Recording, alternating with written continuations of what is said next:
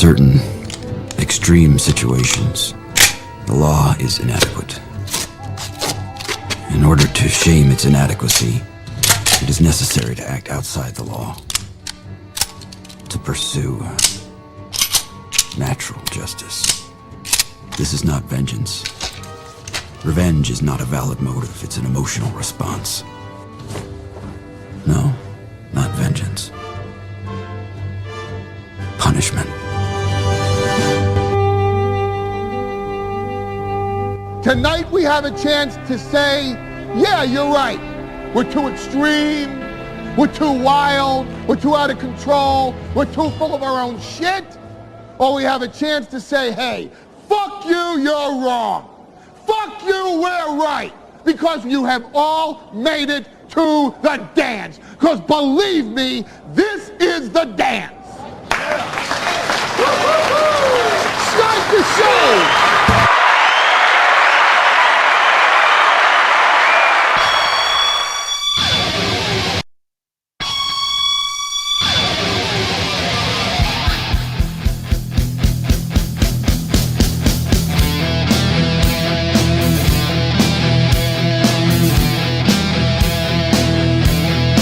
Good morning, everybody. Oh my God, did I fuck this up?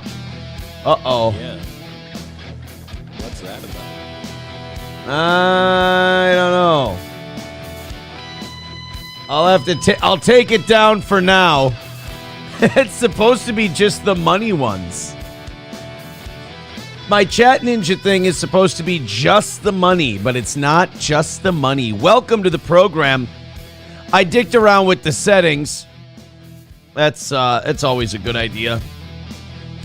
Dick around with the settings a little bit, especially when you're, a guy like me, known tech guy. Yeah, you're totally the person to just fuck with it. I am a known tech guy. My big thing is just, I know what I did. Bro, I can do this. I copied and pasted the wrong link. That'll do you. That's what I did wrong. Watch this. Watch this. As Gino Bisconti would say. Now it'll show up. If you give money and I click on it, it'll It'll up. pop on the screen. There we go. That's how we want it. That's how I do. All right. That's how I do. Welcome to the show, everyone. You could expect a little rust. I haven't been here in damn near a week. And if I haven't... dude, long weekend. I had a great weekend. How was yours? Oh, well, hey, thanks for asking, first of all. You're welcome. That's very polite. I appreciate that. That's what we call, on these morning shows, that's what we call coffee talk, Oh, well, I have coffee and I am talking, but I mostly was asking out of curiosity. Yeah, just that little banter, that little witty banter back and forth that the Gene Lundergaards of the world love while they're knitting or something like that. It was a wonderful weekend. The kids and I spent 3 days out at the cabin when I wasn't sneaking away after they went to bed to sleep in my own bed 20 minutes from the cabin, get a hot shower in at the house. There you go. Yeah, I don't know what it is. I don't know if it's a well water thing or what, but like showering with that water at the cabin, it stinks like farts. You just can't deal with it. It's the cold water's fine.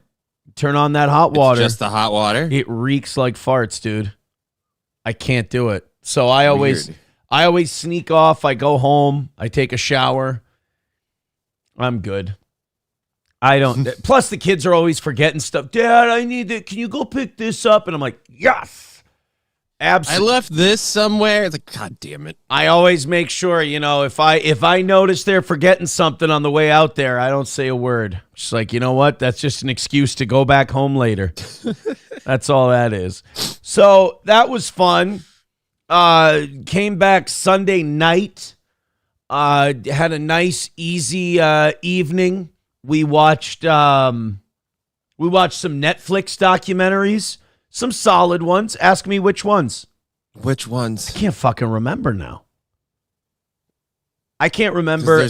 I liked There's them. one about Katrina that just came out No, recently. we didn't watch the Katrina one. We watched the one about the woman and her dad who murdered the woman's Irish husband. I can't remember what that one. We watched that one, and then I think we started the Jussie Smollett one, but fell asleep to that one. Oh, the Subway one? Subway. I thought you meant New York, like Subway, like New York. No, yeah, we started the Jussie Smollett one. We didn't get into like the Jussie Smollett ball licking because apparently that's everyone's big complaint is like Netflix got Jussie Smollett to do this documentary, and the way they got him to do this documentary was by essentially lapping his fucking balls. Oh. You know? You're a football fan. I've got some bad news for you. What's that? The Colin Kaepernick documentary has been delayed indefinitely with him and Spike Lee finding what they call creative differences. I'm guessing he wanted the same kind of ball licking treatment. Spike Lee wouldn't suck Colin Kaepernick's balls enough? You'd think that's all Spike Lee would do during a documentary. It's like tailor-made. It's right up Spike Lee's alley. Well, apparently he wanted one nut too far. One nut over the line. Sweet Mary. One ball over the line. I can't believe that Spike Lee would make too critical a documentary for Colin Kaepernick. But apparently he did, or at least he wasn't willing to smudge stuff enough. I don't know any of the specifics. The only thing he'll say, that's why Spike Lee says, is that he signed an agreement not to discuss it. They had creative differences. The project. But here's the deal. That's why you can't, like, in many ways, you can't involve the critical subject of a documentary in your documentary. No. But then on the other hand, if you don't, then you end up like these bitches these white women who make true crime documentaries and they try to make the murderer look sympathetic. Because they like him and they know he's single. We can fix him. Like, remember Stephen Avery from Making a Murderer? Right? I have bad news. He almost got out because of that the Netflix show. Right. I have bad news about Stephen Avery. If you haven't heard by now, he fucking killed that lady. Like 100%, no doubt about it. He fucking murdered that lady. Now, the Brendan kid, I don't know. I don't know what his involvement was. I'm not sure what that Brendan kid's involvement was. But Stephen Avery was a fucking mental patient who was waving his dick at people like an inbred tard, and he killed that chick. There's so many things in the documentary they don't show you, like him calling her over and over and over, harassing her and shit like that. Like, the Stephen Avery Making a Murderer thing is one of the shittiest documentaries. And then, of course, everyone knows about Super Size Me by now, right? Oh, that the documentary is largely bullshit? But do you know why did you ever hear why it's largely bullshit? No. He was a brutal alcoholic who was drinking like a fish that entire time. And that's why. Dear Lord. Remember, they said your liver enzymes. I can't believe you've done this with a fatty diet. He didn't. He was drinking himself to death. In fact, in the documentary, one of his doctors says, the only time I've ever seen this kind of liver damage is from chronic alcoholics. Oh. He was a chronic alcoholic. So McDonald's. No, it's because I keep getting the Happy Meal. Right. McDonald's got all the blame for all this shit that happened to Morgan Spurlock, and it turns out he was just boozing himself to death. Oh, dear Lord. He also got Me Too'd. He was a Me Too guy. Yeah, later on, he was a Me Too guy. Yeah, Morgan Spurlock, that Super Size Me did not age well. Here, they're testing it out. There we go. Professor Tie-Dye with $1 says, sorry for the DM. I was confused what you meant with you love a chick that can rip. Professor Tie-Dye sent me a DM of a chick like farting really loud. Okay. I don't like farting girl videos. I mean, I will kink shame from time to time, but I'm not here to kink shame. And, but no, no. Farting girl videos? No, being into farting girls. 191 Redbird with $1 says, did you let a jelly roll fuck that extra chin? It looks very pregnant. That's mean-spirited. Redbird with another $1 says, not beating the gay allegation with the cabin story. You sick fuck. My family's cabin is like, it's where all the cousins and aunts and uncles and cousins' kids and all that. I think he means with the needing to get away part. Oh, I'm sneaking away to have gay You're sex sneaking away at to my suck house. a dick. Oh. No, I see how you got there, but no. Just to sleep and shower, not to put any... I'll say this. I think those who go right to that are a lot gayer than the person they're making fun of. Because that's what your brain was idling on. You had a spare moment to think, and you went, gay. That's what I'm saying. He's like, oh, you went home sucking cocks. It's like, how? Okay, let me ask you a question. Don't get mad at me. Hang in there with me, internet. I know I piss you off. If your first thought is sucking dicks, how far was sucking dicks from your mind? At any given time.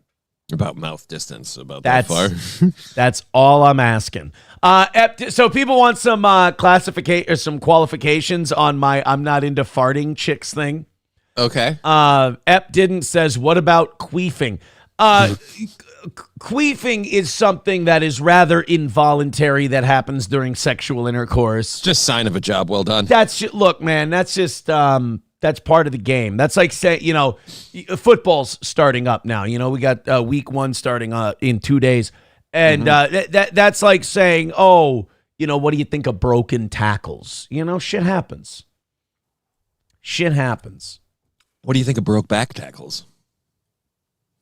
I'm all about tolerance. After that Minneapolis shooting, I'm all about tolerance and making sure no one gets upset. Oh, by the way, we're done with the Minneapolis shooting, aren't we? Like there were so many landmines in that whole deal that they dropped that super quick. We're done.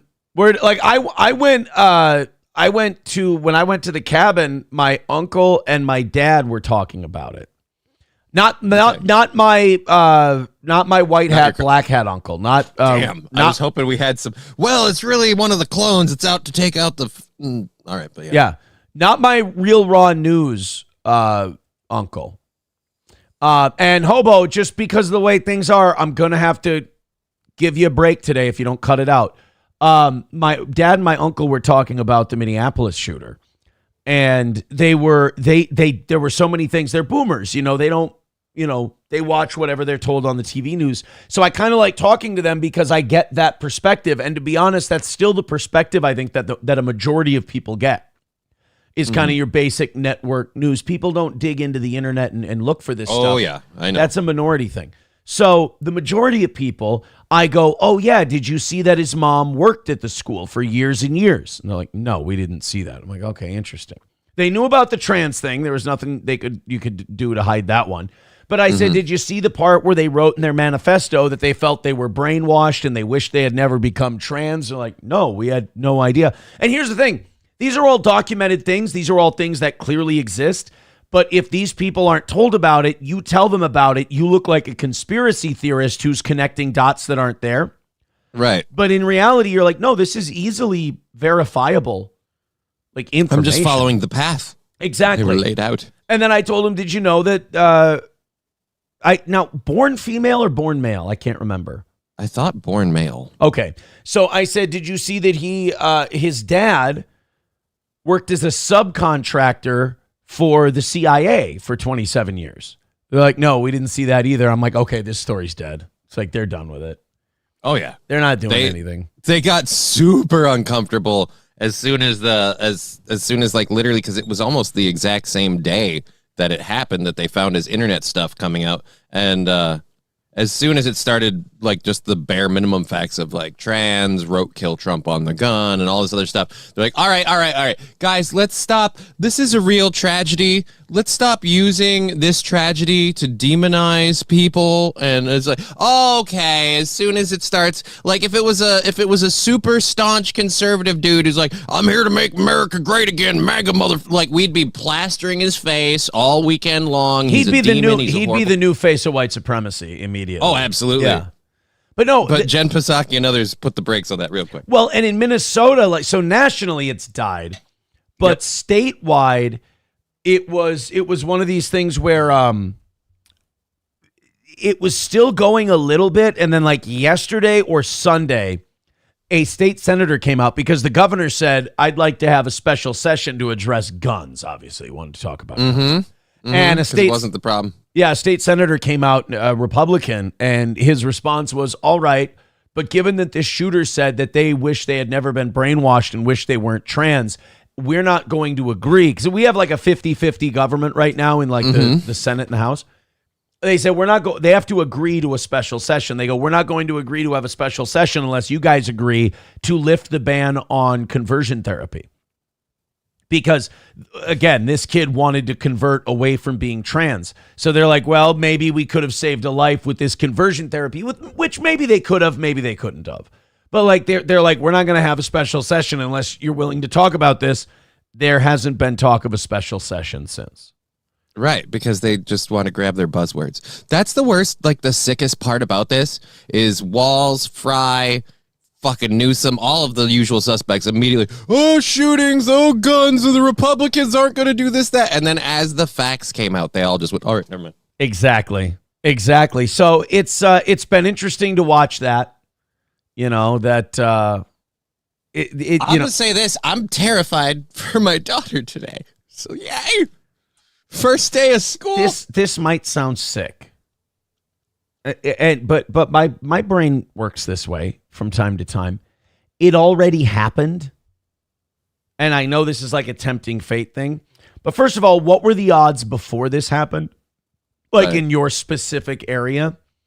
And now that it's happened, what are the odds that it's going to happen again? Oh, incredibly low. It's not a rational fear at all. Right. I get that. No, I understand. I don't say it or mention it or even display it around said child. But yeah.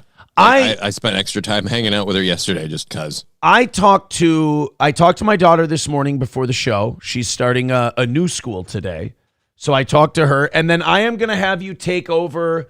I'm going to keep my phone close here. I'm going to have you take over for like 2 or 3 minutes, because the other two are not up yet. They go to school later.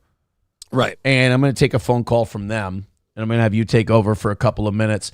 But, I didn't feel like any kind of way about the shooting and all that stuff, so. I don't think anything's going to happen, like, mind you, but I just, like, it's one of those where I multiple times this weekend, just off of knowing there are literally 2 sets of parents today that this week is fucking horrible for them because brutal.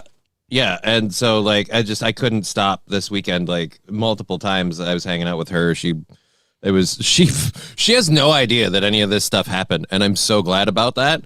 But boy, did she just enjoy the weekend with no. What would you like to do? It's all about making you happy today. Right. I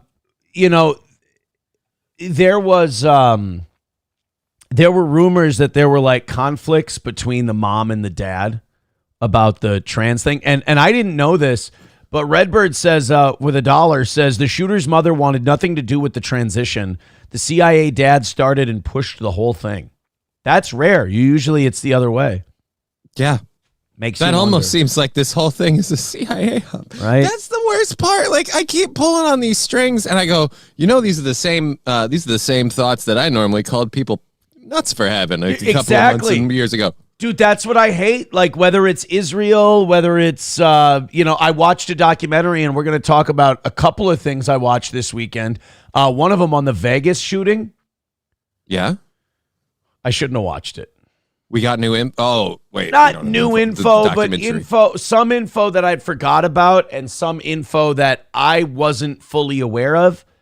Like, I didn't know that Paddock, the guy they pinned the whole thing on, I didn't know that he audited, like, weapons manufacturers for the Pentagon.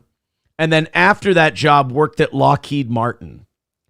And then chances are was also a black market arms dealer. Because he would take millions of dollars to the casino and he would lose $400,000. And I'm getting way ahead of myself in today's show. But I'm an innocent. I don't know a lot about this underground crime shit. I didn't know that a lot of people, especially in the arms business, will take cash to casinos, exchange it for chips, lose like $250,000 gambling, cash in their chips, and then pay the taxes, and it comes back clean as... I didn't know they laundered money through casinos. They totally can. I didn't realize it, but I was also like, God, if I ever need to launder money, holy shit. Like, that's the way to do it. Treasure Island Resort and Casino. Well, because you remember after this Las Vegas shooting, they kept saying this Paddock guy, he had a gambling problem. He didn't have a gambling problem. He had a gun running problem. Right. He had a cash problem. So he would go to the casinos, lose a couple $100,000 so he could clear his $5 million, essentially. So I learned that about, I lived this sheltered life here in the Midwest. I don't know these things. So we're going to check that out. We're going to also check out this. I don't know if you ever watched Patrick CC. This is what's so wonderful about mainstream everything, TV, movies, comics, videos, everything. There's no mainstream anymore. Everything is balkanized. It's like the fall of the Roman Empire. Like, we have this great era of pop culture, and now it's dead. And in its place, you have these small little tribes. Like, I did that thing I always say. I'm like, Ethan Klein will have 30, 40,000 people watching him at a time. And we think that's a ton. And if you had a TV show and you got that much, you'd be canceled. Right. Because you were a miserable failure, like a travel You're a channel. decimal point off, sir. Right. You're a travel channel show. But in the age of the internet, that's considered a big show. But if you go out in public and ask anybody who Ethan Klein is, they'll think it's somebody's sports agent, So this Patrick... Well, you're half right. He's a Jew. This Patrick CC is a YouTube guy. He's got 2.3 million subscribers. He's very, very good. I watch his stuff. And he did this video called What Happened to Comedy Podcasts. And it's... Sure, but they weren't funny? Well, it's really good because he's not like the Too Lazy to Try guy where there's a clear bias and it's like shitting on guys and like, shitting on Joe Rogan. That's the easiest thing you can do. There's nothing easier or hackier than just, I'm going to shit on a guy. Like, tell me you do realize that's what we do, like most. Yeah, and we're hacks. Okay. As long as we're clear and self-aware. But like with the Patrick CC thing, it's actually like he does his research and he looks into the stuff and he's very fair. I love his channel. I think he's great. He did one about kind of, he's not like one of these guys who are like, Rogan's done. He acknowledges like these guys are wildly successful and insanely popular. But he's critiquing the content and like what have they sacrificed to become these influencers in the news. Okay. Like, how is it? It was really, really good. We'll get to all that today. Alex Stein went off on the Timcast IRL team about Israel. He was screaming at this Jewish lady. I mean, this lady's so Jewish. She's got an Israeli flag on her laptop. Oh, no. And Alex is yelling and screaming at her. And I don't think old Timmy Pool had the balls to show up for that interview. There's a surprise. Which is weird because I think him and Alex are pretty tight. I'm surprised with the amount of the fence post that's up his booty. I'm amazed him and Alex are friends. Los Federales with $1 says, well, moved into my new house, first day of school for my daughter. Quick question, my entire driveway is interlocked stone. Would you leave it or take it out and pave? Oh, God, I would leave it. I'd leave it. It'd look beautiful. The idea of working on that. Ugh. No thanks. Well, yeah, but it's not like you're going to do it. You'd pay somebody. Good point. Zenman with $1 says, not that she's relevant, but Rosie O'Donnell issued an apology to all of MAGA about her comments on the shooter. That doesn't surprise me. Rosie got out of pocket after the shooting and said crazy shit about Trump, but like she does that after every big news story. That's where people like, oh, Rosie said crazy shit about the shooter after it happened. Like, oh, I'd believe it. Let me guess it was MAGA. Or like, I can kind of smell what that entire message was without hearing it. Yeah, I don't know. I don't think Rosie's relevant enough. No, to cover her comments. She had to leave the country to be relevant for a split second, and after that, it died. Like, well, and then after that, the president, remember, Trump wanted to strip her of her citizenship. And I'm all for it. Fuck it. She can afford it. She can live abroad. She is abroad. But I don't like dual citizenship in general. Like, I'm that much of a nationalist. Well, I don't know even about a nationalist. I'm just weird. Like anybody that goes out publicly amongst the globe and does things that I would view as looking bad on America, just for like, oh, I hate the country or whatever. We should disavow you. To a lesser extent, for example, someone who acts like a total chode, like Johnny Somali, like, well, we should just We should just say, nope, you're no longer American. So when you're done in Thailand, good luck, buddy. Yeah. Meanwhile, fucking Mr. Beast is probably going to get honors at Arlington Cemetery by the time he's done. Balls Deep with $2 says, Johnny time. It's Johnny time this week. I'm thinking about probably going Monday night, Tuesday night, Wednesday night, Thursday night this week. And I'm thinking about transitioning that into the new evening schedule for the football season for two reasons. Nice. One, my son starts flag football in the next couple of weeks. How proud are you? I'm so excited. And that's, that's in a week or two here that starts. And I'm going to be at all those. Then you got, obviously, Monday Night Football. That's going to kill us on Monday nights, always does. And so I think we're going to go, we'll go Tuesday, Wednesday, Thursday this week, and then look for that to probably be the regular feel it out, schedule. see how it does. Yeah. Redbird with $1 says, did it cover that the Army had two M249 MGs stolen, and vets say the video sounded identical? There's a lot of stuff in this Vegas thing. We're going to jump around a little bit, but it's going to be... the Vegas thing gets saucy? The Vegas thing, like everyone I asked about it, I was like, do you believe the story they get? Nobody believes the story that's been given. Like I don't believe it. Like just the fucking surveillance. The guy walked to the service elevator carrying bags. Nobody. Well, not only that, but the gear that he had in there weighed over 500 pounds. Like, you're not just walking around with canvas bags. Superman's just carrying this shit through this casino. Come on. And this was a chubby, like, middle-aged guy. Yeah. It's wild. We'll get to that in a second. 62 Luap says dual citizenship should not be allowed for congressional members. I certainly absolutely agree with that part. Absolutely, buddy. 290 is the number for today. We're also 29 memberships away from 300 on Rumble. It's the start of the month, so that reset. If we hit 300 today, I will go until 11. If we hit every goal this week, I'm going to do the Tuesday, Wednesday, Thursday. I'll do a Thursday evening show, and then we'll probably make that our regular scheduled programming. Professor Tie-Dye with $1 says, wait, did Johnny refer to himself in the third person? Is No. Johnny and Johnny Somali different people? I've Yes. always thought Johnny was Johnny from Somalia, Minnesota. Nope. Johnny Somali is Raj Khalif LD or something. I don't fucking remember Holy his shit. real name. He's a fucking nuisance streamer. He looks like he's gonna get 12 years in a South Korean prison for all the bullshit he's pulled, and it's hilarious. He's in a fuckload of trouble. And it was, if he would have just stopped at the first If he would time have he just got in stopped and trouble. actually made a sincere apology, he would have been fine. Yeah. He But kept poking the bear. He just, And his excuse is they told me to do it on Discord.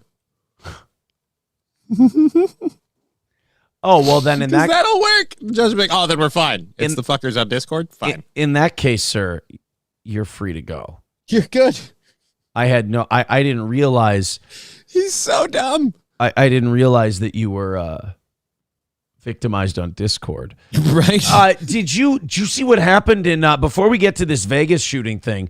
Did you see what happened in Chicago this weekend? No, what happened in Chicago? Holy shit, they love fucking bringing out the summer in style out in Chi-Town. 54 shots, 6 dead. Oh, Jesus Christ. 54 people shot over the weekend in Chicago. They're just begging the National Guard to get in there. Right? Yeah. And anybody that thinks that that's a horrible idea because you're against what they're going to do or whatever, like, I'm like, well, then blame the people on the left because they're the ones who are like, well, if we just let this stuff, if we just ignore shoe level and just let the shit keep rising, where does it go bad? It goes bad here. Well, and that's just it. Like, my conspiracy brain immediately goes to, this is what the Democrats wanted. Yeah. Like, they wanted federal troops in these cities, and they could use that. That's one step closer to ultimate federal power. Yeah. Oh, absolutely. Oh. They're setting the precedent right now that the government can come in and control you because daddy government knows best. And even if they don't agree with Donald Trump or what he's doing, when they're in charge, they'll use the what he did and how it worked as the excuse to do it themselves. I think so. I mean, Washington. Well, here's the thing: if the Washington D.C. experiment goes well, meaning like violent crime just takes an absolute nosedive, then yeah, they're going to do it in other places. You got to remember, Trump's got another 3.5 years. Yep. And he's going to do already it in other places. there are already plenty of people that want it to happen in Chicago. And look, like man, a lot of people are like people in Chicago going, bring the guard in here. I get it. I understand why the people of Chicago, again, it's the liberal leadership that they have.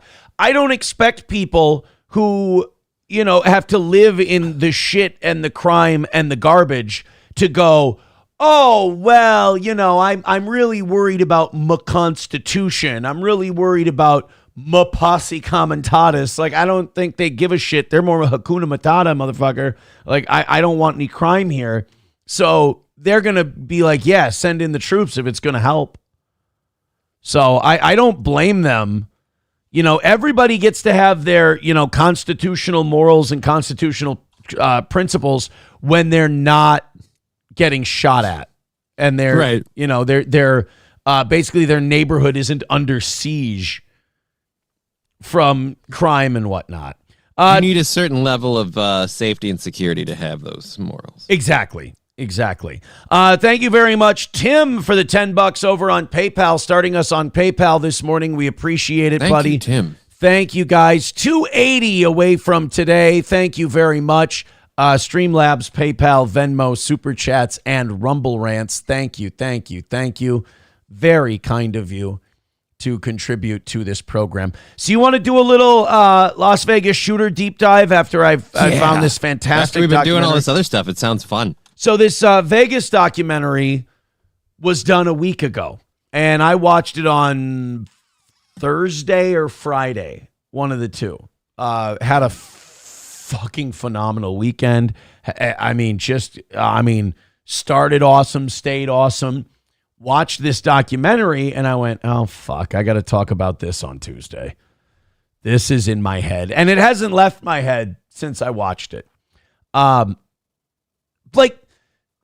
If this is what I think it is, it's so fucking evil to do to people, because the people who died are dead. The people who got shot. The trauma that it caused, the mental anguish that it caused, that's all real. And what did you do it for? Was it to keep the populace scared? Was it to try to change gun laws? Was it to what? Why? God damn it. Because the gun laws never change. We never get any reform out of this. Is it to centralize police power? Is it to just scare the shit out of the citizenry? I think it's to get more militarization into the just general setup to perpetuate the idea that lawlessness and guns are pervasive, and the only way to lock it down is to bring daddy government in. To scare the shit out of people so they'll accept whatever solution is thrown their way. It's just so, threaten to shoot us at a concert and we'd probably give that to you, don't just mow down a shitload of people. And the other thing about this, as we push forward here, the amount of people who died afterwards. In their backyard. Weird, right? You would have thought that the death toll was big at the event. It's just so fucking strange, the amount of people that said certain shit to the FBI and then just died in their backyard or died in a car accident or hanged oh God. All right. It's weird. He tripped, slipped, and landed in his own wood chipper. Yeah. So this guy, he is making a multi-part documentary about the Vegas shooting. His name's Coop. COOP on YouTube. And it'll be in his obituary next week. Right, exactly. This poor guy, his brakes, I guess they're not great. He should really get a tune-up. You should be driving down the road just screaming, I'm not suicidal. I'm not. But his name is Coop. He only has 85,000 subscribers, but this video in a week has done 340,000 views, so good for him.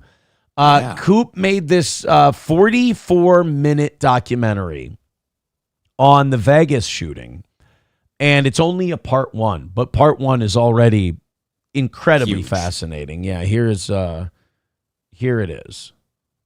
and 3 video slot machines simultaneously. However, it seems something went deeply wrong because on the 7th day of his stay, or more precisely, on October the 1st of 2017, 64-year-old Stephen Paddock would break open the hurricane-proof windows of his 32nd story, 1,700 square foot hotel room with a tiny hammer, and fortunately for him, no alarms were triggered in this process, and he had time to scope in his 24 rifles and ensure that everything was prepared. Look at that. What happened next. At 9:59 p.m. that night, a security guard walks near Stephen's room, where the door is allegedly open, and then is shot in the leg. The guard's name is Jesus Campos. However, he doesn't report his wound. According to most mainstream media reporting, 6 minutes later at 10:05 p.m., Stephen began firing into the crowd of concert goers at the Route 91 Harvest Festival, which was...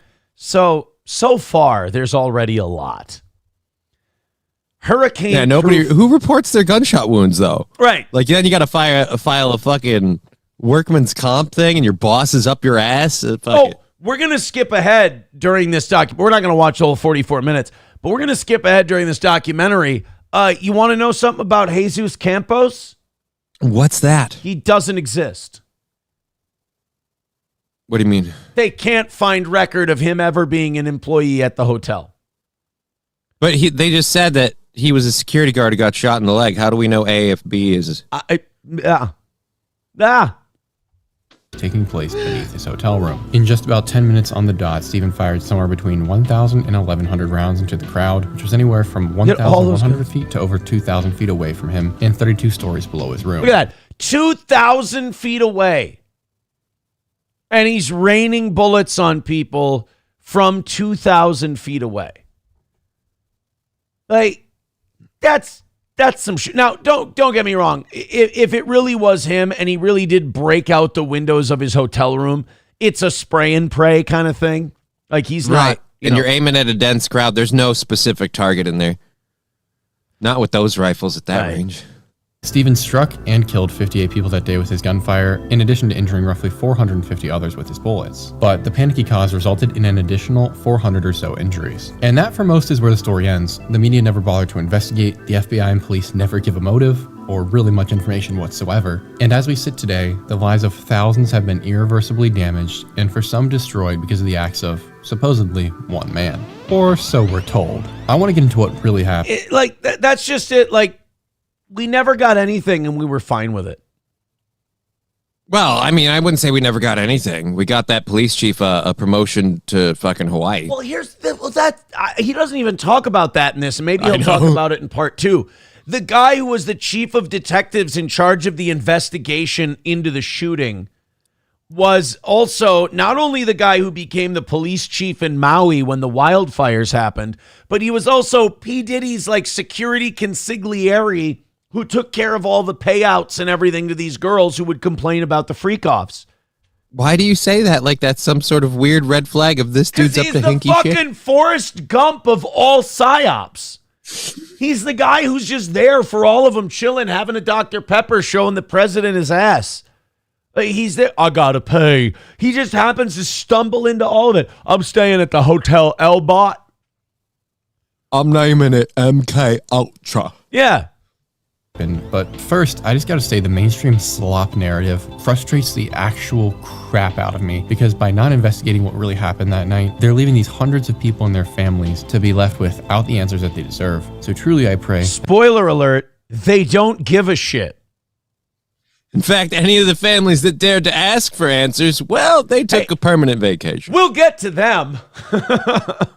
And for all the people who passed away that night, that God holds their souls near to him and his son for all Do you eternity. think maybe Amen. the CIA and FBI thinks that maybe these people just missed their relatives and that's why they're asking questions, so they wanted them to be closer? One video, Yeah, they but I got him realized that an would be a all expenses 3-hour-long paid video, trip so we're gonna to live start with them. Yeah. absolute basics and fundamentals of what's wrong with this story. And to do that, we're going to start with Stephen Paddock himself and all the things wrong with This is the part that I was most interested in, because I'm like, nobody ever tells us anything about Stephen Paddock.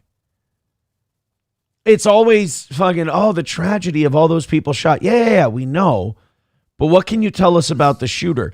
And it's fascinating because, like, even today, people online are still breaking down this Minneapolis shooter from almost a week ago.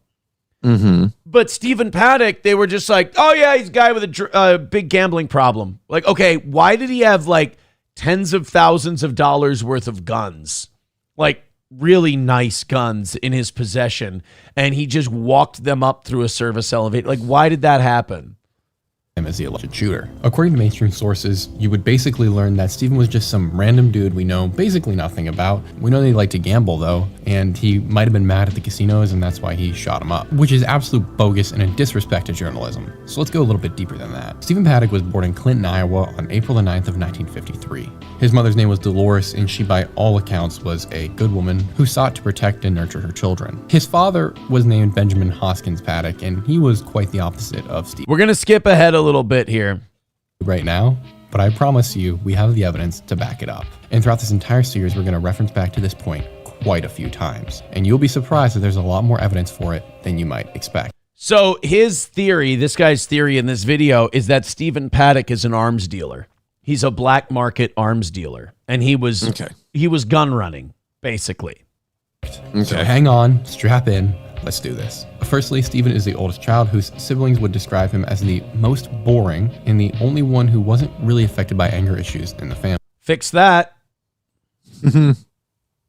From childhood, Stephen seemed the most set on a regular life, and by all appearances, he would end up having anything but. Stephen's life history is about as clear as sticking a magnifying glass in the mud, but we do know some very key points. At the age of 22, which is in the mid-1970s, Stephen gets a job as a postal worker and continues doing so for several years until the age of 25. Really helped that stereotype out.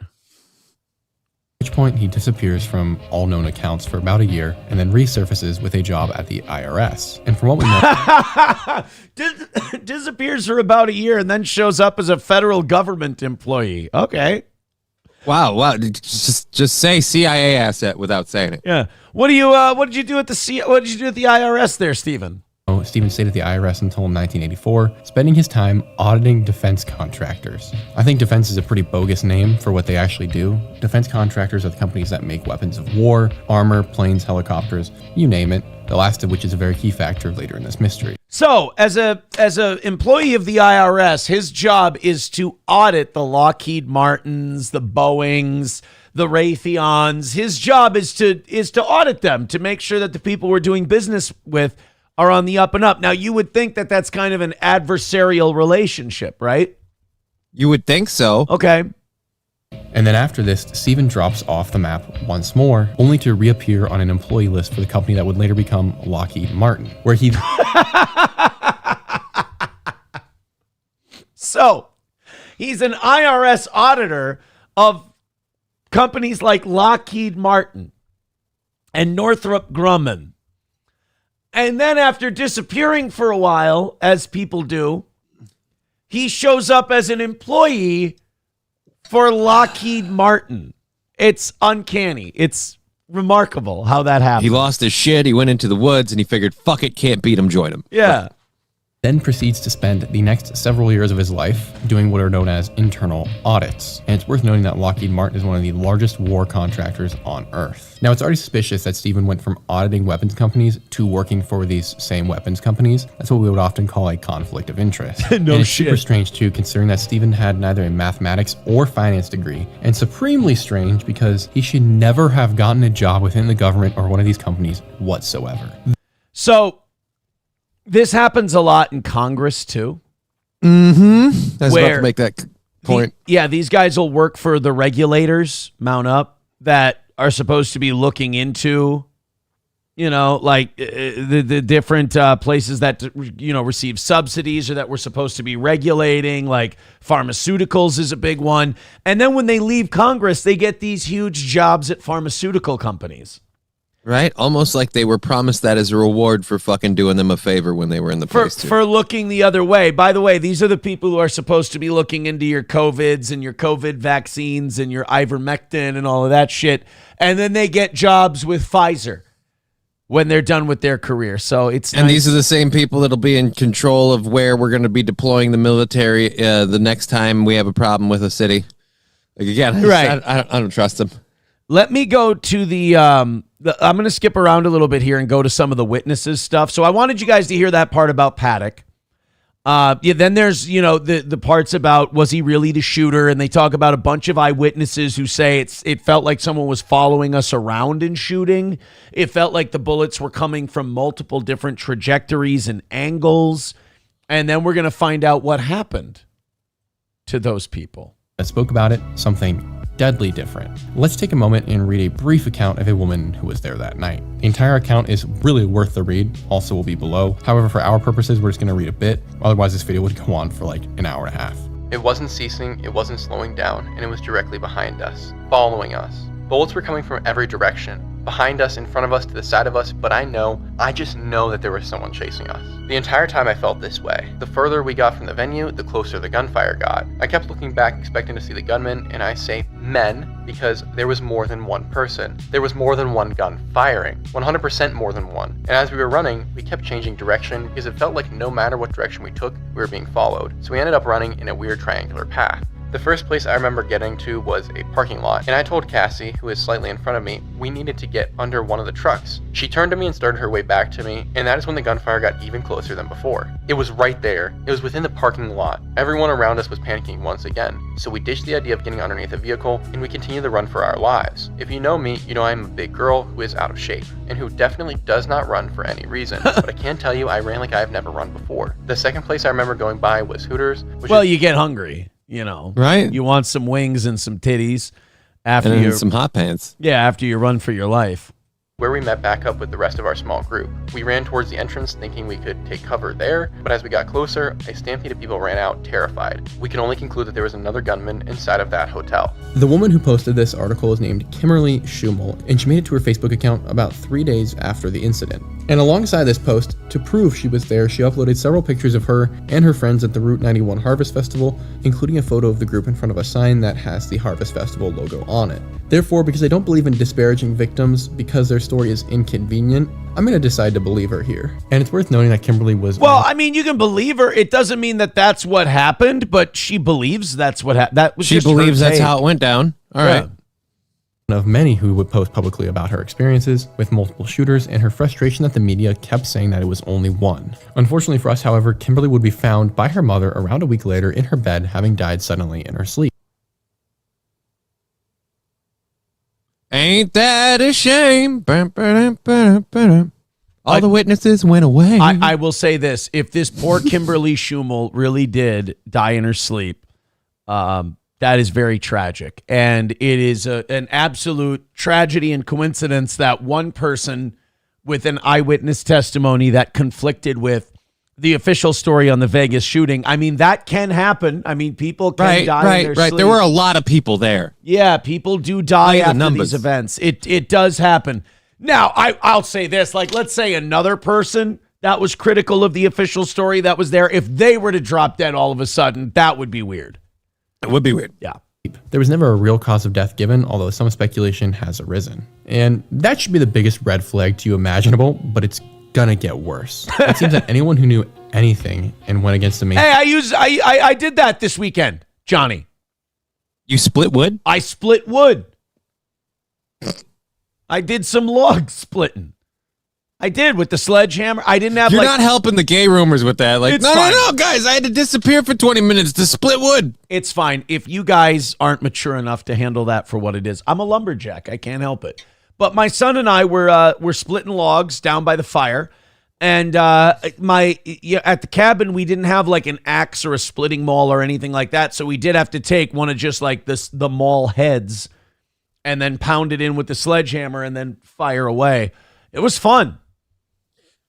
Were they that big? A couple of them were. Most of them were, good sized circular logs. No, it was. I love that. I love. I'll just say it. I love splitting wood. It's very peaceful. It's a lot. You turn on some music. You split some logs.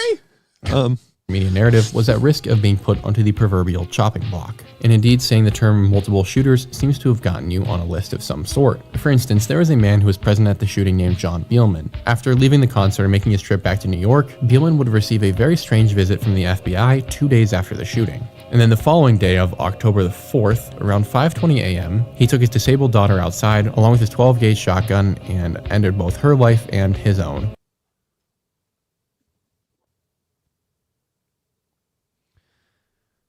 a day after the FBI went to his house to visit him about the shooting.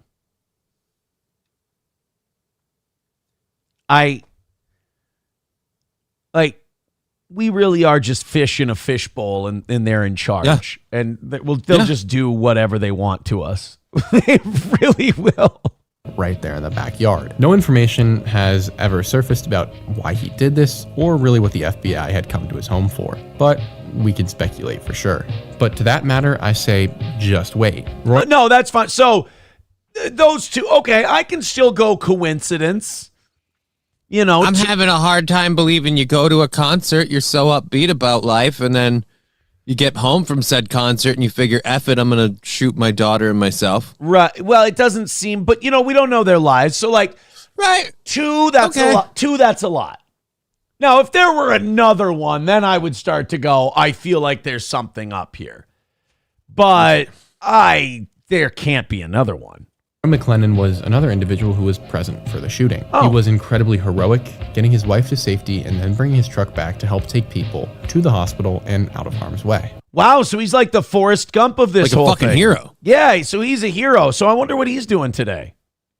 Roy had intimate knowledge of the event and would have been one of those men who had the unique opportunity to see these multiple shooters directly. Less than 2 months later, Roy was hitchhiking home after leaving a friend's house early because they had gotten into an argument. Roy was supposed to be there helping his friend with a project. We don't have much details about what that project was specifically. However, we do know that it was around 1:33 a.m. when Roy was hitchhiking home, and shortly thereafter, while on a desolate stretch of highway, what is believed to have been a Camaro came flying around a bend and slammed right into Roy, but he didn't end his life there. The Camaro would speed away, leaving Roy to writher in pain on the ground until eventually he perished, alone in the darkness. His wife was angry and understandably so and began asking questions. However, it does seem that someone would not want her in Vegas or asking questions because Roy's wife would experience a house fire about 2 months later, which was the final straw eventually compelling her to leave Vegas. No.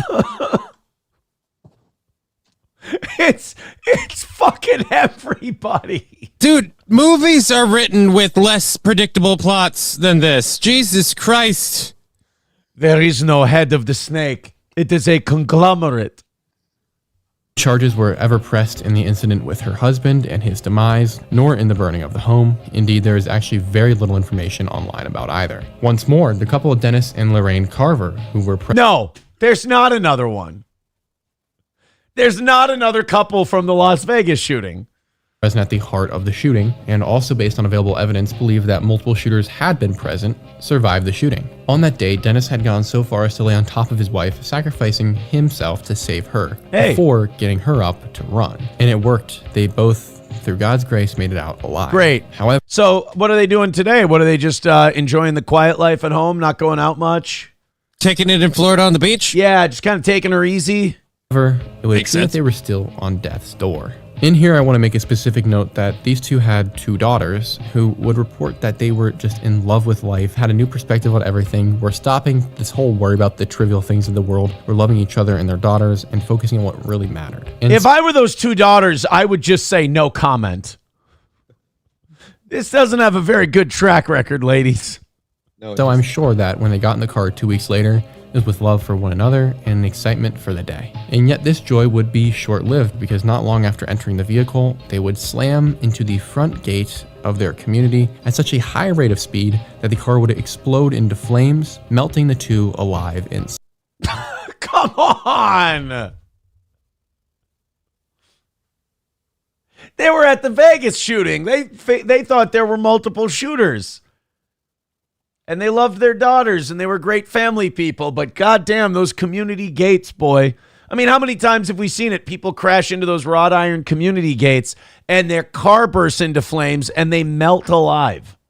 Well, you know, after covering his wife and carrying her, help getting her up and get to safety, like, they got an adrenaline junkie rush. They just needed to relive it. Duke boys couldn't get through the gate. Jesus. Side. One of the 2 witnesses dying would be suspicious enough, but the couple who had been vocal about their experience dying simultaneously in the same bizarre car crash, I believe that about as much as I believe that the earth is flat, which is 0. Well, by the way, that's why I kept getting fucking flat earth documentaries pop up in my recommendations now. That's why, because he mentioned flat earth. I was like, why am I getting so much flat earth shit?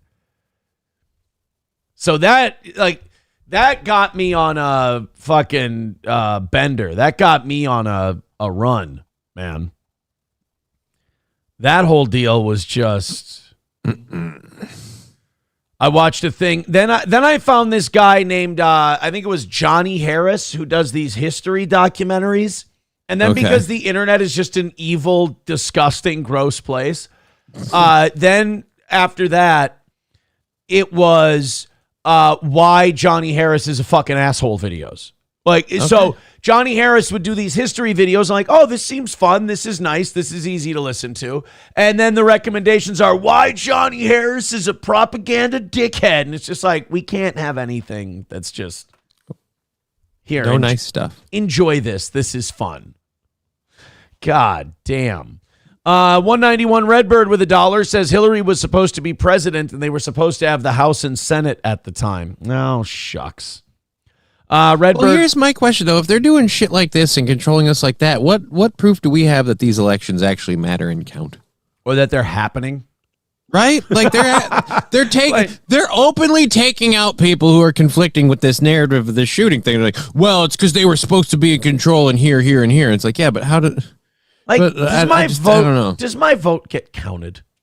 Does anyone ever see my vote? Especially when it goes against the narrative. If they'll plow you into the gate of your own community because you're talking too much, who's to say they won't change it from Biden to fucking Trump or vice versa or whatever? Right, because it's not like Trump has like gone after the deep state or the system at all. No. He hasn't. I mean, he's protected it. So that didn't cost him anything.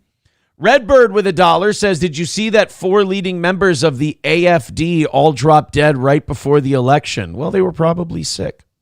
191 Redbird with $1 says the round doesn't work with the weapons in the room and timeline, but several belt-fed weapons like the stolen one. It's also a thing where you have the sheer weight of the guns and all that shit. It just doesn't work. You know, like it just, how did he get it up there? They just let him. At his age. Right. I just, none of it makes sense. And nobody cares. You know what I mean? Like, well, no. Plenty of people cared, Aaron, but then their cars ran into gates, their houses caught on fire, and they took themselves and their daughter out of the equation. Plenty of people cared. They're just not here anymore. That's true. A lot of people cared, and then after those people died, people went, maybe it's good if I just don't care. Maybe not. It seems like ambivalence is the choice. Maybe not caring is the way to go with this whole Vegas shooting thing. So yeah, I watched that over the weekend, then flat earth shit started popping up, and then because the internet ruins everything and it's not real and people are dumb, it was just like, why everything is retarded after. Like it all like delves into, it all gets to nihilism. I thought you said you didn't hang out with your uncle this weekend. But it really is like, it's no, because my uncle, like it all leaves like the white hats are freeing all the trafficked kids. Like there's hope at the end of it. You know, they're trying to help. Right. They're trying to make things better. You go with the internet, and it's like, it really, the more time people spend on there, it really is the nerds in high school who are still trying to take out their revenge. Because every time something gets cool, their immediate thing is, how do I fucking hate this and think it's shitty? It's like, do you think maybe it's been you your whole life? Do you think maybe the reason people haven't liked you or talked to you, do you think it could be you? And is that why you come here, to just live in a facsimile of reality because you have a little more control over it and people can't see you're fucking insufferable to be around? It's just like, everything's shit. It's like, no, some things are cool. Some things are fun and you can enjoy them. Unless you can't. Like, football starting this week. Right? You know, you can enjoy that. I'm excited to watch football games. Yeah, sports ball, it's all a big distraction. Right. Yes. And it works. And I love being distracted. You see what happens when I'm not distracted? I'm thinking about the fucking Vegas shooting all weekend. I don't want to do that. And does that change anything? Are we all going to get outside and muster up our guts and go, you know what, government, we're tired of this oppressive regime that does what it wants. We're going to No matter what, we're gonna. How would you like to get a closer look at your neighborhood's gate? See how well built That's it why is. I love being poor. There are no gates here. That's right. Nice thing about being poor is you can just, you got to crash into They'll have to plow me into the house. Yeah, you got to crash into a tree or something, and then hope that takes you out, like Macho Man Randy Savage. So that documentary was made by a guy named Coop. You can check out Coop's YouTube channel. That documentary was made about about a week ago, and it also is a part 1. So there's going to be another part to that, which is really awesome. So be sure to check it out. I hope Coop makes it to see the debut of part 2. Oh, I have some breaking news. This is terrible. Coop's brakes went out.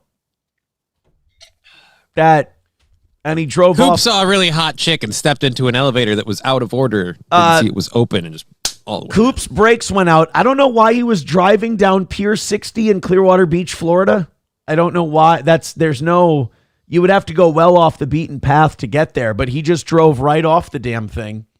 And like a madman. Yeah, his car was eaten by a megalodon, which I didn't even know existed anymore, but we have them. It happened. Jason Statham saw it. Yeah, poor Coop was killed. Poor Coop's car was eaten by a prehistoric predator shark called the Meg. So yes, we're gonna take a look. That's not the only documentary we're gonna jump around with. We're gonna do Patrick CC's "What Happened to Comedy" podcast. I thought it was really good. These Rogan guys are in a lot of trouble because they really, if you watch their shows now since the election, especially, they're not very funny, and they're dealing with super heady issues. That they're not qualified for, no offense. Not only are they not qualified, and this is where maybe Douglas Murray had a point, but they're talking about them in a way that like gives other people authority to speak on the issues when these guys aren't really authorities on the topic. But not only that, they've forgotten that it's supposed to be funny. Like, if you're a comedy podcast, dude, talk about the news all day. Make a couple of jokes like a megalodon eating a guy's car. Funny little concept, and throw a little something in. But these guys will go, like, I watched Rogan and Dave Smith. They're both stand-up comedians. Not a lot of jokes. It was all like, watched a Rogan stand-up. See, guys, that's how you do it. I've gone to see Rogan live at the XL Energy Center. How was that? Look, man, he'd be a great club headliner. But he doesn't. I've seen a couple of his stand-ups. I thought he's funny, but I'm a pothead. His stand-up doesn't belong in stadiums. It doesn't belong in arenas. I think if Joe Rogan didn't have the other shit Joe Rogan was famous for, I think he'd be a successful club comic. Probably. But hey, he's, kind of the color voice of the UFC. He had that, whole Fear news Factor radio thing. And Fear Factor, of course. That's Well, probably Fear the Factor, biggest of course, thing yeah. that he was involved in. Yeah, I get grossed out easily, so I subconsciously avoid thinking of Fear Factor. I love that Hobo Chili Recipe is fact-checking my Pier 60 joke. He's like, Aaron, it's way too far off the beaten path. There's no way I know. I wanted to get the guy who made the documentary into a megalodon's mouth, so I referenced something I was familiar with. That's all I wanted to do. Called on-the-fly comedy, my friend. But I appreciate that Hobo Chili Recipe is here to fact-check my shit. It's very important to the continuity of the jokes. Also, multiple people right away, just Rogan, CIA, Rogan. I don't even know if Rogan's CIA. I think Rogan's made a lot of friends on the right, and I think he likes the access. I think a lot of these guys that made their money criticizing the mainstream media are now finding out why the mainstream media behaves the way they do. Because they get a little taste. They love the access. They love being able to talk to J.D. Vance or talk to Donald Trump. Like Rogan has said on numerous episodes, oh, yeah, I talked to people in the administration and they told me this. It's like, well, first of all, that's the worst place to get your information. Right. They wouldn't lie to you. Why would they? But second of all, this is why the mainstream media that he shit on over and over and over, this is why they don't rock the boat. This is why you're not going to be rocking the boat. The problem is, if these guys want to be these big, bad, nut-cutting news podcasters now, the whole reason people liked you is because you went against the COVID stuff. You were the only major voice that was talking about this stuff for a while. Everyone else was kind of underground or whatever. You had to go find them. But Rogan was out there taking the media on. Now that his guys that he likes are in charge, he's become far less critical. Where to the point the Trump administration can even contact him and go, hey, take it easy on the Epstein shit. And because he has access now, what's he going to do? So Patrick CC made this video, and I was going to do this later, but we're already on the topic. Might as well jump into it. And this is our last documentary for the day. But I love this shit, so I hope you do too. Like, share, subscribe, whatevs. Patrick CC, I think, does an amazing job. And he does these different documentaries about pop culture and all that. And he's very, very talented. And he's not very biased. He just kind of presents things as he sees them. Not a lot of opinion in there. This video itself is called What the Fuck Happened to Comedy Podcasts? And I think it is very well done. And I think this Patrick CC guy does an incredible job putting these together. And this raises a good point. Like, how are these guys supposed to be truth tellers? How are these guys supposed to be the new it guys if they're just connected to the Trump administration? You've become the establishment you were against. Yeah. Now he does Andrew Schultz, Theo Vaughn, Tim Dillon, and the Bad Friends podcast. We'll just focus on the Rogan part just for time. But go watch this. It's Patrick CC on YouTube, and he has a lot of good stuff like this. Comedy podcasts used to be a place to laugh, hear silly stories. Comedy podcasts used to be a place to laugh, hear silly stories, and forget about the news for a while. But now, many of them sound more like political talk shows with jokes sprinkled in. And during the 2024 campaign trail, they benefited from this immensely. We saw countless comedians interviewing politicians. This will still never not look weird to me. Oh, yeah, no. Theo Vaughn sitting opposite. Yeah, no. By the way, it's like Meet Joe Dirt's kid. Yeah. How awesome is it, though, that Barron Trump basically outmaneuvered and manipulated all these podcast guys? Because even Donald says this whole podcast tour thing was Barron's idea. So Barron used all these dipshit. Barron's going to be president someday. Barron used all these fucking guys to get his dad elected president, and then basically godfathered the thing where he's like, now you owe us a favor. And that favor is you're not going to rock the boat on Epstein. You're not going to rock the boat on any of the shit we do. You're going to put Mike Baker from the CIA on your show, and you're going to let him spout horse shit. And you're just going to do that. And we're going to call on you when we need a favor. Like they called and said, we want Joe Rogan to have our people on to talk about this Epstein thing. And we want Joe Rogan to kind of calm MAGA down. And like they want to use Rogan as like their mouthpiece now. And now Rogan's got, his balls are inflated 50 times their normal size. And he's like, I'm going to have newsmakers and people like this on. And it's like, yeah, I mean, you get to do your show however you want to. But like, do we have to stop labeling these as comedy podcasts? We should. Because even when two comedians are on, it's like, what do you think about Netanyahu?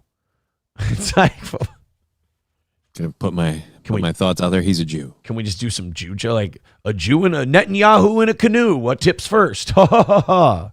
Asking them about policy, personal beliefs, and what they do for the future of the American people. Their views skyrocketed, reaching levels of success they had never seen before. But politics is a tricky game. It's easy to cash in and quickly boost their numbers, but then they get pressured to criticize these same politicians they platformed when they aren't delivering on what they promise. And I'm not saying that should make you feel empathy or sympathy for the mainstream media, but it does put it in an interesting light, because how is Rogan any different? They get access to all these people. They talk to all these people, and then they are they carrying water for them, or are they just, do they like the access?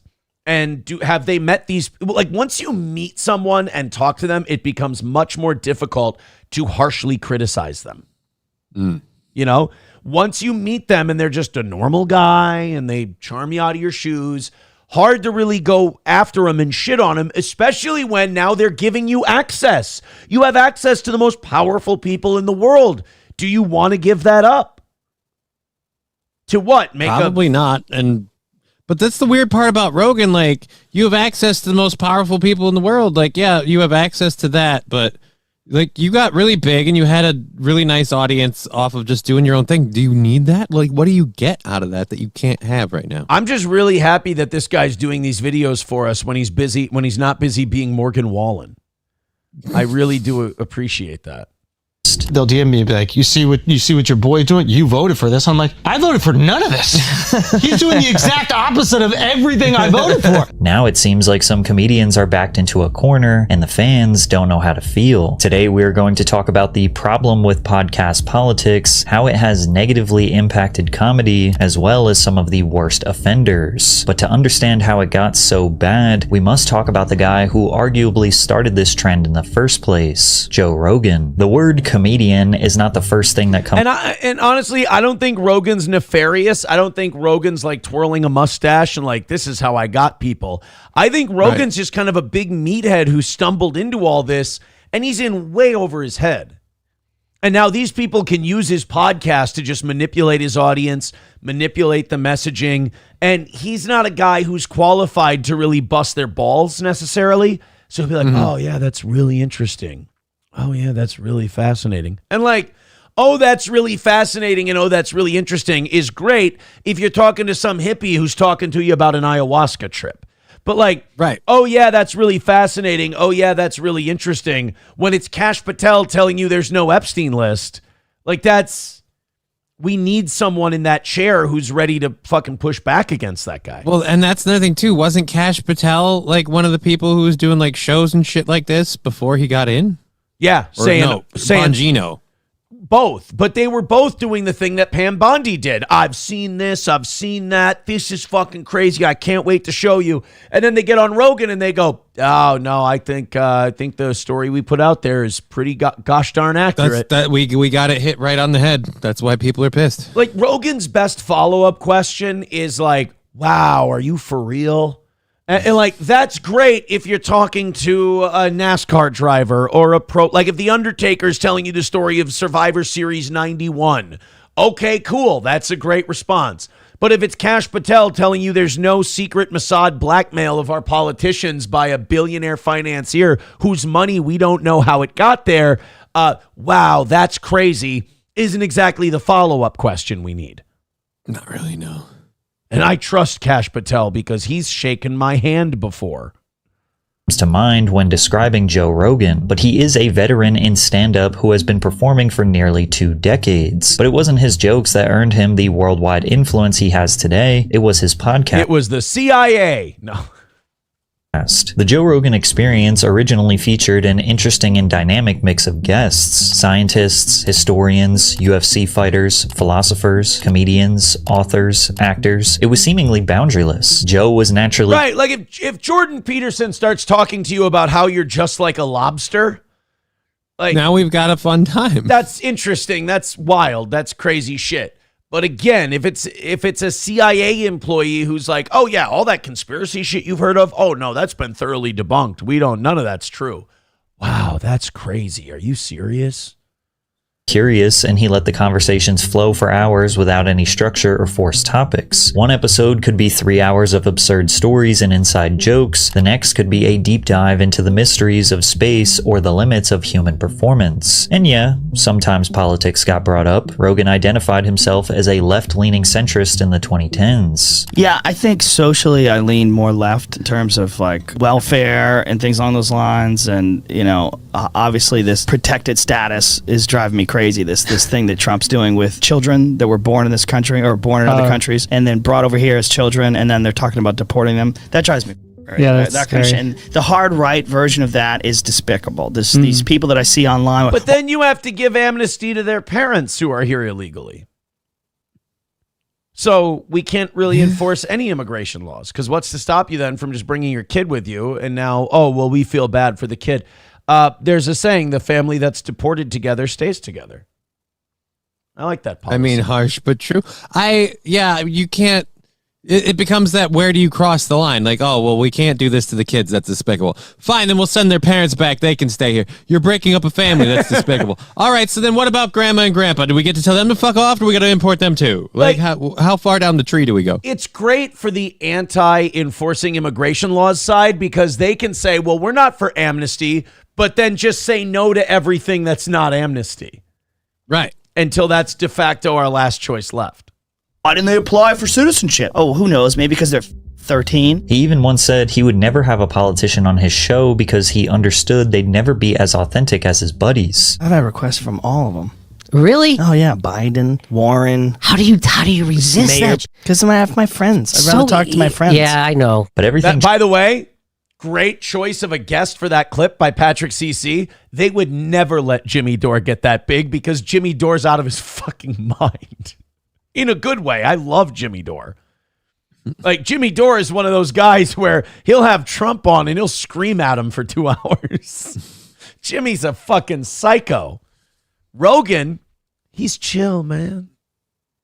Changed during the 2020 pandemic. As the entire world was asking deep and complicated questions about this worldwide issue, Rogan's podcast was a daily listen for millions of people trying to make sense of the chaos. From there, his go-to topics started shifting, less about DMT trips or primates, and more about lockdowns, mandates, vaccines, and government overreach. He more frequently hosted doctors, scientists, and journalists whose takes often clashed with the mainstream narrative. By episode 1520 of JRE, Joe was completely on board with leaving Los Angeles and moving to Austin, Texas.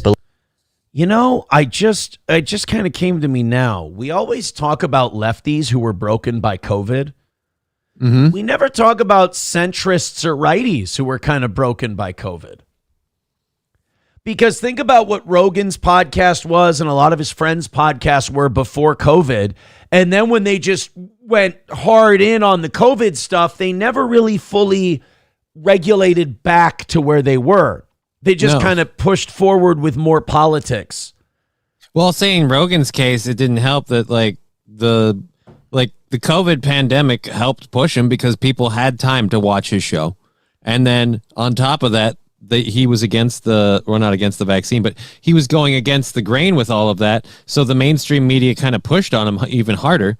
So, I mean, they kind of drove him out more than then he got broken by it. And also, yeah, when you get attacked like that, when you get manipulated the way he was, it does create resentment. But again, it goes back to, okay, so was Joe Rogan in many ways broken by COVID? Or did his show just evolve because of it? I don't know. Believing that LA was a powder keg ready to explode and everyone should escape while they still can. When are you moving to Texas? At the end of the month. Whoa. Yeah, I'm out of here. This place is going to blow up. This place is going to sink. Watch, as soon as I leave. And this move was a major transitional moment. Texas had much looser COVID restrictions and general distrust of big government. This consciously or subconsciously put Rogan in an environment where his skepticism was the norm rather than conspiracy. And whether or not he truly adopted right-wing philosophies, leaving Hollywood's liberal entertainment industry for the heart of red state America symbolized a step towards a conservative identity. Now, Joe. And then Rogan thinks that he's making friends with like Abbott and Trump and Patel and all these people, when in reality, these guys are heavy operators, man. They're like, yes, we've got Joe Rogan on our side. We can use this. Like I said, you're every bit the puppet that the establishment you were fighting was before. Like, you've become the establishment you fought. It happens to all of them, though. Like, it happened to Stern, and everyone ripped the shit out of Stern. You know, Stern and Rogan got broken by COVID in opposite ways, kind of. Yeah, but Stern was a pussy long before COVID. Stern was a bitch before COVID happened. It just pushed him over the bitch edge. But, I mean, Rogan didn't come out of it this free, independent voice for the people or anything. Rogan just became a guy who was being controlled and cajoled and manipulated by just a different group of people.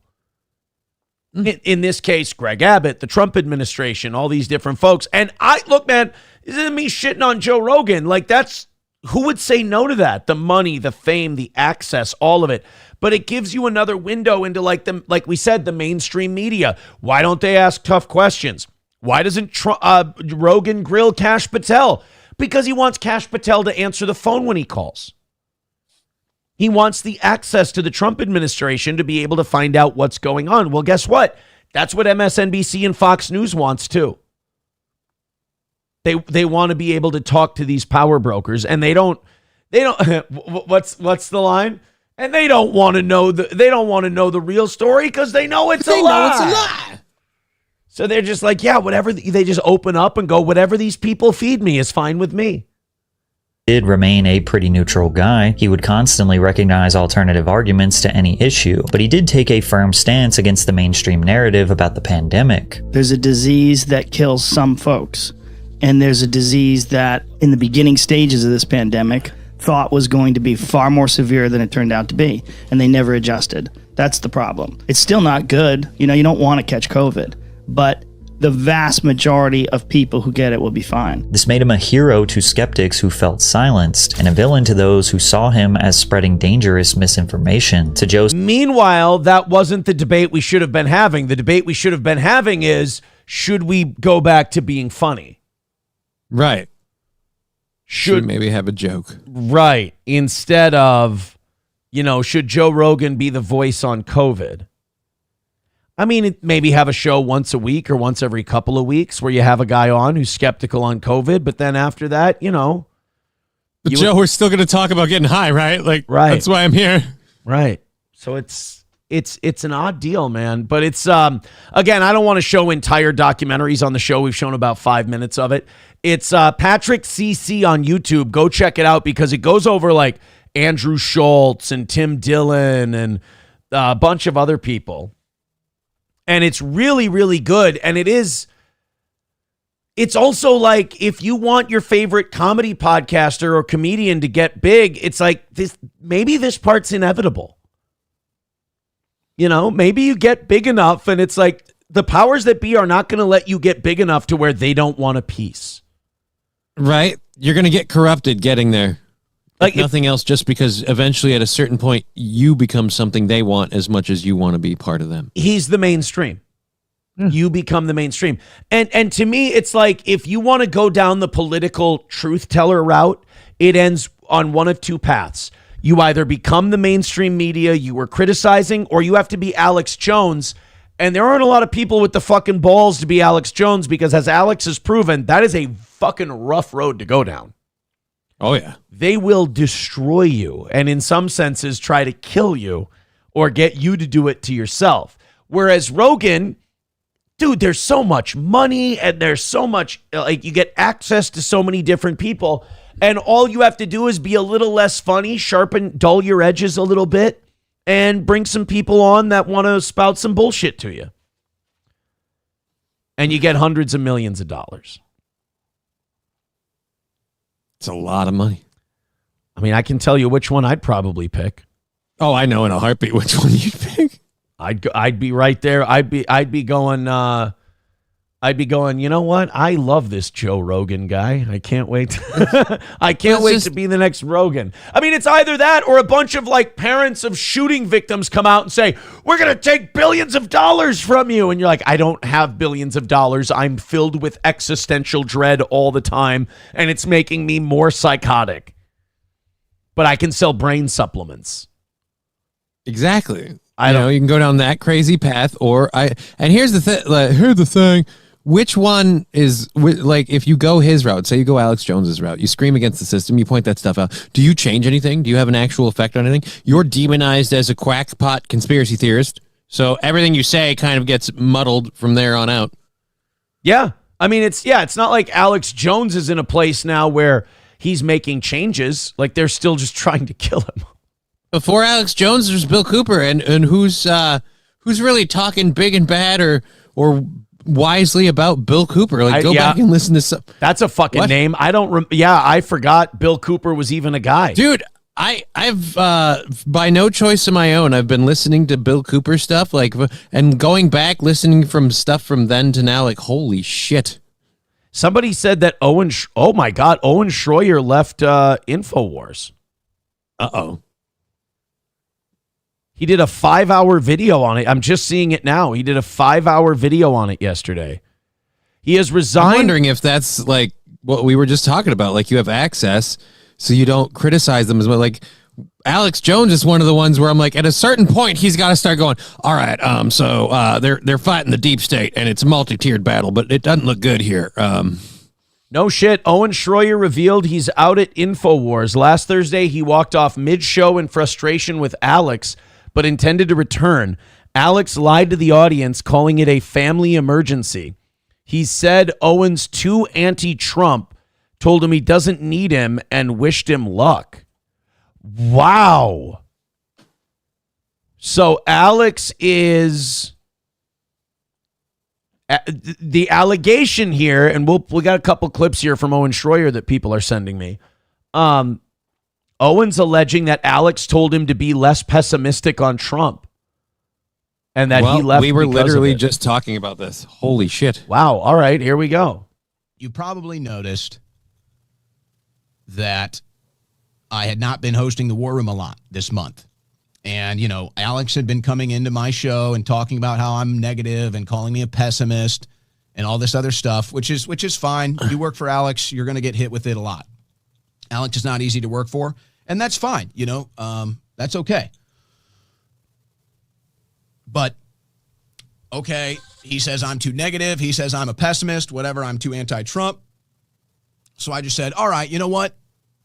I'll just take some time off. I'll just disappear, and if Alex thinks I'm too negative, then maybe he's right. Maybe he's right. Maybe I'm too negative now. Maybe I'm too much of a pessimist now. Maybe I'm too anti-Trump now. Whatever his issue was when he kept coming in the show, telling me I'm too negative, saying I'm a pessimist on his show. That's right. That's disappointing. That's really too bad. That Alex said to him that he's... Oh, this is the clip of him... Is this the clip of him walking off? Yes. Alex Jones, he didn't... Actually, he jumped out of the airplane. Oh, that one. No, it's just a funny clip. Oh, the person who tweeted this is sad to see Owen Schroyer go. Oh. Wow, so he's out at InfoWars. He's going to do his own thing. I'm sure it'll go well, but yeah, he did a 5-hour, looks like he did a 5-hour stream last night talking about him leaving InfoWars and how he's done. Holy shit.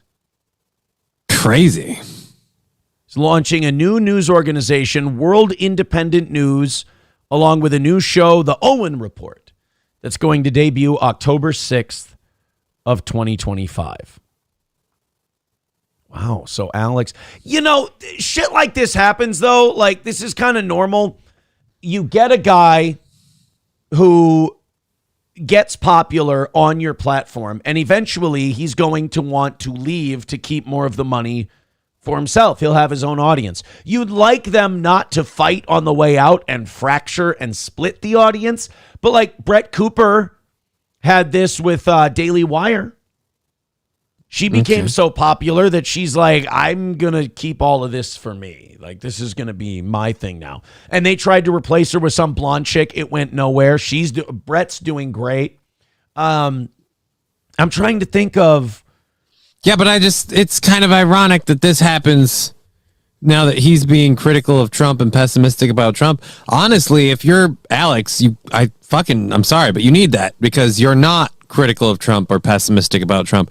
You're whitewashing what he's doing with the whole like, well, you gotta understand he's coming after the deep state and he can't make the move in the open, so he's gotta wipe away the Epstein list so he can get all the pedophiles. It's like no. You are washing away what's happening with what you're hoping is going on in the background. You really could use someone kind of being that critical, like, you know, fucking telling the Roman emperor, like, remember you're mortal. Like, by the way, bring it down a notch. Somebody said that Alex interrupted him on his show because he was talking about Israel. I want to see if I can find a clip of this. So far, I've been unsuccessful.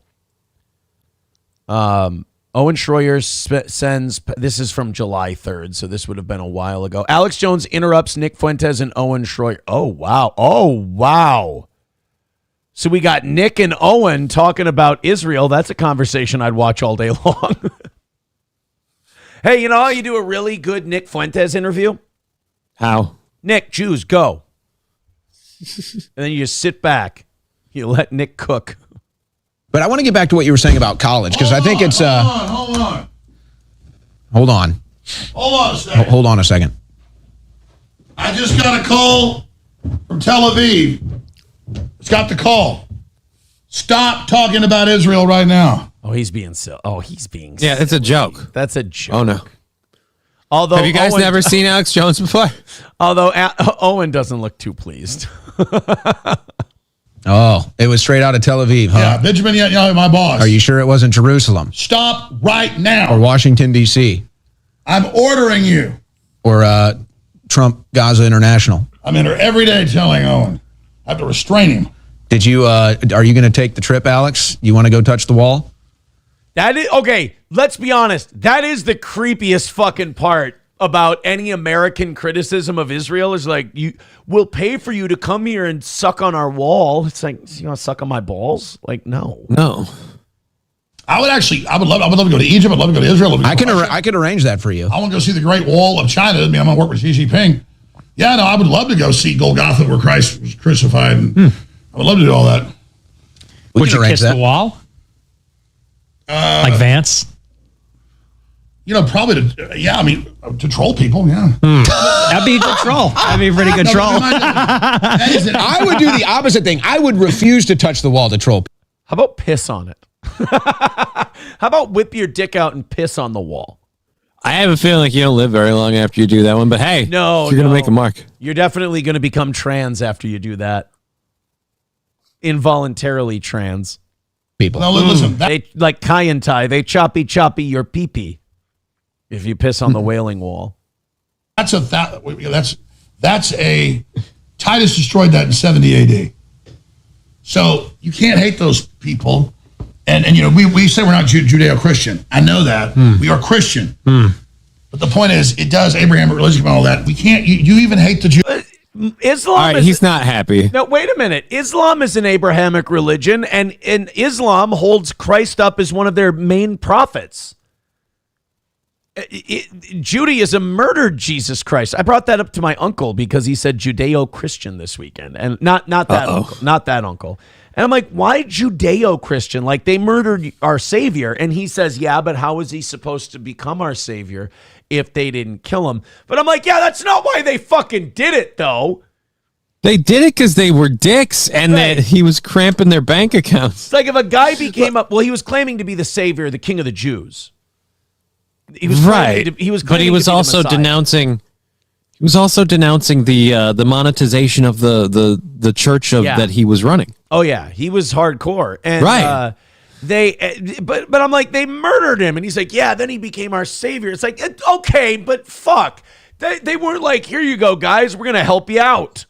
They wanted him dead for selfish reasons. So that doesn't jive. Islam didn't kill Christ. Islam likes Christ. Of 2,000 years ago. My point is, Netanyahu. Are we having a history discussion now? Can you take over and talk about yourself for just a second and talk about this stuff and all that? My kids are calling before school. Yeah, you go do that quick. You go be a dad. I'll be doing a show at 1 p.m. today. I don't know if Digger is joining us or not. I'm hoping my computer doesn't blank out on me. I thought I had my memory issue fixed, but I started the program or started the day today and came to a black screen telling me my computer had an issue. So that wasn't good, but hopefully have that figured out. I'm very excited for this Friday.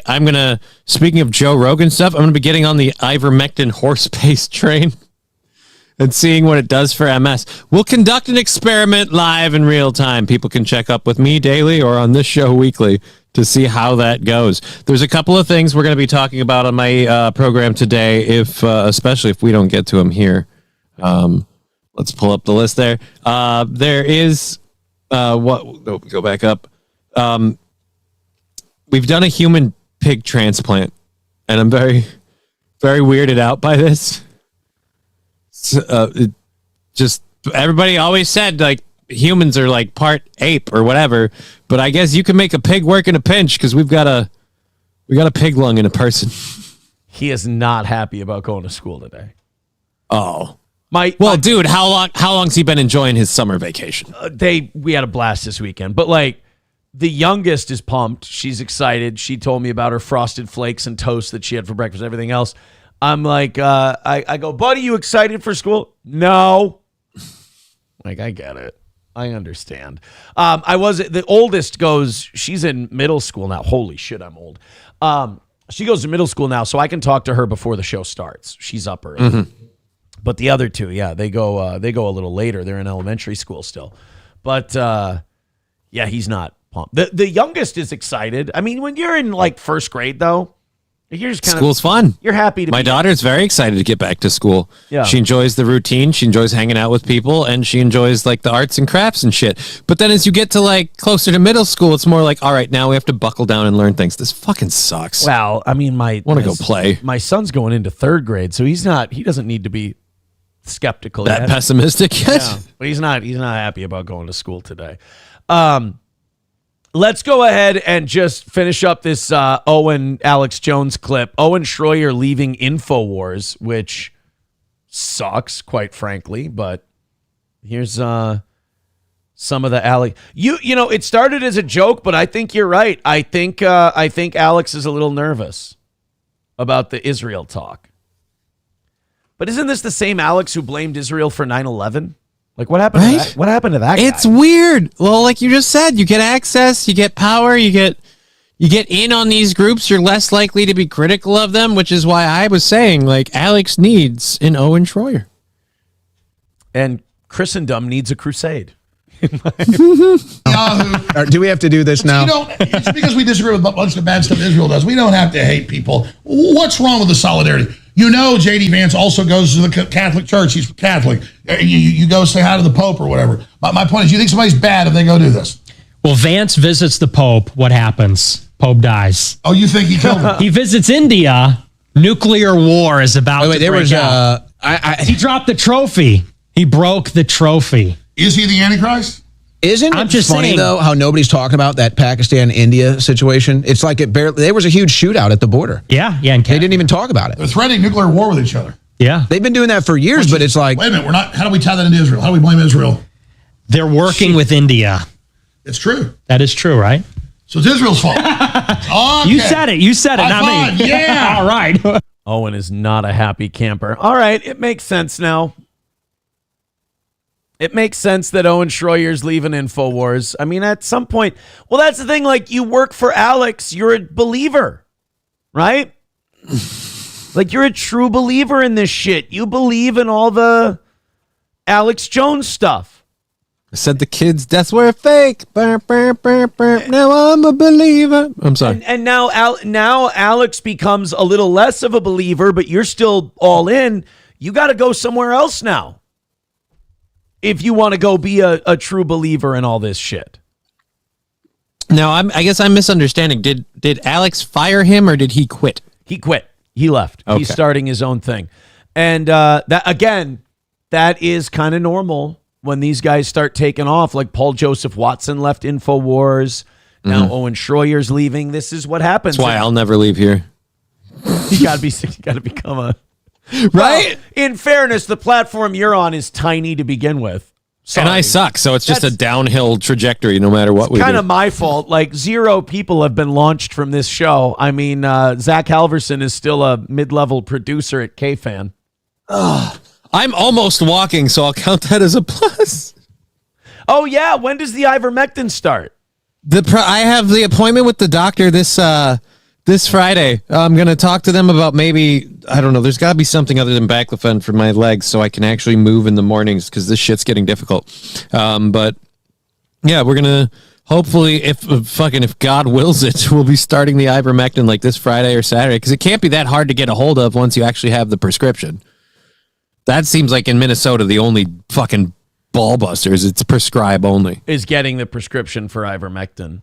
Or, fucking grease the palms of a vet, So I got a couple tendrils out in the animal clinic hospitals. There are a few people who have told me, they're like, tell Johnny that he needs to go to the fucking animal husbandry store or whatever. Right? And you just buy the shit? Fucking goo. That's all he needs. All right, boys and girls, we are Sorry if the show we're doing today is not to your liking. I apologize. Over 600 of you, nearly 700 checking out. Oh, no. Hold on a minute. I'm having a ball, so I'm sorry. We are over 700 for today. Hit like, hit subscribe, hit follow. We've got a solid little steel toe going. There we go. It's a solid steel. Oh, yeah. King Kong Dong with a great point. Says Adrian was on Kill Tony last night. So there's technically, that's a steel toe guy. Good for him. That's fantastic. We're going to watch that, by the way, but here's what I want. I want to, look, I'm having a great time. This is what would happen if I just did my own show, is that it would be like I would talk about all the wacky, weird stuff that's going on, news-wise. In the world, and we get to this shit. But obviously, we're not making any money today. So as I always tell people, they're like, why do you do the begging and why do you do the goal and this? Because I have to. That's just the way it is. I don't do an interesting enough show that while people are watching, they also go, let me get my wallet out. They're entranced. They're watching the show. They're enjoying what we're doing. What are you going to do? So guys, take a little break. Throw in a couple of bucks. We will do the Adrian Kill Tony thing, but I want to make some money first. Streamlabs, PayPal, Venmo, Super Chats, Rumble Rants. We're 29 memberships away from 300 here at the start of the month. It's normal. But we're 275 away from today. So let's go on a little bit of a run. Nothing, no reason to panic, but we like to be under 200 by 8:30. So go ahead and knock that out. Let's get a good run going here. I haven't been on for over a week. You guys have saved a fucking fortune not having to do any steel toe. So throw in a couple of bucks and let's start this week off right. Let's go local a little bit here. We got a St. Cloud story.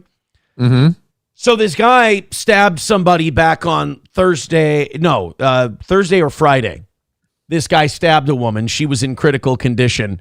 He's still, as of, I think this morning, hasn't been caught yet. Okay. 42-year-old George Washington Harris. Great name. They're saying he's armed and dangerous. He should not be approached. St. Cloud police are still searching for the man accused of stabbing a woman and leaving her in critical condition. Police say he is 5'11". This is my favorite part. So we're getting the description. Ready? Right, yeah. The description from police of the man who stabbed the woman. He's 5'11", 200 pounds, has a tattoo with lettering on his neck. And never tells a lie. They're leaving something out about the description of this guy, I feel like. Gold chain? Maybe the gold chain, right. People don't typically take off their gold chains, so that might be maybe beard. Facial hair? Yeah, bearded. They didn't partially bald because you can't grow hair there. So sure. I'm gonna say nostrils like the intake valves on a sports car. Right, I was about to say fucking ram air hood scoops on that face. Well, then you know what? In that case, you don't need to include the part that I'm bitching about. You know what? In fairness, if you say wide nose breathing all the white man's air, like if you go with that, then I guess we don't need to include the other part. A lot of people don't understand, like, genetically speaking, this isn't even their fault. Back in the slave days, they were bred for, like, performance. So that's healthy. That's not why they have wide nose. First of all, now why are we getting into, now we're getting into racial features and evolution. It's because in Africa, where it was a dry climate, you would want more oxygen. The hot, dry climate, easier to get more oxygen, or harder to get as much oxygen because it's so dry. So you have wider nostrils. So you can, in the Northern Europe areas where it was cold and wet, you wanted that nostril to be nice and tight. So you're saying the reason... so you don't get too much moisture in there. The reason all those beautiful Swedish babes have those felt noses is because it's too fucking cold for their noses to open up? It's too cold and moist, yeah. Oh, damn. But we don't need to talk about this because then we're going to get into Jimmy the Greek and all of that stuff. And I mean, why? Ryobi with $1 says stabbing, more like George Washington Carver. I like that joke. I like that joke. Yeah. Toastmaster calling you Johnny the Greek. Well, you see, during the slave days, we needed them to be able to take big breaths while they were picking the cotton. So they'd take the whitest nose having black and they'd breed them with the big woman, and then they'd get a big nose having kid. So you guys are thinking that I thought they did that willingly. No, I'm just saying that was a side effect of what I they thought were it was going because all the Jewish slave owners raped the women. Oh, dear. We're not making any money today. I had to be incendiary. But the only way that affects the nose is if that's their chosen port of entry, which I don't know which that says is worse for them. Hey, those kids are part Jewish. They're all chosen. Half chosen. And hey, remember, just because they aren't chosen doesn't mean they aren't dope. Doesn't mean they aren't dope. Let me tell you that. I'll tell you that right now. So I just love that this story, like they show the mugshot, but when they give the description of the guy, it's like, come on. They just leave one crucial detail out that could help in identifying him. And this is kind of the Overton window thing where, like, remember 15 years ago? I remember when I was in radio in Litchfield, like, this would be a big discussion on the news. Would be like, why aren't they giving color descriptions for someone who's on the loose? You know, and they're like, well, it might make people think that that's all black people do is commit crime. And it's like, what? Like, that's what causes it? It's just the news saying the guy they're looking for is black. That makes zero sense. But like, in this case, now nobody even bats an eye that they're not mentioning skin color. Even though... In fact, we just assume when it's not mentioned, it's proof positive. Right, so you've kind of like ingrained the racism in, like in your... We baked it into the pie. In your effort to get rid of racism, you've caused more of it. Like, oh, they're not giving skin tone? Black. Because they'll even say Latino. You know, they'll definitely say white. They love if we have no white. skin tone or if they're simply called youths, we know where we're going. If it's a white person, they sing it. Yeah. You know?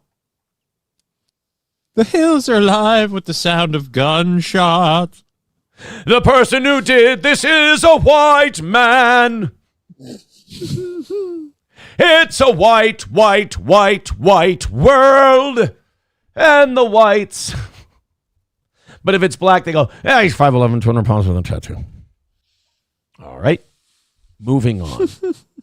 Professor Tie-Dye with $1 says, out of curiosity, if a slave can't walk, are they half off or a BOGO situation? Well, nobody's buying it. Well, I got bad news for you. They do a lot worse to the slaves that can't walk. Yeah, they let them swim back home. Yeah, it ain't... it ain't pretty. It's not good. It ain't as simple as this one's defective. I'm taking it back to the slave store. It's... Somebody voided this one's warranty before I got it. Like, no, that's not how this works. Yeah, it gets really, really bad if they can't walk.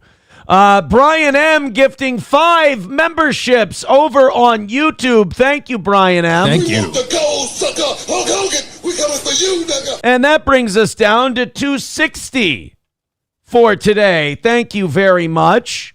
Guys, keep going. Let's rally up and make... First of all, today's show has been fucking incredible. I am so happy with today's show. Just got to make some of that money is all. Streamlabs, PayPal, Venmo, Super Chats, and Rumble Rants. That's going to put Brian M. in second place for today with his $20. Tim is in third with his 10. Redbird in fourth with 5. And nobody's been above 5. So nobody in the cuck chair quite yet. Yeah, they're not... Yeah, if they can't walk, it's not a BOGO or a refund. It's, well, read a book. I don't want to bring you down on a Tuesday morning after a long holiday weekend, or like when Johnny mutes himself. And yeah, I just realized I hit the wrong button that time. Yeah, in a weird way, they probably wouldn't make it on the boat, so... They don't pick those ones up from the... Do you buy a fucking bruised cantaloupe? No, you don't. I got to be honest with you. Pick up a if nice you're one. dumb enough to wheel your ass onto a slave ship, you kind of deserve to take the trip. I mean, if you're like, oh, yeah, sure, I'll get on there. I just wanted to be part of a fucking group. Screw me. I'm just kidding. When we got to Africa, they didn't have wheelchairs. I'm not even sure they had wheels yet. Well, actually, they'd be pretty useful for the boat because if their legs don't work, they've got to have a lot of upper body strength, so the rowing would go smoothly, right? A lot of rowing. Right, yeah. They'd be able to row very well. Yeah, you're right. He said because his legs didn't work, he spent most of his time exercising his arms, whatever that means. All right, let's open up a couple of these other 6 o'clock stories here. We're still in the first hour of stories yet. That's how fucking good today is going for us. Keep that Brian M. Shit going, though. Streamlabs, PayPal, Venmo, Super Chats, and Rumble Rants, and 29 gifted memberships on Rumble today will bring us back to 300 and get you till 11 o'clock today. Let's continue with, we're going to do this Alex Stein thing in a minute. Alex Stein went on Tim Pool's show and just let this lady fucking have Oh, yeah, it. that's right. Oh my God. Dude, if Tim Pool would have went there, I don't think Alex would have went off this hard because I think Alex has more respect for Tim Pool. Not that I would, but Alex respects him. I know that. Mm-hmm. I don't know if he would have went off the same way, but he was talking to some chick who had an Israeli flag on her laptop. And these people on Timcast, they don't even want to acknowledge the cyber chief guy. By the way, did you hear about the cyber chief guy? We're going to do that a little bit later today. I talked about this last week. Yeah. Guess who surprisingly didn't come back to face his hearing? He totally would. Guess who didn't show up for court? Tom Abramovich, or whatever the fuck his name is. He didn't show up for his court date, but I thought if the FBI arranged it so that he could go back to Israel after trying to have sex with a 15-year-old girl that he met online, I thought he was going to come back for his court date. Right? That's what we were told. A lot of people think that the FBI is corrupt. I think the FBI, gall darn it, shucks, just got tricked. Well, thanks be to Jesus, we can extradite him for his crimes here, and we just tell Israel, hey, send him back because he's a What? Yeah, Israel doesn't extradite Jews. Huh. Yeah. The 5 dancing Israeli. They're not meant to be heard or be seen. My friend, the pedo-Israeli cyber chief.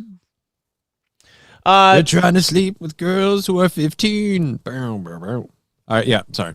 But they got away and made it to Tel Aviv clean.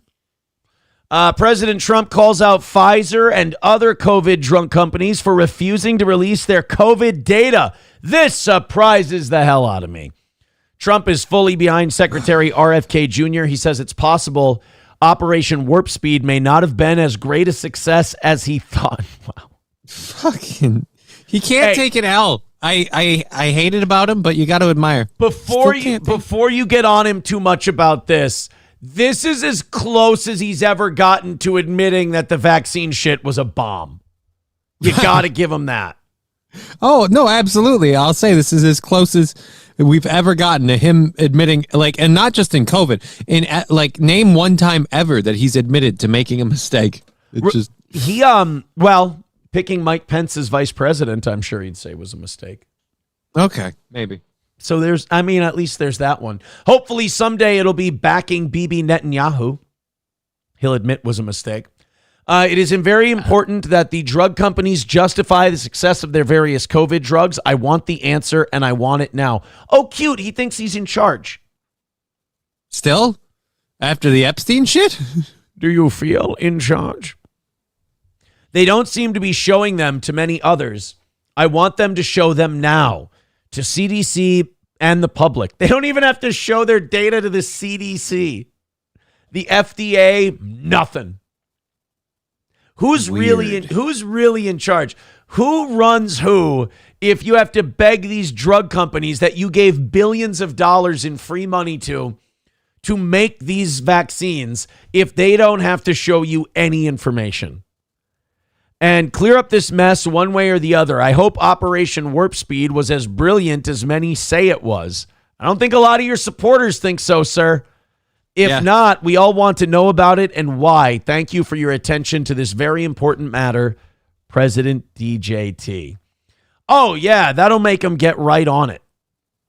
Oh, yeah, I'm sure He'll drop everything for that. Yeah. That's going to scare him out of the whole situation, right? If anything would. No, I don't think he's going to.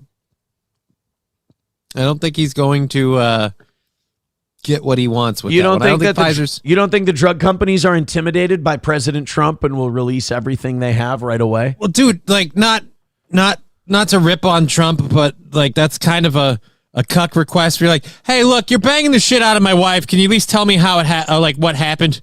Like fucking like at this point, no, we did this thing. We gave you guys this money. We sent you out there to do this. Now will you just tell me like whether or not it worked and all that stuff? Like, shouldn't they have to?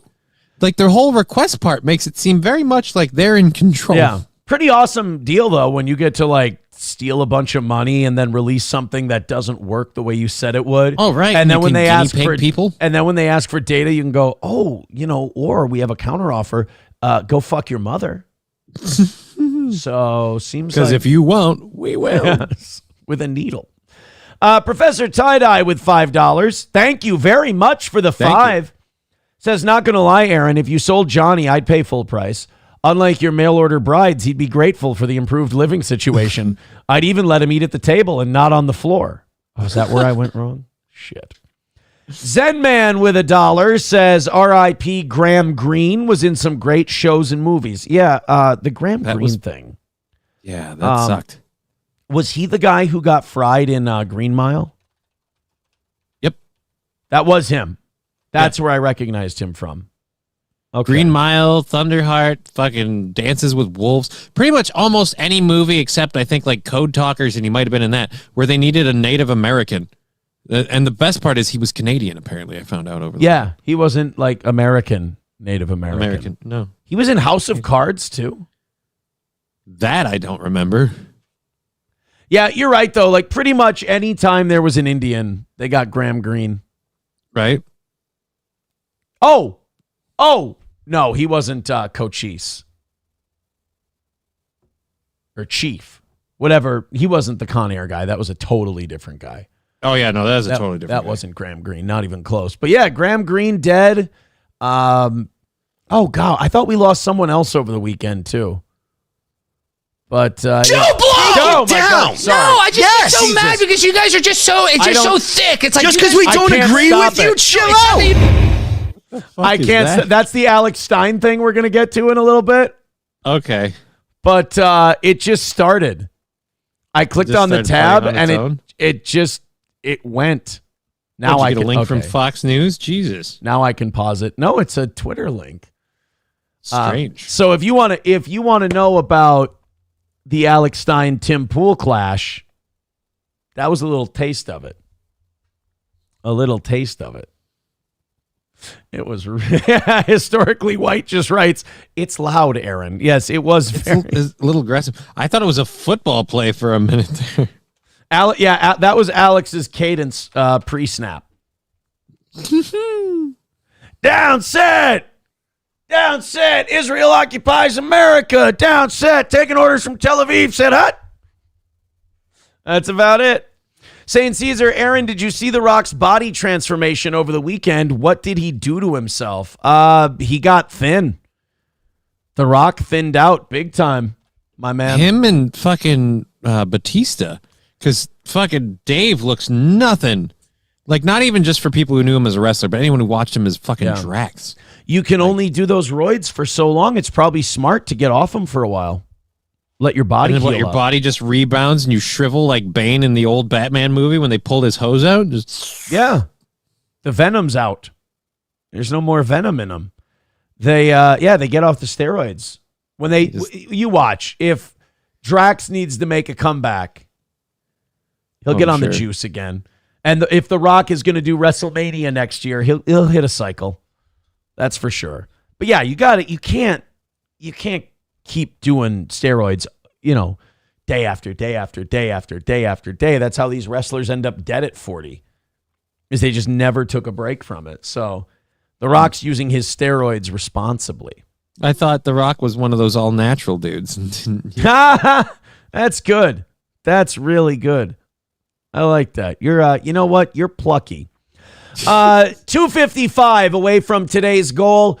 We're right about where we need to be, but we've had we've made $45 in 2 hours today in what's been a very good show, attentive show. We've just been focusing on the materials and whatnot. Go ahead and throw us some money.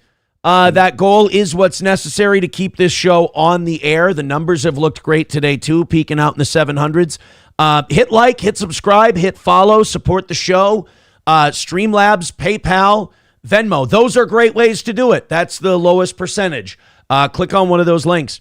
Rumble rants, gifted memberships, super chats, whatever. Support this show with your dollars. Show that you like that it's around, and help us keep going.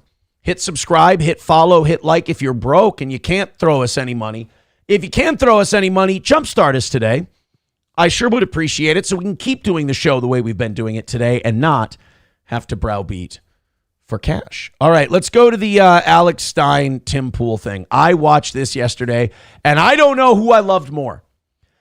Alex losing his fucking mind or the passive-aggressive Judaism from the entire Timcast IRL team. I mean, this is a masterclass in gaslighting, in passive-aggressivism, I mean, if you're going to convert to Judaism, but you want to learn the ways of your new people, watch the way Alex gets treated in this. There's nothing worse than being purposely naive or obtuse and then making someone upset and clearly trying to do that. And then when they get upset, ask them why they're going so crazy. Why are you so mad? Exactly. In fact, I feel like that's 45% of the Israel debates I watch is... It's them gaslighting and then just going, what are you upset? Why are you yelling? Or if someone uses the word monkey in an argument, Rabbi Shmuley going, he just called all the Jews monkeys. And it's like, no, but I will. I mean, I didn't know. China just proved we're closer to pigs, guys. Yeah, what did you say? They put a pig kidney in somebody? They put a pig lung in somebody. Well, they put... Pig to human transplant has happened. But it was an organ. Right. Because they put like baboon ligaments in people and shit. Right. And I thought they did like pig and cow valves in people's hearts. Yeah. Yeah, this is just the next step. This is like the whole thing. Like everything smells like bacon. You're part pig now. I mean... Like, dude, that's a weird thing. When you mix organs. Time out. Let me ask you a question before we get too far afield. Did they put a pig lung in them or did they grow a human lung inside a pig? Ooh, I haven't delved enough into the story. Because some of the stuff they've been doing, they're trying to grow organs in other animals. Or like in South Park, they try to grow dicks on mice heads. I don't know. I thought they were trying to grow ears, but it might have been, I guess dicks is a weird one to go. Let's see. Genetically modified pig. It's a lung from a genetically modified pig, so you might be right. Well, no, I mean, it's a pig lung then, but it's just genetically modified. It's still a pig lung, but it's modified. That's great. That's none of this. By the way, I've never seen anything like this go bad for us before. This has always worked out really well. Just start fucking around with animals, start modifying them, changing them, whatever, playing God. Anybody seen Splice? It goes great. Let's do this. How about The Fly? This is how I need to watch. This is how Animal Farm started. This guy's going to like oink and start wearing a monocle and taking over a farm and then becoming a total hypocrite. All right, let's here. This will show you how Alex feels during this conversation. Bro, his spider is fucking angry. I don't want to hear about my spider. Look there's the body. There's the legs coming out. You see that? Yeah. Alex has a fucking spider rocking in this one. Good for him. Joe Blow! Take it down! No, I just get so mad because you guys are just so thick. It's like just because we don't agree with you, chill out! How about the fact that you're so up Israel's ass that a guy named Stein has to tell you what Jew ball washers you are? Like, when a guy named Stein is like, I think you guys are sucking Israel's cock a little too hard, it's really hard for you to argue against that. Now we're bringing... I've never wondered this or anything, but like, is Alex Stein Jewish? He's got Judaism in his family, yeah. All right. What do you think? Where do you think Stein came from? Stein. Well, yeah, but and he's never seemed one way or another. I've never thought about it. I just was curious. Well, he's going to lose his Jew card after this one. Jeffrey Epstein. So her.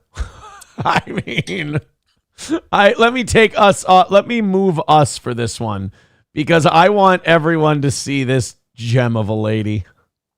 Oh dear Lord, dude, I'm sorry, but fucking Israel Corp. Look at that computer. Like, stop it. We can't do America, USA, America, Israeli flag. Like this. And you don't get to have a conversation about geopolitics with me in a duck shirt. Yeah, I don't know if I'm supposed to take. Is the cat picture behind hers too? Is she a cat lady? That might be Tim. All right, well, I'm sorry. I love cats, but if you have a giant photo of a cat in your background, why are you gay? Well, she loves cats too, but it's spelled Katz. He's her lawyer. Her accountant. No, I'm sorry. I don't like the whole like USA, Israel. No, you have a team. Pick one. It's fine to be on that team. Which one? This is like wearing a fucking like Go Vikings shirt while holding up a fucking Green Bay Packer finger. It's like no, 100%. Pick one. 100%. You're absolutely right. Let's do this here real quick before we start this video. Sergeant Holka with $5 says, I'm tired of Johnny acting like genetically changing animals does not help his exotic meats company. That's true. Like genetically modified pigs could help the Johnny's exotic meats business.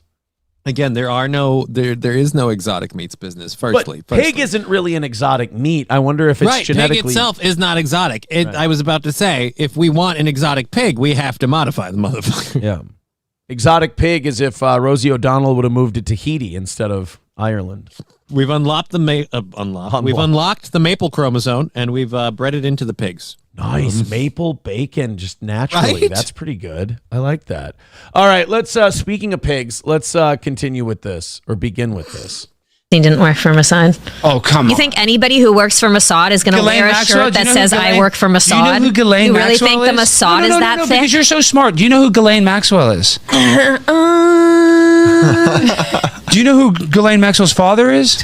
What? Robert Maxwell. You know when Robert Maxwell died, you know what kind of funeral they gave him? They gave him the Tell me same more from the sort of funeral Groypers. Tell that me you more would from give it- Candace Owens, please. See, this is what I hate. Tell me more from the Groypers. Tell me more from Candace Owens. So if you bring up Is a really he wrong? Right. It doesn't matter where. If I give a really good point, you just get to say Groypers or Candace Owens. And see, this is where this is a stupid argument because it's going to lead people to check into that shit. And you're going to get those people to find out, oh, a lot of this stuff is checking out. This is why Nick, the whole being dismissive towards Nick Fuentes thing is not working for these people. Their handlers had better tell them because Nick Fuentes, I don't know if you've noticed, is blowing the fuck up right now. Right, because the people that are dismissive of him going, oh, he's just stupid, this, that, and like, right, but is he wrong? Exactly. And then when we look into it, we find out it's the way Alex Jones blew up a bunch before Trump and stuff. It's like, look, I know he's the crazy conspiracy theorist, but he was fucking right. And then the thing about Fuentes is that not only can people check in on it and he's right, but also they've tried to destroy him. They've tried to cancel him. They've taken away his ability to bank, away from his ability from being on YouTube. You know, he just got his Twitter back not too long ago. And this guy still is breaking through. A, that's talent. But also B, that's you guys helping him by treating him like he's fucking Voldemort. You know? There's no way that this going, oh yeah, tell me more from the Groypers. Well, if it's coming from the Groypers and it factually checks out, all you're actually doing is telling us that the Groypers and Candace Owens are right. That they're giving people factual information that you're trying to cover up. Please, it's not from Candace Owens. This is why this abroad is so stupid because this is just open. This is just open information. No, it's not. It's not from Candace. No, it's not from Candace because when Robert Maxwell died, he was never in the Israeli military, but he got this. Go back to when you were talking about the map. Shut up. Let me finish talking. Of course, she's going to use her Jewish magic to try to cancel me. He's the fucking man. Also, you know what bums me the fuck out? What's that? Alex and I both used to be little chubsters, and now Alex is in shape again. It's bothering me. Like, we both used to I thought you were in shape. I thought you were... I'm not like... No, he's like thin. I'm still chubby. I don't like it. No. Let me finish what I'm saying. Ghislaine Maxwell's dad, Robert Maxwell, when he died, and he fell off a boat in a very weird way. So when he died, he got an official Israeli IDF hero's funeral. The funeral that only a certain person that even lost their life in the line of battle. Esmeralda Farmer Galbraith, was she involved at all with the government? No, listen, do not try to derail me from this. I'm trying to talk about serious stuff. He is making them very nervous. Right, because he's bringing up actual facts. Like, that's why they have to, again, just dismiss them outright. Like, oh, it's Candace Owens and the Gripers. Like, no, there's actual facts involved. But then they're trying to change, like, hey, what about this woman here and this? And Alex is like, shut the fuck up. I'm doing a thing. Go back to talking about your map because it wasn't talking about this. Yeah.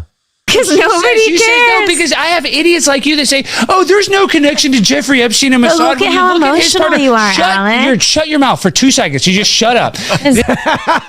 That's such a bitch passive-aggressive move. Like, look at how emotional you are. Yeah, you know what that's called? That's called giving a shit that your country's being occupied by a foreign power. Right. That's called being... If you were half as devoted to this country as your laptop was, you'd give a shit too, ma'am. Right. Like, if a guy's passionate about... Well, that's kind of that line in Shutter Island. Remember when they say she's a doctor? When she goes, that's the thing, they call you crazy, and then any defense you have being not crazy just makes them look right. So, like, if Alex is passionate and he gives a shit that Israel has undue influence over the United States, and he's like, you fucking Jew broad with your fucking Jew magic, they're like, look at how emotional you're getting. Yeah, because he'd be a fucking sociopath if he wasn't. He's worked up. That's a good thing. I like it when people get worked up over something they believe in. When people can sit there and defend evil and not even crack a smile or get angry, that's weird to me. Like, when I look at people, when you go, hey, what about the starving Palestinians? What about shooting people in food lines and shit like that? And their cold response is, well, why doesn't Hamas just release the hostages? And you're like, oh, you're fucking gone. Right. That's the person I worry about. This is the thing. Yeah, because I get mad because she's lying. Let me tell you something. Jeffrey Epstein. Epstein. You lie all the time, and I don't get mad. Maxwell, listen, this is not a lie. Jeffrey because Epstein. I have the courage in my conviction. Let me finish my point. So I can be calm. Ghislaine Maxwell, her father worked for Israel. She is now currently in prison for sex trafficking children. Her connection to her father is directly connected to Mossad. Now, people like you are going to lie and say that there's no connection. You know what that means? But when you look at Jeffrey Epstein, and you can look this up, when they did a search of his house, they found that he didn't just have an American passport, he also had an Israeli passport. So if you really do not think that he was not connected with our intelligence agencies and the intelligence agencies of the woman that he was working with to sexually traffic kids whose father has so much evidence that he was part of Israelis Mossad agency, you're the liar. You're the one that's not connecting the dots when it's so obvious. Maybe the Jews will just fight each other over this over time. And then the rest of us can go, well, we're not going to break in from the outside. Right? We got to take it from within. Perhaps the Steins of the world can jump in here and, we'll just be spectators. So I get frustrated when you just sit there and lie and say there's no connection to Mossad. You're so sure. I said he didn't work for Mossad. You don't know that. You have no idea. You don't know that he does. Well, there's a lot of dots that are connected, and I know that there's classified levels of information. Yes, but there's also but he's also been connected to other intelligence agencies, not just CIA. Mossad. And all. In fairness, she kind of walked into that one. Right. And dude, that's where you got to kind of love Stein. He's sitting there saying this shit, and he doesn't even bat an eye to go, yeah, ours. Yeah, exactly. The ours. CIA. Hey, Johnny, what year was Israel and Mossad created? Israel and Mossad. The answer would be 1948. Hey, what year was the CIA created? Well, the CIA, the Central Intelligence Agency, was built out of Army intelligence after World War II, so that was somewhere in 1948. What a coinkydink. Could be a coincidence. Also, he was he was part of the political class. He was the elites, and there's a whole political class in Israel, just like a deep state, just like in America. And those people were all hobnobbing around. And the only person that he had a connection to in Israel was Ehud Barak. That's his only connection? Ghislaine Maxwell's dad is Robert Maxwell. How stupid are you? Do you not realize who Robert Maxwell is? Epstein. And do you not know Jeffrey Epstein's connected to Ghislaine Maxwell? Are you too stupid to put that together? Okay. No, I just don't know how stupid stupid you are because you don't think that Ghislaine Maxwell and Jeffrey Epstein This is work what I together? think. This is what He is arguing. I don't think she's stupid. I think she's so pro-Israel that she's blind. I would say that, but I'd also say she's not. Like, she's telling everybody, like, oh, I am calm because I have the, the clarity of my conviction or whatever fucking shit she said. She's not calm. She's just not getting emotional when she talks. But the more he keeps laying these points out, the more she starts, like, she starts speaking quickly. Here's where she's not happy. Here's where I can't take the Tim Pools and his cronies seriously. When it's anything else, they ask us to connect the dots or follow the money or follow the trail or be skeptical or don't trust what the power brokers are telling you. But when it comes to Israel and Epstein and Netanyahu and all this other stuff, it's always, well, where's your clear proof? Where's your clear connections? Where's your precise, pristine? And even though Alex Stein has shown those with the Robert Maxwell, Ghislaine Maxwell, Jeffrey Epstein stuff, they're like, well, that's just kind of, a connect the dots kind of a deal. And it's like, I thought you guys were all about connecting the dots. I thought you guys were all about, hey, these intelligence agencies never do anything out in the open. It's all clandestine. You have to, connect the dots and follow the money. But then Alex Stein does this here and they're like, well, that's just, you're just connecting the dots. Connect the dots, follow the money. Yeah, who was the banker? Whoa. What's with all this dot connecting? If MSNBC did this, if this woman was working for MSNBC, I'd go, okay, yeah, this is what they do. But if you're going to be Tim Pool, when it's convenient for you to grift off of it, or if it's convenient of you to stay influential in the power class, then you should connect the dots. But the minute it might get you kicked out of certain access, we talked about this with Rogan, the idea of access. Then all of a sudden, stop connecting dots. There's no clear connection. The minute they don't let you and your stupid fucking hat into the fucking press corps. Yeah. It was so embarrassing, sir.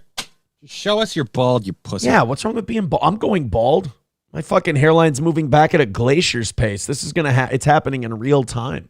You know what? Like, I felt bad for a minute there when I thought about it after I said it, but since you backed it up, like, yeah, just show us your bald, you're going bald. Yeah. Like, I thought, like, oh, yeah, you know what? I'm saying that with, like, so much hair, it's a problem. Whoa. If Tim Pool takes off his fucking beanie, is he going to stop being the, oh, my God, sex symbol pinup guy that he already is? Shut the fuck up. Everyone thinks you look like a mole. Prove it. But I think you should. Oh, they're saying, I swear this was the real YouTube commercial. So they actually played a commercial in the middle of this conversation on YouTube for flowers. Dugald on from Tablet Magazine, and I think you sounds should like a retard. I don't need Tablet Magazine to realize that Ghislaine Maxwell and Jeffrey Epstein work together. You don't want to admit that because it connects all the dots and it makes Israel look bad. And then you look at people like Tom Alexandrovich, a pedophile. Oh, here we go. Here's the Tom Alexandrovich part. I'm a mediator. No. How can I help? No, you can't mediate because I'm sick of liars. I'm just sick of liars. Like, you're the type of person when Tom Alexandrovich. No, real quick, Jamie. Hey, guys, let's. Well, I just get pissed. They do get nervous. Like, and Tim Pool gets nervous too when people go after Israel. It's just like, come on, man. What are you worried you're going to get a phone call? Yes. You're going to get a phone call. Just bring it down. Just bring it down. Bring it down. That Jeffrey Epstein didn't work for Mossad. I'm lying. Yeah, because you're not connecting the dots. You're trying to. It's like Tom Alexandrovich. Why did Benjamin Netanyahu lie? Tom Alex, the fact that you're so sure about this and it makes you so angry. Yeah, because I don't want powerful people molesting about on your airplanes. character. There's so much more about your character than anything related. I'm not. God, he's right. This is Jew magic that she's using.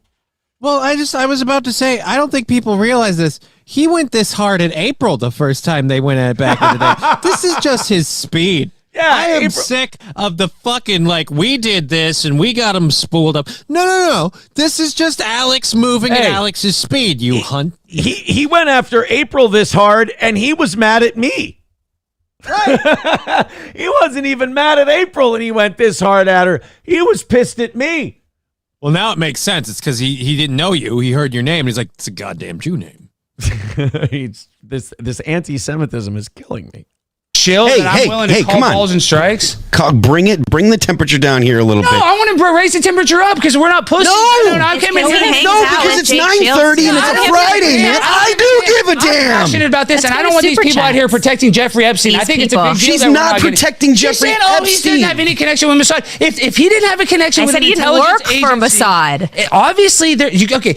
Do you think Phil? I think he probably had a lot of connections with that. But in terms of who he was close to, the only person he was close to was or the CIA. If I understand correctly, he did not have a connection to Mossad or CIA. He had connection to powerful, like wealthy people. Now, dude. Oh, yeah, he had connections to wealthy, powerful people in Mossad and CIA. Right, he doesn't have any connections to the organization, like, on paper, duh. Like, this whole taking what you're hearing and then twisting it into what you're... And unless Tim Pool is getting money from somewhere that's off the books, it's like Carlin said, motherfucker, you ain't in the club. You don't have to be scared. They're not letting you in. You can speak honestly, you can speak freely, you can think freely. You're basically doing their work for them for free because you're a chicken shit. Well, can you speak freely? I mean, he might have a gate in his community. There's plenty of room on that hat for a Star of David. That's all I'm saying, if he wants to do it. Whether or not that was... the former Prime Minister of Israel. Don't we have super chats? Including the former Prime Minister His best friend was at his house all the time! I swear Who's hanging out with the Prime Minister? Who's hanging out with the Prime Minister of the country? So you're not just Joe Blow! Take it down! No, I just get so mad because you guys are just so thick. It's like just because we don't agree with you, chill it's out! Not that you don't have to agree with me. It's that she's saying that he's hanging out with the Prime Minister and you're looking at me like I'm crazy because I think that he might work for the government if he's hanging out with the Prime Minister. Boom!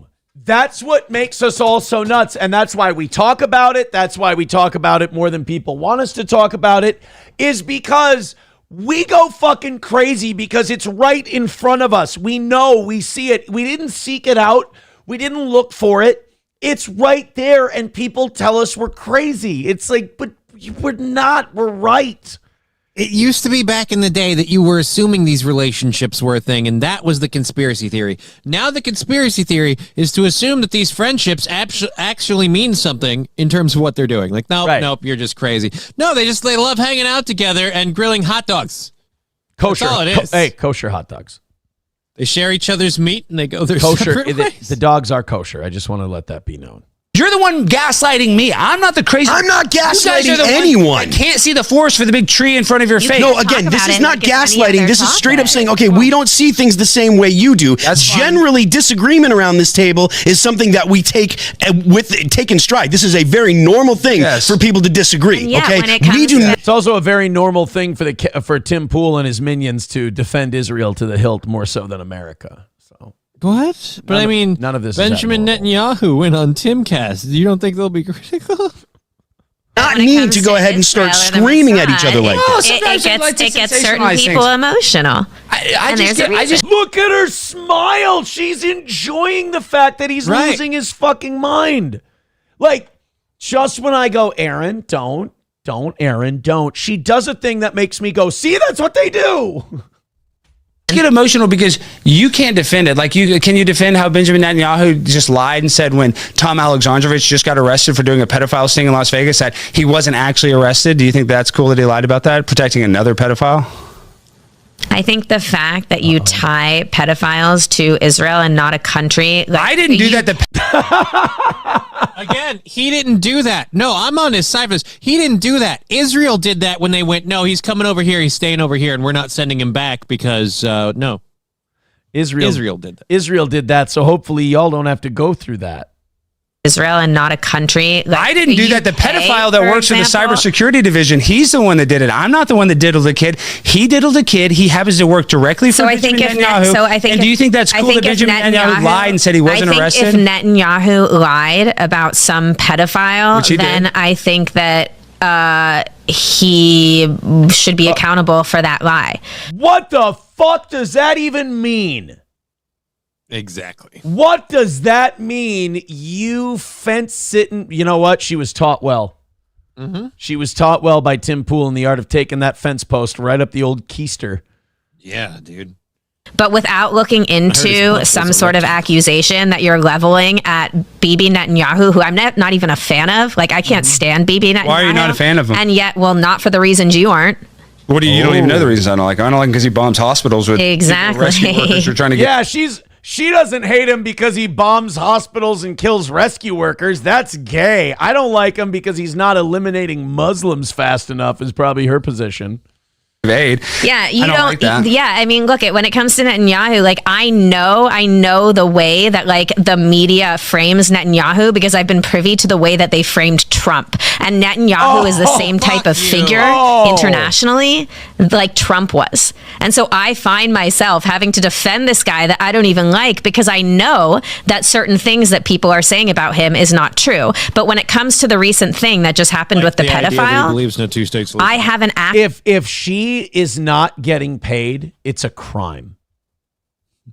If she's not getting some Israeli government, they should send her a check just to be nice because I hope at the very least she's getting honey-dicked. Oh my God. A good stupping is in her future. If she's not getting something out of this, if she's doing this just for pleasure, this is the sickest human being I've ever seen in my life. If she's not getting paid or fucked, then I want to put her out on my lawn for Halloween because she's the most frightening thing I've ever seen. Is someone who just stands up for Netanyahu in Israel for free and just doesn't pay attention to any news going on about them. Actually cared enough to look into that, Alex. You can pull so up I don't have an answer for you. And if you're telling me that's that probably why you don't care about and Jeffrey if you're Epstein, telling because me you don't that care he about lied powerful that pedophiles about molesting that, kids. no, because I'm busy and I just happen to not have like checked the news that day. But if it happens that you're right about that, then look it up. But because you get so emotional about that topic, I wouldn't trust you. With other stuff, I would. But because this, it's because he's emotional. Alex Stein isn't emotional about anything else. But you're not going to trust him on this one because Alex is emotional, not because, Alex is saying something that you don't like. I watched him get that heated about about turning gay from drinking a Bud Light. I'm sorry, that's just kind of his speed, ma'am. Right. That is just Alex gets that worked up about just about everything. There's a reason he's gotten popular, and Dude, that's why. I don't know who she is, but holy Jesus, is she full of shit. She is bad news, man. Like, and again, if she's not getting paid, it's a travesty. If she's not getting some money out of the deal. Coltrane with $2 says, I want more of that Vegas documentary, LOL. He should be dropping more eventually here. Yeah, I kind of want to watch that in my spare time. I got a couple of things I got to do, though, so I don't think that'll happen. But that one was, oh, God, not Coco. The fuck was that guy's name? God damn it. I'm really sorry. The other guy was How Patrick. long until that documentary's not on YouTube? The other guy was Patrick CC. And the other guy, it was 4 letters. 4 letters, 1 word. Yeet. Sorry, I just had to do a wrestling thing. Oh, that was the other thing. So like a few of my cousin's kids are wrestling fans. And my kids are wrestling fans. So I thought I would go around. I thought I was the cool dad. I was going around calling everybody Oos. Uh-oh. Which is like brother for the Samoan wrestlers. They call each other Oos. Yeah, how did that go over? It went over really well. I was a big hit. They would walk, like my cousin's kid walked up to me. Hey, Oos. I'd be like, what's going on, Oos? It's a little Oos. All right. We're just getting Oosy. That's all it was. Ryan the Garbage. Just hearing it. Okay. Ryan the Garbage Man with $1 says, please donate to the greatest show on media today. PayPal, Streamlabs, Venmo, Super Chats, Rumble Rants, Pint Blood, a portion of your liver, a slice of brain matter, and your left testicle. Well, I would say or. Yeah, I feel like options should exist. Yeah, it shouldn't be and. But either way, it's totally fine. Whichever direction you decide to go. Danger Bear Wolf Turtle with $10. Thank you very much. Thank you. Hi, everybody. He says, I know I'm behind, but the Rock slimmed down to look like Mark Kerr, the smashing machine, my old boss's brother. Dude was cool but small. He will be back after the role, I'm sure of it. Have a goods day. Well, you have a goods day, too. I want your day to be full of goods. Let's put Danger Bear in 4th place with that $10. Thank you, sir. And now Redbird is in the cuck chair with his 5. And Professor Tie-Dye is falling out of the cuck chair with his $5. Hold on one second. Tie-Dye with 5. Thank you very much. $240 away from today's goal. Please chip in. We're doing poorly today. Number-wise, we were not. Number-wise, we were up over 700 for our peak. I'm very happy with that. Hit like, hit follow, hit subscribe. I appreciate it. But 240 away is not good for right now. It's also what happens to you when you eat too many beans. Oh, here we go. You're too farty. Which $10 from now, it's going to make your teeth hurt. Because, you know. Baba Shab says, if someone isn't Jewish, then their boss is probably Jewish. And if they aren't Jewish, the boss's boss is probably Jewish, and so on and so forth.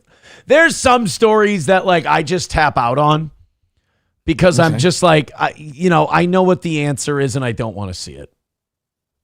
You know what I mean? And I'm just like, I know where this story's going and I don't want to hear the ending. Right. Like, it's like, hey, this person did this. And you're like, okay, yeah, I just have a feeling I shouldn't read into this one. I mean, don't get me wrong. I also make the assumption, but I don't want to see it with my own eyes. We've seen it happen here in real time. Everyone's like, all right, now search early life history. And you're like, oh, shit. Yeah. Well, that's how it got started. Was that audience members would be like, search this, and I'd search it, and then I'd search it again to like debunk it, and I couldn't. And you couldn't. And I'm like, fuck. So then, like, it just happened so many times that I'm just like, let's not today. Let's not. Let's just not do this. $240 away from today's goal. Guys, yeah, that's like necessary for the show to keep it going. So, 240 away from today's goal. That means $50 in 2.5 hours. Yeah, that ain't gonna cut it. So if you're feeling generous today, boy, do we need you. We're falling behind at 8:30, which rarely happens. But hey, big drops, 20, 40, 50, whatever. Let's get some big drops in here. Let's get back ahead. Keep the show on track. It's been going really well. If you're not a fan of today's show, you don't like shows that move quickly. You don't like shows that kill your day real fast, move the time, make you laugh. You're probably just too gay and too internet-y. Let's get into some other news items today. I think we're done with the big video clip stuff. Okay. We do have one more story on the Tom Abramovich thing or whatever. What's that? We do have the him skipping the court date story coming up a little later. But right now, this was an interesting one. Donald Trump saying that he will require voter ID with an executive order. Now, this I like a lot. Trump is basically taking big government with some of these executive orders and using it against big government lefties. So Jefferson once said, the government big enough to give you everything you want is the government big enough to take everything away. Take it all away. And what Trump is doing to a lot of these lefty states, the federal government just gives money, just hands out money to the states over and over and over. I mean, billions and billions and billions of dollars every year. Well, the states then kind of fix their budget, assuming they're going to get that money. So they're all budgeted with that federal money in mind. So they become dependent on it. While Donald Trump cannot mandate, he can't force every state to use voter ID. He can say through executive order that if you want this federal money, I'm making an executive order that you have to have voter ID. Now, this is a fun, awesome, amazing trick. I love it. I think it's great. It's using big government against itself. Right. You want the money, you got to do what we say. Now, here's what's going to happen with this. If he does do this executive order, it's going to get challenged to a liberal court, probably that Obama judge that overturns the Garcia stuff and all that. And she'll shoot it down, and then they'll appeal, and it'll either get shot down or passed, and then it'll go to the Supreme Court, and Trump's Supreme Court will probably give him his way. as is their nature. But President Trump says he plans to sign an executive order aimed at requiring voter ID in elections across the country. He's also seeking other reforms to how U.S. elections take place. I mean, dude, cigarettes, booze, bunches of other shit, gambling. You have to show your ID. Right. It's just why shouldn't you have to? Well, it's just because then it's disenfranchising all of those people who are too stupid to get an ID. We're looking at you, blacks. That's what they say. They're like, how will black people vote? How will black people vote? The way they always vote. They'll have an ID. They'll be fine. It's okay. Because their real problem is they're going, how are we going to get our illegals to vote? Right. How can we get people who really shouldn't have a say in there because they'll say what we want? Right. But do you think those 70-year-old poll employees are going to like question a Latino that comes in with a fake ID? No. Voter ID must be part of every single vote, no exceptions. I will be doing an executive order to that end. Also, no mail-in voting, except for those that are very ill and the faraway military. Use paper ballots only, Trump wrote on Truth Social over the weekend. I have no problem with any of that. Yeah, no, it makes sense. There's no issue. I mean, that just seems simple. It's one of those positions that's so simple that the instant you come out vehemently against it, I go, fuck's your problem. You know? It's almost like you have another agenda and this opposes it. Exactly. It's like, this seems pretty common sense to me that we're just going, hey, we'd really like it if you could prove you are who you say you are when you vote. That's one of the funny things that's happened a couple of times with me recently is where we hear about stuff like this, like, no, we're going to make it so that, X, Y, and Z only works this way. And like, that sounds so stark ravingly reasonable. Why weren't we doing that from the get-go? Right. It's like there's some of those things where you go, wait, we don't do that already? Fuck.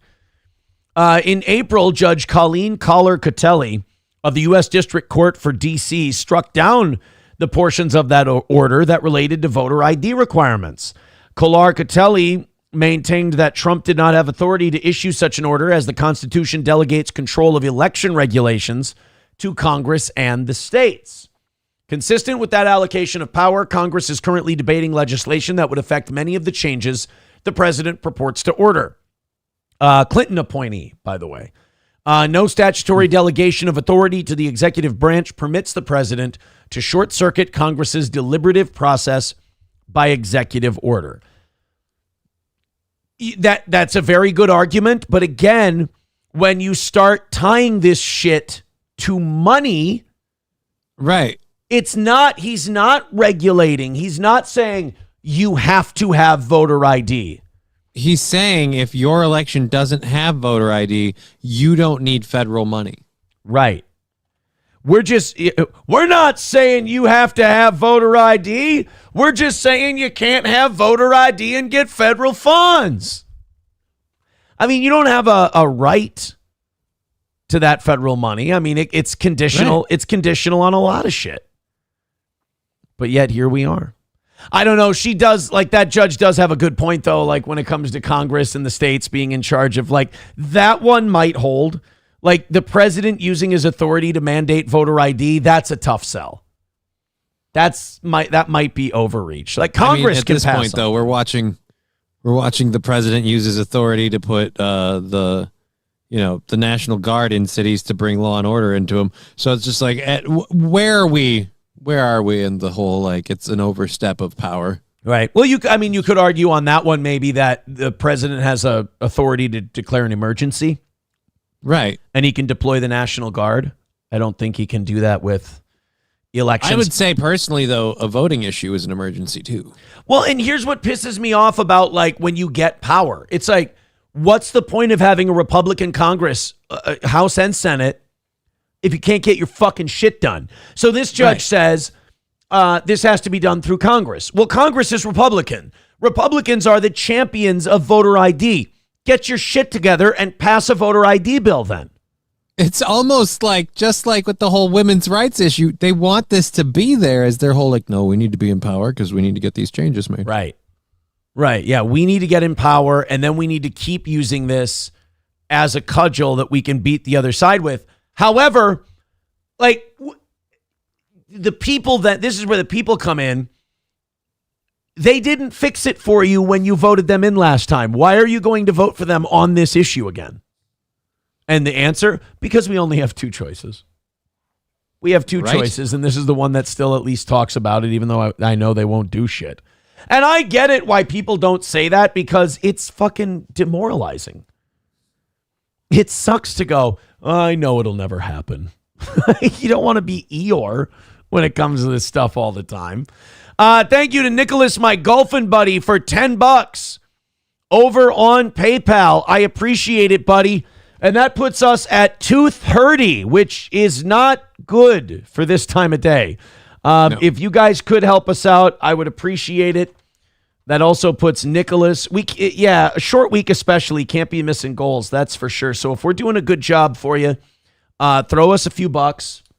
Please and thank you. I would appreciate it. Thank you. And if we aren't doing a good job, tell us why and give us a few bucks. So either way, whether we suck and you take pity on us, let's go money. If you love what we're doing and the show's helping you through your workday and it's helping you get through, money. And if you just want to see us hit the goal, money. Or if you want to see us not hit the goal, taunt us with money. That would be good. $230 away from today's goal. Streamlabs, PayPal, Venmo, Super Chats, and Rumble Rants. We would appreciate you guys throwing us a couple of bucks and not letting the show become this part for too long. 29 gifted memberships on Rumble away from 300, which would send us to 11 o'clock today, which would be wonderful. No matter where you're watching the show, please hit like, please hit subscribe, please hit follow. I would appreciate, if you can't afford to support us monetarily, please throw us a few bucks in one of the other directions. Hey, Johnny, over 700 people checking out Steel Toe. Thank you, guys. Thank you very much. Throw in a couple of bucks. Throw us a like. We appreciate it. A good start to the week. Just got to make that money part go. That's all. Speaking of money, let's go to the people who help us keep our goals down and pay the bills. Our friends at Stoney's in downtown Rockville, Minnesota. I hope you made it out to Stoney's during this Labor Day weekend. I hope you said goodbye to summer at Stoney's. That's fantastic. All right, somebody just did something really funny. I'll get to it. Stoney's Bar, downtown Rockville, Minnesota. They still got bike nights on Thursdays, even though summertime's over. The weather's still nice. Great to head out to the patio. And Stoney's Garage, they got live music on the weekends. That's Stoney's Bar in downtown Rockville. Midland Armory in downtown Foley, midlandarmory.com. Go ahead and get your whatever you need for home defense, for carry, for hunting. Oh my God, hunting. The hunting season, for God's sake. It's going to be here quicker than you know. When's the opener? October, November. No, November sometime. Talk to our friends Derek and Tracy at Midland Armory in downtown Foley, Minnesota. They are so knowledgeable. They know their stuff. They can help you out. No shame, no stupid questions. That is Midland Armory in downtown Foley, Minnesota. midlandarmory.com. And All Care Towing, 320-253-5203 for our pals at All Care Towing. Call Tim and the team whenever you need some help. Whether you go in the ditch, you get in an accident, you spin out, you get a flat tire, lock your keys in your car. No matter what happens, they're going to help you, and they're going to help you quicker than anyone else. That's All Care Towing, 320-253-5203 for All Care Towing. Johnny, thank you very much to Hunter with $50 over on YouTube. He says, Thank you. Quit bitching, you overgrown hot pocket.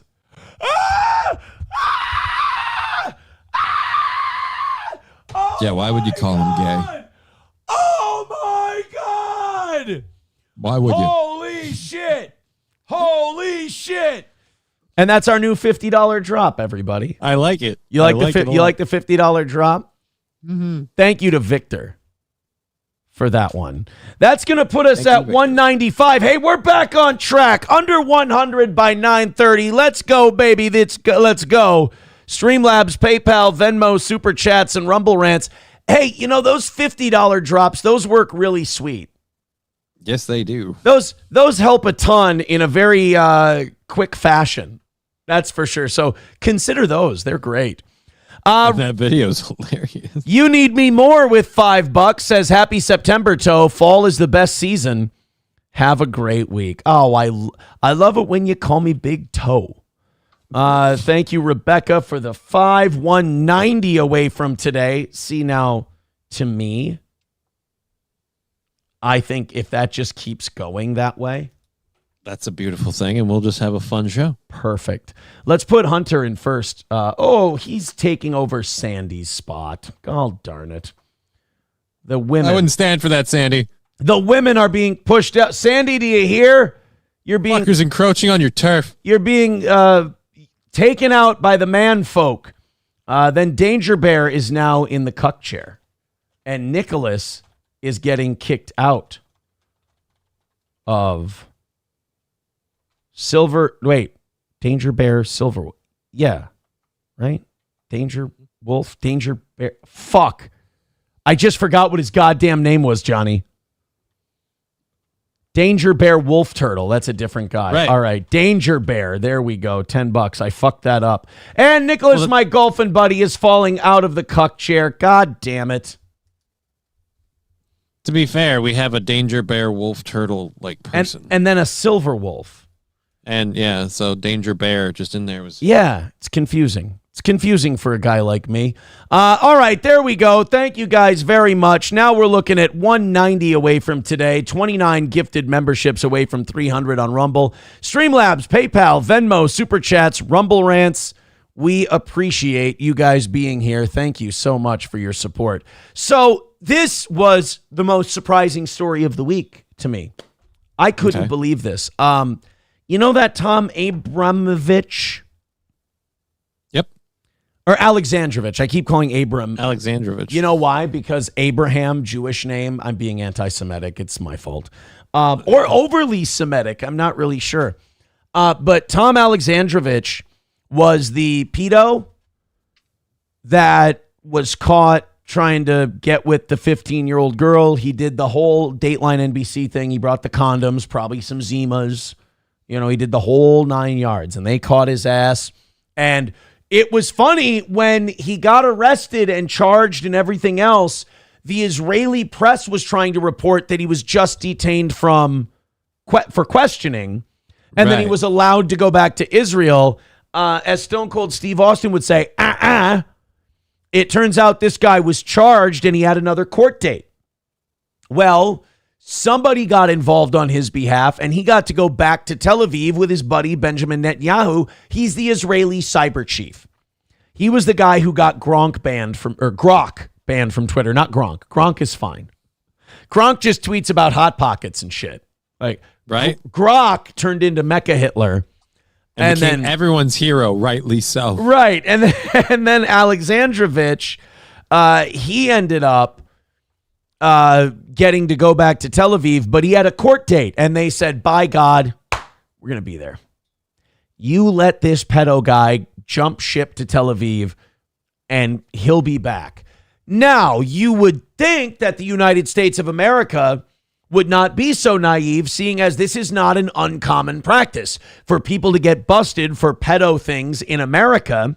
And then if they're a Jew or an Israeli citizen, to run to Israel to escape justice. It happens far more. Don't look it up. Do me a favor.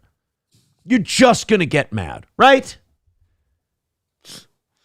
It's the early life history all over again. Don't do it. Don't look it up. Don't Google it. You're just going to piss yourself off. And I can assure you, there's zero we're going to do about it. The United States. The voice of future you. Spare yourself this one. Save yourself from the anguish and the angst and from knowing about it. So, someone said, just look up the judge in the case. Oh, no. I don't. Judge. Are we about to get worse? It sounds like we're about to get worse. Alexandrovich case. In the criminal case against Israeli official Tom Arshiam Alexandrovich in Nevada, the presiding judge is Henderson Justice Court Chief Judge Barbara Shifalakwa. Okay, well, Barbara Shifalaqua. Hold on a minute. I can do this. Aquafina? Just say no. Just say she's not appointed to. She's not. Doesn't say here that she's. Oh, she's an Irish Catholic. Hey, one of the good guys. Well, let's see what happened here. So he goes to Tel Aviv. He gets to go home while he's, up on charges of wanting to meet a 15-year-old girl for sex. And assuring us that he will be back for his court date. Let's go to breaking points with Crystal Ball and Cigar. These two, look, it's like we're giving Cigar a neat little hat. Let's bring ourselves back down to the bottom for this one. Isn't that what happened to Crystal? She looks rough. She have a rough weekend. If you had to be married to fucking Kyle Kuklinski, you'd look miserable all the time too.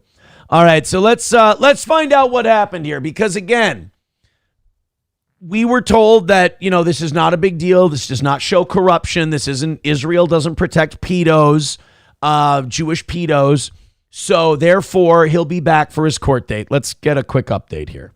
Here because I do want to give everybody an update on Tom Alexandrovich's case. Can we go ahead and put this up there, please, on the screen? Media was allowed in the courtroom yesterday where some extraordinary stuff happened.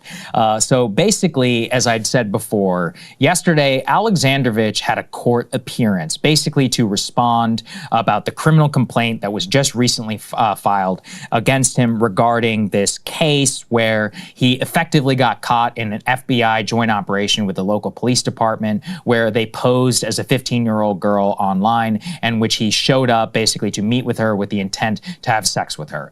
Basically admitted it. He waived his Miranda rights during questioning, as you can all see in the arrest reports, which I exclusively reported over here. Well, since then, after he fled the country some 20 days ago after being caught up in this sting, he has hired literally the most powerful lawyer in the state of Nevada. And there was a showdown between that lawyer and the judge. So yesterday, his lawyer, David Chesnoff, quote, told the court that on Wednesday.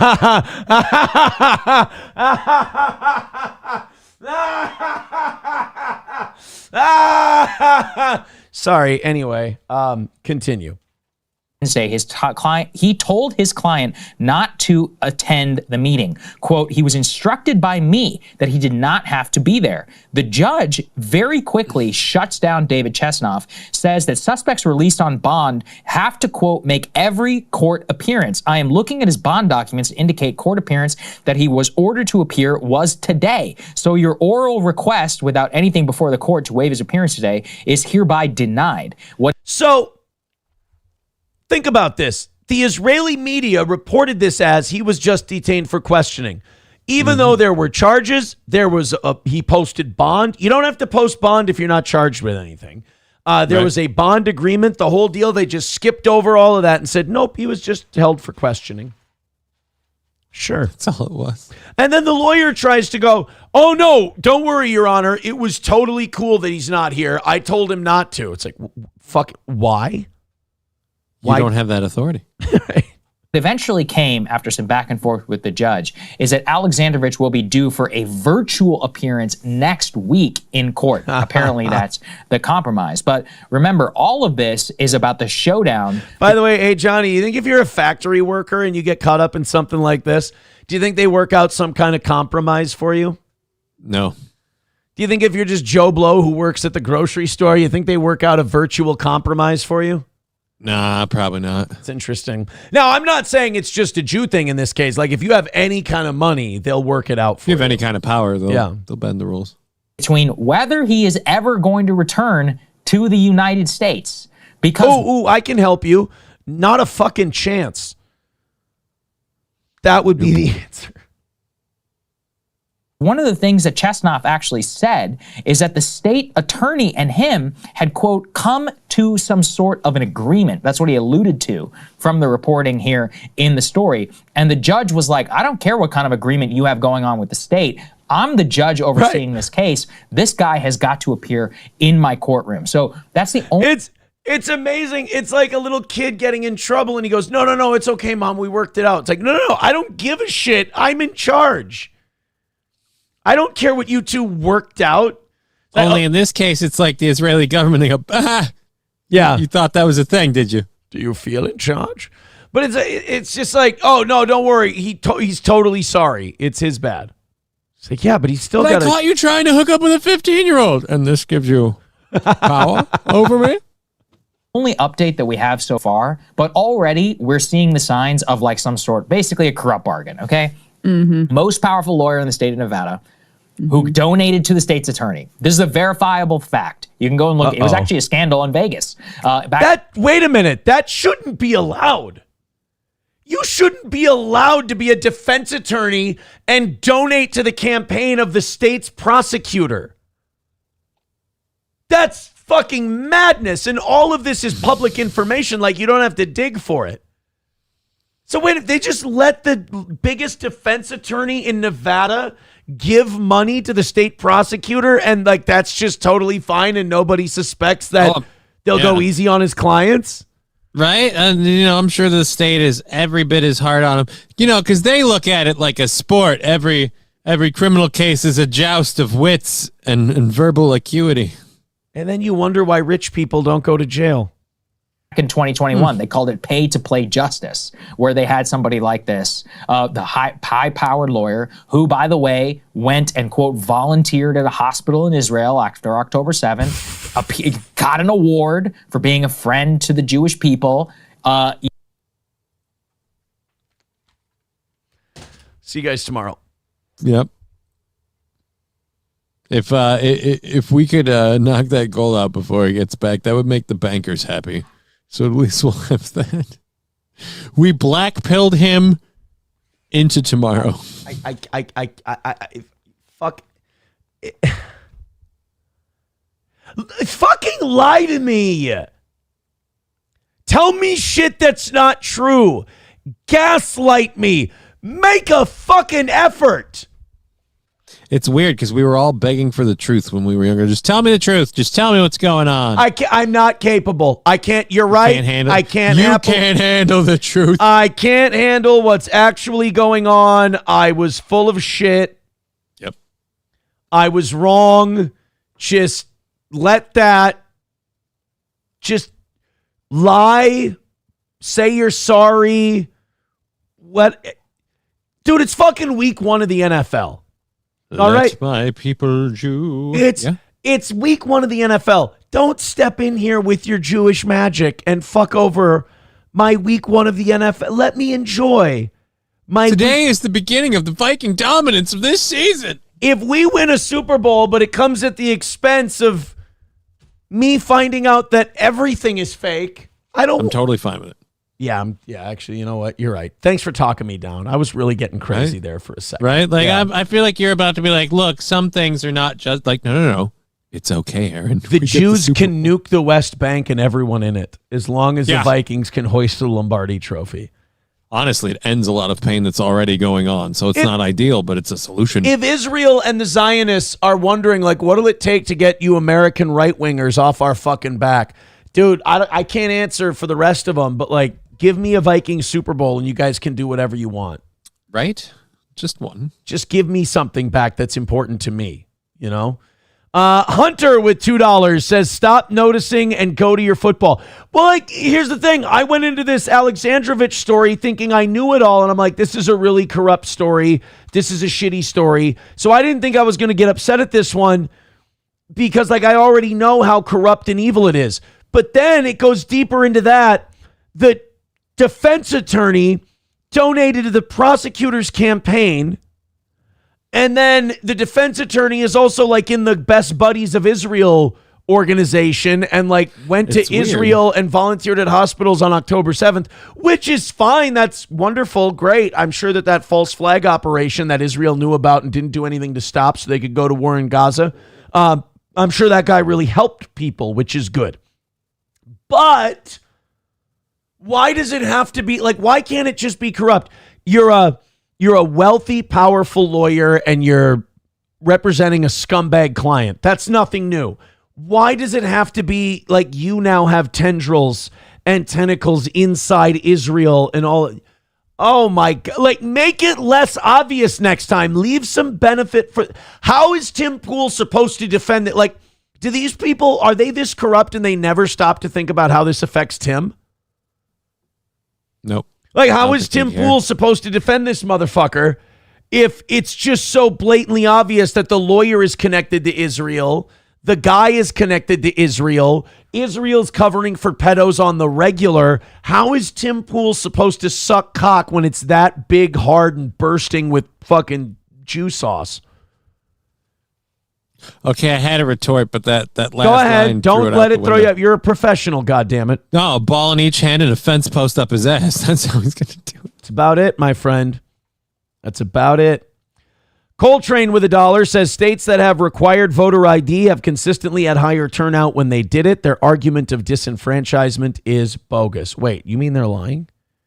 Dude, there's a hilarious Not the Bee skit where there's a guy reporting on, like, obviously voter ID will disenfranchise black people. He's like, no, I've got an ID right here. No, you don't. You're too stupid to get one. And just literally tells him he's wrong. Coltrane with $1 says, let's be real, all Jews work for Mossad. Vodka Rock says, everything today has been Jews. For fuck's sake, change the record toe. I didn't lock you in a basement and force you to tune in. Yeah. Like, I'm not keeping you here. You're not enslaved. I'm not forcing it. And we didn't even aim for like all Jews on the show. It just turned out that way. It just turned out that way. The tentacles are powerful.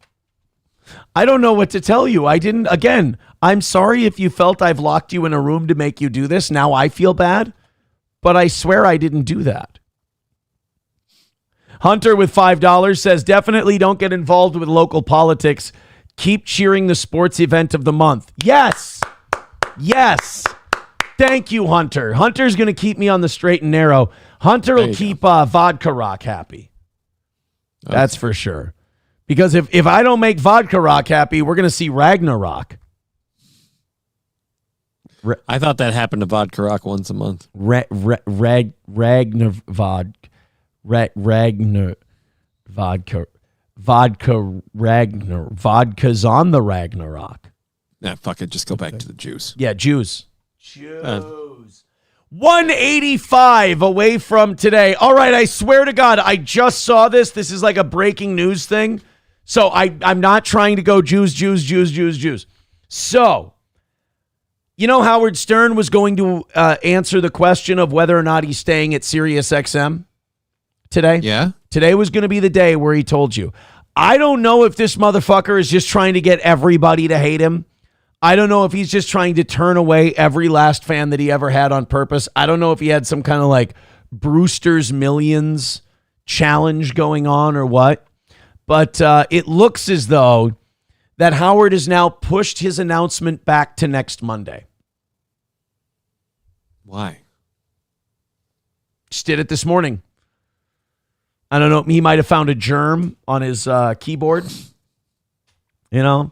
His wife might have the sniffles, and he's anticipating getting sick. I don't know what it is. But, yeah, Howard was going to make the big announcement. Now, the rumor and the theory is that Howard put out the story that Sirius wasn't renewing his deal and that Sirius was going to move on from Howard Stern. The rumor was that this was done so that it would force Sirius's hand to give Howard a deal. Okay.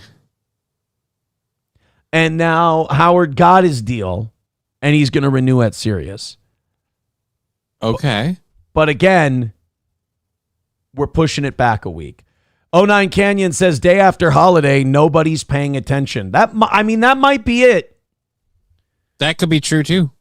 That might be it. Fauci's Pangolin saying he'll have 49 viewers. I think he'll have. Oh, more than that. I think he'll have a few more. Even I can pull that off. I mean, shit. We're at 700 at the moment. I hope Howard can do better than that.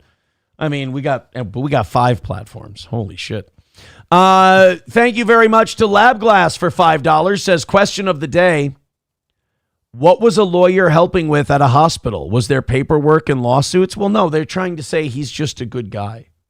You know, just a good dude. He's just a really good man who likes to help people out. Good dude. I heard a lot of those. They need people to help carry people and gurney operator shit. Yeah, he's just a hero. So when he defends the fucking pedo cyber chief.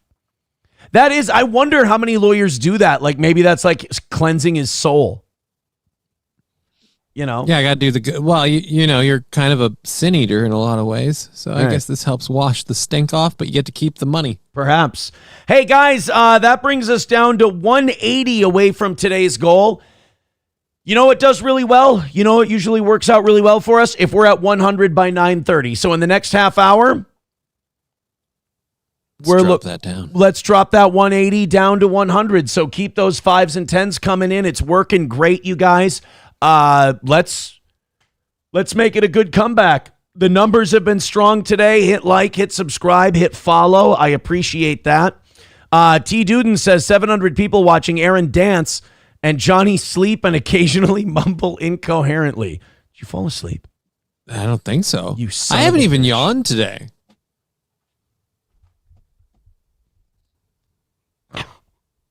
What?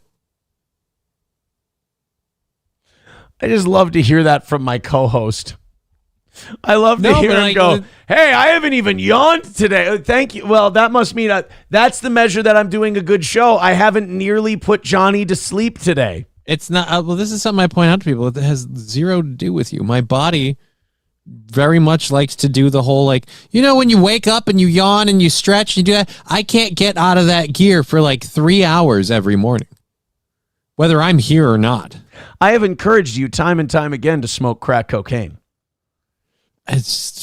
The weed puts you to sleep. The crack cocaine pops you up. No, the weed is keeping me from having the involuntary body spasms that make it look like I'm humping the air while you're talking. It's not cool. Let me ask something. What's funnier? You smoking weed all morning and just kind of like slowly falling asleep by like 9:30, 10:30, or you doing random fucking crazy car sale balloon man spasms during the show? I feel like if I'm sitting here going, hey, the fucking Israeli government, then all of a sudden you go, blah, blah. It's like, that's kind of funny. Well, I'm not going to make noise. I'm just going to fall out of the chair. I mean, we can give it a go. Well, do what I tell SP to do and fake it. Make me feel better. All right. I'm a failure. That's what I tell her. I'm sorry. That's nothing to do with what I was going to tell you. Oh, people are pointing out that crack is short acting. Johnny needs speed. Meth maybe might help. Would you do meth? I don't think so. What stimulant drugs are on the table for you? It sounds like crack's out. See, the stimulant drug things are dangerous because, again, my legs like tense up and like this is painful. Okay. You ever have a Charlie horse like all day? It's horrible. No, I don't. I don't know. You have any idea what it's like not to be able to use your legs? I'm just gonna have a giant boner.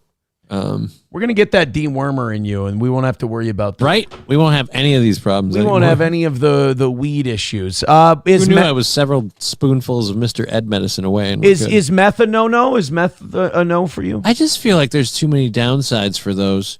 I'd have to change my environment. I'm not okay with experimenting on those kinds of substances in this current situation. Well, apparently that Will Heron guy got busted for meth once.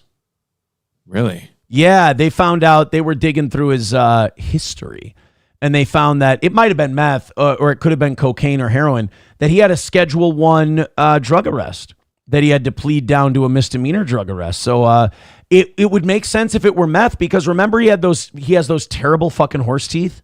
Yeah, I was about to say, meth does a number on your teeth, and mine are already bad enough, which is why I'm kind of like, I have enough people worried about the meth thing, because like I already don't stop rocking back and forth all the time, all that shit, and the teeth, it's like, and here's my thing, like, so he had his teeth rotted out, maybe from meth use, we don't know, but his teeth rotted out. He had to get awful Mexican horse teeth, which are fucking awful looking donkey teeth, because he might have wrecked them with drugs.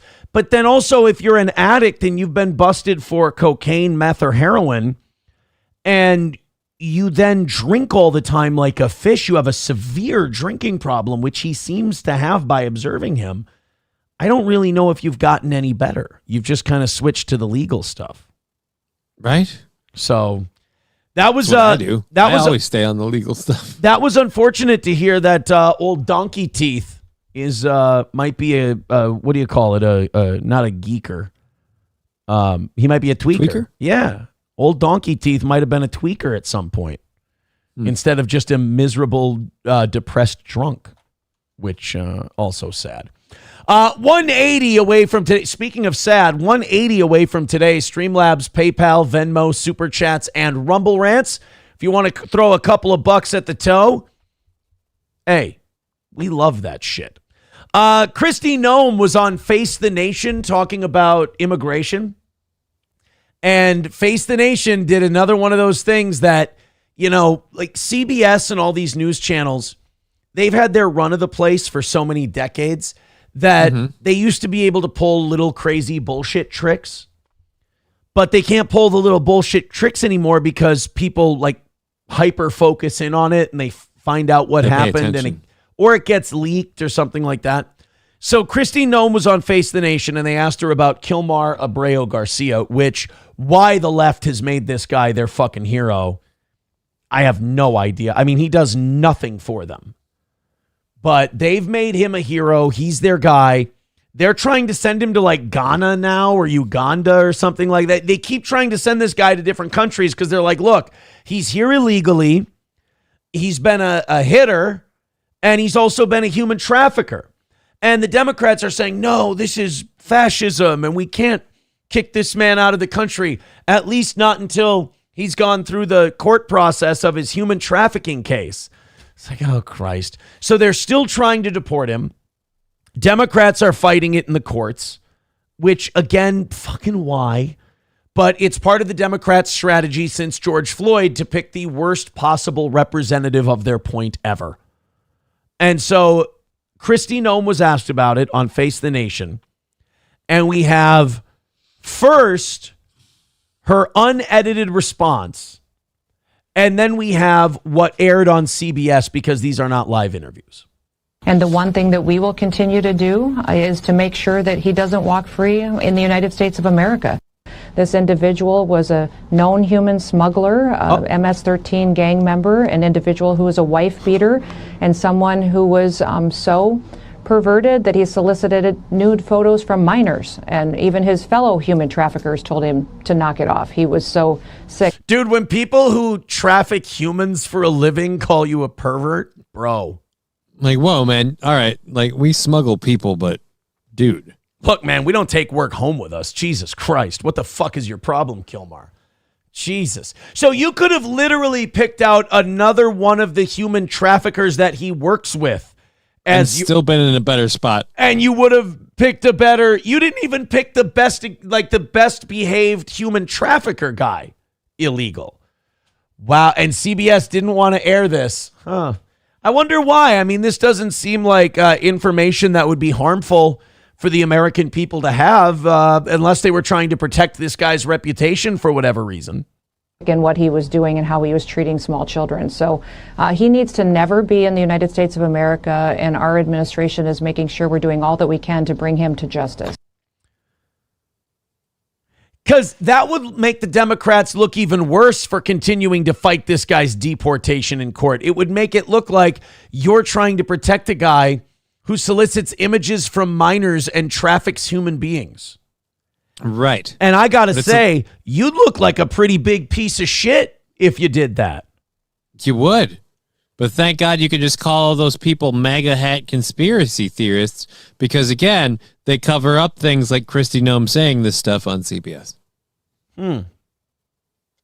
Interesting that they didn't want to air. You know who would have made all kinds of hay about that? And the reason why they'll probably never have him on their show? Tom Homan. You bring Tom Homan on and you only air that part, he's going to be like, now, wait a minute. He's going to call a press conference. Now, I just want to make it clear. I said way more about this piece of shit than they're willing to air. Put Tom Homan on there, man. By the way, Hobo Chili Recipe with a great idea says, I want Aaron's new co-host to be General Barbecue. I would love to have General Barbecue on this show, but I have General Barbecue. I have no idea. We have something to look into, folks. Who's General Barbecue? General Barbecue is the guy who runs Haiti right now. Oh, that guy. Yeah. It's Barbecue. Wasn't his name something else? No, it's General Barbecue. Okay. That's the guy running the show in Haiti. And by the way, Haiti deserves to be run by a guy named Barbecue. That's such a perfect name. Like, what's the guy? Emmanuel Macron in France. That's a perfect name to run France. There was a prime minister or a president in Germany back in the 2000s named Gerhard Schroeder. I thought that was a great German name to run the country. Haiti, for the condition the country's in, either barbecue or Hector Elizondo Mountain Dew Camacho. Those are the only two guys who should be running Haiti. And yeah, Erzmami says he eats people. I'm pretty sure he eats people. Yeah, I think several people there are. Cannibalism's big in Haiti. Well, I mean, what else are you going to eat if not people? Dirt cookies. Haitian dirt cookies. And, look, I've never tasted human flesh or a dirt cookie, but I'll tell you which one I'm going to go for first. I got to tell you, it's not it's a real Sophie's choice. Dirt cookies. Pushing my palate into weird places, but let's start with the meat. Dirt cookies or human flesh. Those are your choices. I have a feeling that if your choices in life have become, should I eat a human being or should I make a cookie out of the mud? I feel like your country may have made a few wrong turns on policy decisions. We could have probably done better. Yeah. Those are our only question options. is, do they have smartphones? Barbecue probably does. I bet some of them do. But the average Haitian, if you whip out a cell phone in like a village in Haiti, they make you the mayor of their village because they think you're a sorcerer. Get one of those folding ones. You'll really seem like Merlin. Oh, shit. Yeah, you get one of those the Google ones that open up and you'll fuck those people up. I start playing Royal Match and they're like, oh my God, how do you make those gems disappear? That is amazing. You are like wizard. And they all bring you their like sick relatives and you see deformities you've never seen before. And they fix her, wizard. How do you do this? I take a picture and I post it on Instagram. Yeah. And then I ask Grok, like, what the fuck do I do with this lady? And he's like, we haven't seen that disease in society since 1447. We don't know what the fuck to do. It's weird. He prescribed a gallon of gasoline and a match, and he said, start burning one end of the village. You go to Haiti, you take a picture of someone's disease, you send it to Grok, and Grok comes back, bro, I thought smallpox was gone. Apparently it's... No, this is monkeypox. You see, one time... Oh, for fuck's sake. We would like you to bring the great Robert F. Kennedy Jr., because we feel that his position on vaccines is a message that our people need to hear. All right, I'm here in Haiti, and I just wanted to say that before I come back to the United States, I will be fully mandating that all children are vaccinated immediately. If I saw smallpox here in Haiti, and I've now decided that if a child doesn't want to get vaccinated, they should be held down and tied to a bed and have the needle forced into their arm. I'd rather have a fucking brainworm that makes me sound like a villain in a horror movie than see what I saw in Haiti. But Mr. Kennedy, all the human meat is cooked in beef tallow. Well, broken clock is right twice a day. I will say this. They had Coca-Cola that was made with pure cane sugar and not high fructose corn syrup, so they know something over there. I'm one of the few who's like, screw it, let's go back to original recipe. Just put the cocaine back in the Coca-Cola. So there yes. we go. There's the upper I'll do. I will drink a carbonated beverage of So yes, barbecue is still running the show there. Wow, Haiti. what a tangent. Nice. Random Bacon with $2 says, celebrating the Toes wins, get that goal, fam. Here's hoping, baby. Here's hoping, Random Bacon. 180 away from today's goal. Here's what we need to do. We got an hour and 15 left, and we have not done very well today. I hope that picks up, and it needs to pick up sooner. It's I've held off on the begginess today because I'm just kind of hoping, I'm having a lot of fun doing today's show. It's been a while since we've been on. The numbers have been solid. I was just kind of hoping that, the goal part would just kind of happen, but I do have to push you guys again. Throw a few bucks in. We do need to get going. We cannot be, we had a miss last week that we did end up making up, but I gave everyone a little bit too much during that anniversary show, and I put our coffers right back to even again. I also had some last minute requests from people that I was kind of had to fulfill. But so we need to start hitting those goals. That's for sure. Streamlabs, PayPal, Venmo, Super Chats, and Rumble Rants. And if we hit the goal today, we are going to do the Adrian Washington on Kill Tony thing. Okay. So if you're an OG Steel Toe fan, you want that gold medal. Throw in a few bucks, man, because we're going to do the Phil Herslit says, did they do the Adrian on Kill Tony thing? Did I miss it? You guys wanted it. You guys requested it. I need to hit the goal to make this show make sense. So we both want something. We'll both get our way if we can make it work. Holy shit. How about this? Did you know that Ilhan Omar is worth $30 million? How? That would be my first question, is how? And has she ever taken a position on banning trading for Congress people? Because this is fucking wild, dude. I'm telling you right now. Oh, but she also had the brother that the funding went to, the campaign funding, or the one she fucked, or yeah. Okay. The fuck brother. Nice. Check it out now. The Omar fuck brother. Check it out now. Representative Ilhan Omar's net worth skyrockets to as much as $30 million months after denying she was a millionaire. Oh, I can't believe she lied. Weird. It's terrible. In her latest financial disclosure, a document filed just months after the Congresswoman dismissed claims she was a millionaire as ridiculous and categorically false. Well, I mean, technically she's right. She's not a millionaire. She's a multi-millionaire.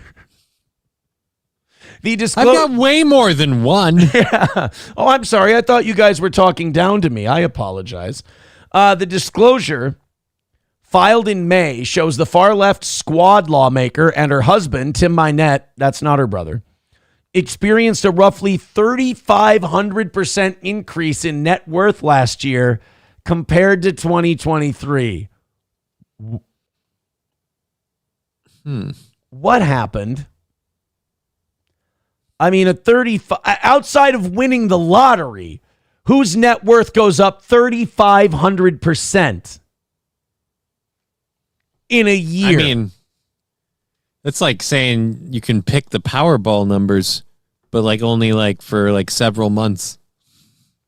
I mean, this had to come from the insider trading shit, right? It had to have. Otherwise, she's getting money funneled in from an entirely not awesome source some other way. The financial gains came from Minette's two businesses, a Santa Rosa, California-based winery, and a venture capital firm headquartered in Washington, D.C. I guarantee they're not funneling money to Ilhan Omar. So wait a minute. Tim Minette's got a business. It's a winery in California, which doesn't sound like just some white guy indulging his hobby with money that needs to be hidden from the government. And a venture capital firm headquartered in Washington, D.C. So that's two businesses, but they're way far away from each other. And the venture capital firm, which is like investing in businesses and getting pieces of each business and they pay you, is right where his wife works, in the center of political power in America. Known to be one of the most... He's not getting any information that would tell him which way to lean on those ventures he takes on. Interesting. So people, in order to influence Ilhan Omar and to keep the money off the books, are just pouring money into this guy's businesses to the tune of $35 million fucking dollars. I mean, again, it's all right there if you look. This isn't internet shit. This is the New York Post. This is old media. Right. Reporting and fucking Minnesota will vote her back in next time, too. I mean, I would campaign like the devil, man, if I'm making that much money in this gig. By the way, I bet you that Tim Minette's businesses, if Ilhan doesn't get reelected, It'd be weird to see them just go belly up. Yeah. If she's not Congresswoman anymore. Remember the Clinton Foundation, that amazing, generous charitable foundation that the Clinton family ran? Yeah. Do you remember what happened to it after the 2016 election? I certainly didn't hear anything from it. It shut down. I wonder why. Random Bacon with $2 says, how much does this increase the Toes net worth? About 3,500%. Thank you for that $2. I appreciate it. Thank you very, very much, as we are getting closer and closer to nut cutting time, and our goal is not going down as fast as we typically like it to. Matthew Q with $5 says, really enjoyed the Hebrew hate portion of today's WPH. Sure. Good job. There was none of that. We were just talking about the news. Again? That's all. Just talking about the news. 175 away from today. Please and thank you. I would really, guys, we need the money part. Content part is fun. It's my favorite part of the show. I fucking hate the money part, but we need the money part to do the show part. Rabbi Smoothie says, Jesus, people, buy yourselves a membership. We have a shitload of people with no memberships on Rumble today. That's depressing. That's normal for the beginning of the month. But we have not had one gifted membership on Rumble today. We're 29 away from 300 and going until 11 o'clock. Pretty please and thank you, because we're 175 away, and in 8 minutes, we typically like to be at 100. It's not looking that way, and I really can't start the week off with a miss. It's so funny. Like, I definitely learned my lesson about the anniversary show. It's going to be scaled down a lot next year, because I worked the last year to put us in a spot where it's like, dude, miss a goal, big fucking deal. Miss a goal here and there. It's fine. And now I threw this fucking anniversary party that we throw every year, and now I'm like, oh, fuck. So that was fucking retarded of me. Help us knock it out. 175 away from today. Streamlabs, PayPal, Venmo, Super Chats, and Rumble Rants. As you can tell, it's going to get pretty beggy in here until that number starts going down. All right, so we did we have the screw. We got news on the screwworm. You remember the big screwworm infection? Yeah, we all got to be worried we're gonna get screwworms. Yeah, we found out how the screwworm got here. How did it get here? It's not gonna surprise anyone. I'll tell you that much. We've also got, people are getting shot. I think this is like the second story I've seen of this in the last couple of weeks. Kids are getting shot over Ding Dong Ditch. People have apparently had it with the Ding Dong ditching. In this day and age, too, with the whole, we got cameras and shit, can't you just booby trap your front door, and it's like, if it's a Ding Dong ditcher, they're ringing it, you see it on the camera, and then you hit the button that covers them in, I don't know, paintballs or some shit? Or just they knock on your door and then they run away and you're like, fuckers. But, a lot of people in our chat before we even get to the story are saying, good, fuck around, find out. That's their take on it. I mean, I don't think you should be, I don't think you should be going around knocking on people's doors and running away. But I don't know if you should pay for that mistake with your life. I would agree. I'm all for retribution, but I feel like other than perhaps, like I said, like a paintball welt. Other than that, what are we doing here? Yeah. Vodka Rock says, Gino and Kiki robbed you so much for being friends with you. Well, no, they'll never get that much money again to come out for a show. I mean, somebody's going to clip it right there. Aaron said horrible things about you. You'll never get paid that much again. They didn't rob me in any way, shape, or form. We agreed to a price. And I just can't find any of his nice china. And I paid Johnny. And I'm not going to pay a listener to come out ever again. I thought we were going to do a song and shit. The problem is I forget that this is a party and I'm just getting hammered and everything else. Right. So don't fucking do that again. I wasted a lot. I was very generous with the prizes too. I should probably not do that again next time. Professor Tie-Dye with $1 says, speaking of worms, have you considered one of the Chinese tapeworm pills for weight loss? Your usual gas station diet with all the weight loss you want. Thank you. I appreciate that. 170 away from today.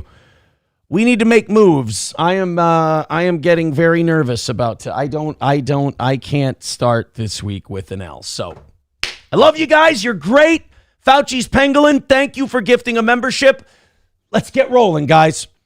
This is 3.5 hours of just a show. 3.5 hours and nobody bothering you. Now I'm going to have to bother you. Streamlabs, PayPal, Venmo, Super Chats, and Rumble Rants. I wish we were good enough to just do a show and the money rolls in. We're not that good. Gotta be. I know what I am. And again, if having to beg for your money for a little bit, if that allows me to have the schedule I have to spend as much time as I do with my children, hey, if that's the biggest problem I got, I'm okay. I hate it when I'm doing it. It's gross, but it's worth it, in my opinion. Streamlabs, PayPal, Venmo, Super Chats, and Rumble Rants. Let's get moving on that. I'm starting to sweat. Let's see if we can get this knocked out today. So we know where the screwworm came from. Where? It may or may not have been a Guatemalan immigrant. If you're looking to score W's on Donald Trump over immigration, don't go to the screwworm thing. Go ahead. It's almost like, and I hate to say this, it's almost like these people come from these places. They're not up to the same like health codes and things like that, and things the rest of us would be like, oh my God, that would be unheard of here. Like it just, and they bring them with them. Maybe we should. I feel like this just maybe. So like this the Guatemalan immigrant, like they didn't bring the screwworm with them, did they? They just happened to be from Guatemala. They've been here forever and a day, and screwworm showed up. Well, you remember in The Godfather Godfather Part 2 when Vito Corleone came to America, and they found out that he had it was I think smallpox or TB or whatever, something he needed to get over, and they quarantined him for a couple of months. You know, we had a system. We checked in. People who were coming into the country, we made sure they weren't bringing communicable diseases. Now it's just, fuck it. Cross over the border. What do you got? The plague? Doesn't really matter. We'll figure it out. The plague is fine. Hey, what do you have? Screwworm? Which none of us knew what the fuck screwworm was? Is that the brain-eating guy? No. This is where they lay larvae in your fucking body and they just burrow in.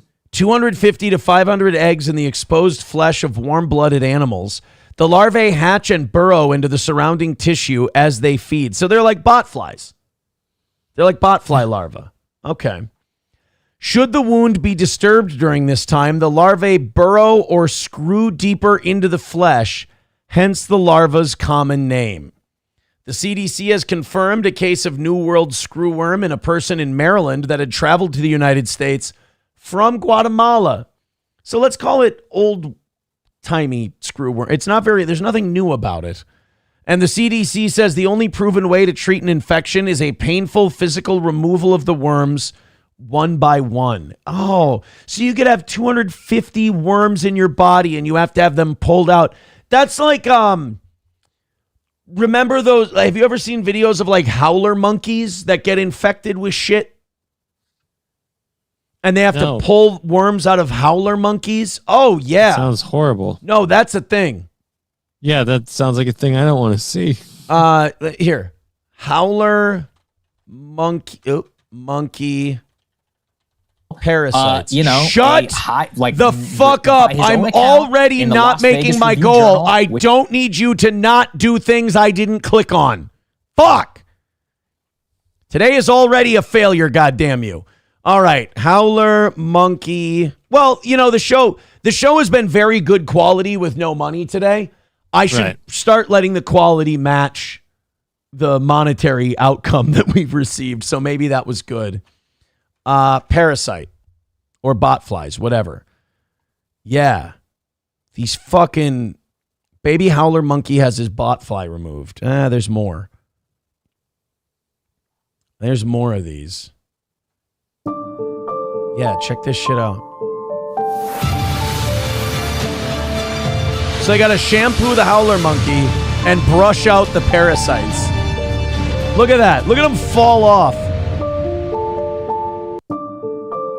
So it starts like that. And they put this shampoo over it that kills the parasites. And then they can just brush the parasites off the monkey's skin. Ugh. This happens just out in the wild. They just get infected. Look at it.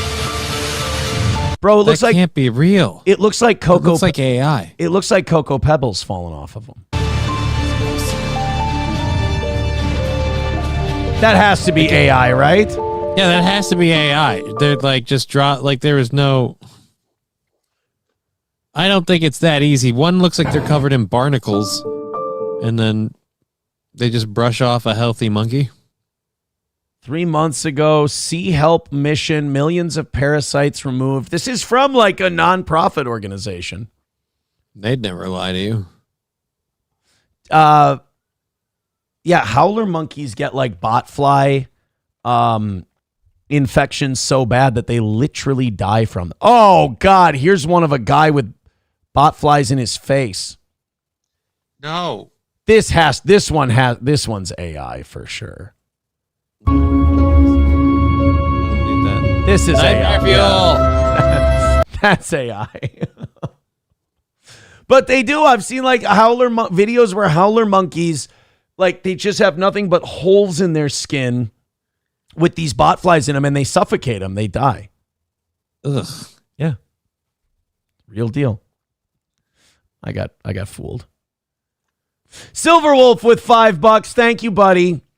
He says, oh, remember this one from Plague Inc.? Eventually it'll gain an ability to make the host fall in love with it, and humanity will become a slave species. Silverwolf says, Aaron, that's AI. Thank you, Silverwolf. I know now. I'm aware that both of those were probably AI. I'm a boomer. But that's going to be our boomer shit. Like millennial boomer shit is going to be that. It's going to be like the AI tricks. That's the thing that like Gen Alpha is going to look at us millennials at and go, you guys are fucking stupid. How do you not know? All right, it's past 9:30. God damn it. Come on, guys, help me out. 28 memberships away from 300. We knocked those out. We're pretty much close to the goal. 165 away from today. This is bad. This is not good. This is what, 115, 120 bucks in 3.5 hours? Shit. That ain't gonna get it done. So the next hour is gonna be fucking beg time for me because I have to hit my goals. That's just, look, if you want to make fun of this show, you want to say it sucks and it's horrible, that's totally fine. I'm gonna ignore it and do what I need to do to keep this show going because I love doing it, and hopefully the tens of thousands of people who watch it still love it being done. Let's go into the Ding Dong Ditch shootings. Yes, ding Here, dong. this isn't Jew shit. So if you're mad about me doing too much news and shit like that, throw in a few bucks and guide the fucking content, if you will. Oh, I should have taken the shit radio deal. Streamlabs, PayPal, Venmo, Super Chats, Rumble Rants. Oh, let's get in there and do something. Thank you for the $2 random bacon. Says maybe you could count my chats toward the goal. I will. We do it in $5 increments. So like that one does. God damn, guys. I'm already getting my fucking ass kicked after a nice, long, wonderful weekend vacation. I'm getting my fucking dick kicked in goal-wise, and I'm catching fucking strays out here. All right, let's do the Ding Dong Ditch story. I know I'm losing my composure. I'll get my shit together. Help us out. Streamlabs, PayPal, Venmo, Super Chats, Rumble Rants. And accused of shooting a child who was running away after a doorbell prank is out of their custody and not yet charged. Oh, has he tried flying to Tel Aviv? You'll probably be okay there. Just hop a flight, go to Tel Aviv, tell them you're Jewish. You'll be okay. Police say the 11-year-old died Sunday, hours after he was shot on Mimbro near Fidelity and the East Loop. ABC 13 Shannon Ryan joins us live in Shannon. Neighbors are called. Holy shit. What? Tell me you do lip fillers without telling me you do lip fillers. Everything else on her is the width of a small PVC pipe. Yet the lips and the eyes, it's weirdly framed with those big-ass eyebrows and those big-ass lips. Holy shit. Somebody wants a big market job. Might want to think about tits next. Calling for charges to be filed. Even those fucking Latino reporters are not fucking around. They're full all over the place. You gotta, come on. You gotta commit, Shan. Police sergeant said this looks like a murder. Eric, that same sergeant actually telling us the boy was shot in the back. All of this reportedly. What a fucking coward. So not only does this grown-up shoot a kid for knocking on his door, but he does the most dishonorable thing in the entire Old West, and he shoots the kid in the back. Shoots him in the back. God. Over a game of Ding Dong Ditch. ABC 13's cameras were rolling the moment a man accused of fatally shooting an 11-year-old boy who had allegedly rang his doorbell as a prank. Now, they don't just ring your doorbell. They ring your doorbell, and what people told me last week was they like kick your door and bang on it really loud and scare the fucking dog shit out of you. Okay. So you can see where the guy would be pissed, but do you think at any point during the arrest or any other point he was like, that got away from me? Yeah, I got a little over my skis there on that. Yeah, I probably won't be home tonight. This is going to be something I'm going to be cleaning up for a while. This is bad. Saturday night was taken into Houston police custody for questioning. To the resident at 9734 Midborough Street, please come out with your hands up. But tonight, police say he is out of custody and not currently facing any charges. Holy shit! Not facing any charges? Texas is the ultimate fuck around and find out state, dude. Well, yeah, and a couple of our listeners were saying the same thing about whole, fuck around, find out. But really, none. No charges at all. Texas says we're good here. Well, so far. I mean, they can still charge the guy. But you shot a kid running away from your house in the back. I mean, Texas would have to be a pretty Texas for you to escape charges on this completely. Like even involuntary manslaughter, like it would probably be one of the most Texas stories to ever Texas. If this guy gets away with no charges. I'm very surprised. Steve Shellist is not affiliated with the case, but has worked as an attorney for more than 2 decades. If the facts are what the facts appear to be, that I don't see it being anything other than a murder. So that guy worked in Texas for years and years. Like he's practiced law in Texas. And he's like, yeah, it's fucking crazy. They must need a little bit of time to investigate. And I don't know. They've got to be holding off the charges until they get all their ducks in a row, I'm guessing. Again, I will tell the guy, maybe a trip to Tel Aviv. Go touch a wall, my friend. Maybe if you go kiss a wall, it'll take away all your problems. Investigators tell ABC 13 they believe the 11-year-old had been playing Ding Dong Ditch with friends along Membro when someone ran out of a home and opened fire. Now, this is where it's hard for me to take the position that some people do, like the fuck around and find out. It's like, okay, an 11-year-old knocked on a door, rang the doorbell, and ran away. Shitty move. Do you pay for that with a bullet in your back? Right. Do you pay for that with your life? Not even with a bullet in your back. The kid's dead.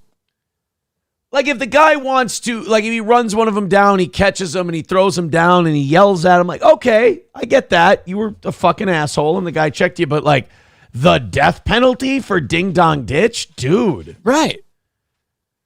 I mean, do it in a cool way at least. Plant a landmine.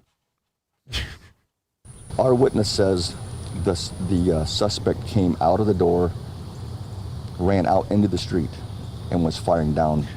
He Derek Vineyarded their ass. Right, and I'm sure that posed absolutely no threat to anyone else in the neighborhood with bullets flying willy-nilly. Yeah. Because somebody, again, pulled this bullshit. Fuck it. Mouth on the curb. You ever played Ding Dong Ditch at the house of a fireman? In my opinion, that doesn't look like any type of self-defense. It wasn't close to the house.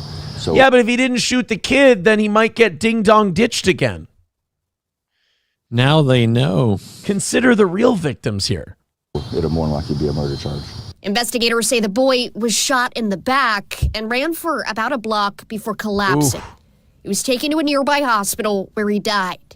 His neighbor now calling for legal action. Got to be charged for. Oh, now I see why he wasn't charged yet. Uh-oh.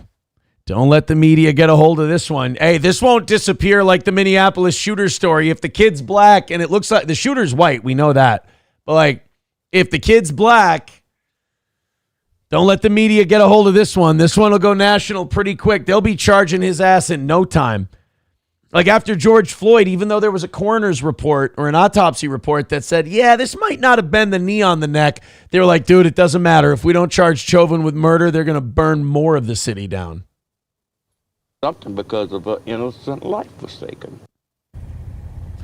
And investigators tell us they have executed a search warrant at the alleged shooter's home. There easy. they say they recovered a number of weapons, including ammunition. They also tell us that a witness tells them they believe a handgun was used to kill the boy. Live in Houston, Shannon Ryan, sending it back to you in studio, Eric. Yeah, So what we're saying is it's an amazing shot with a handgun that far, tilted sideways. It's amazing. I don't think this guy's a tilted sideways kind of a fella. We don't know that. Thank you very much to Dusty Rhodes with $1. Says, how much to have Johnny do stand up? To have Johnny stand up for 16 minutes. No, that can't happen. I can't. I can barely make 3 with leaning on stuff. Yeah, we're not going to do that. It's not looking good today. I don't feel like doing a gimmick. I thought, here's my thing. I'd like to just say I did a great show and knock out the goal, but I don't know. Professor Tie-Dye with $5. Thank you, Tie-Dye, getting him up to 10 and almost back into that top 5. Says the horrors of non-AI bot fly removal from a bird. All right, we'll check on that. 160 away from today's goal. Guys, please, Streamlabs, PayPal, Rumble Rants, whatever. Any way you can throw money at the show, please do. We got 45 minutes left, and we're 160 away. This sucks. This is a demoralizing start to the week. If you can help out, help out. We'd appreciate it. I know this part's gross. I know this makes it look like a terrible show. I know this is the part that everyone makes fun of the toe for. I don't fucking watch that shit, so I don't care. Let them make fun of it. I want to make the money that we need to keep this show going because for 10 years, I've loved doing this show. So thank you guys very much. I'm very appreciative of what you've done so far. 160 away from today, though. I need you guys all to jump in together. This isn't a wait for one guy to drop in a bunch. I need all of you to get in there and help us out today. Streamlabs, PayPal, Venmo, Super Chats, Rumble Rants, what have you. Let's go. Please and thanks. Come on, man. All right, this is a bot fly removal that someone wanted to send us that is not. All right, guys, what I need from you is I need money. I need to knock out the goal, and I need to do it soon, or 10 to 10:30 is going to be even uglier than this.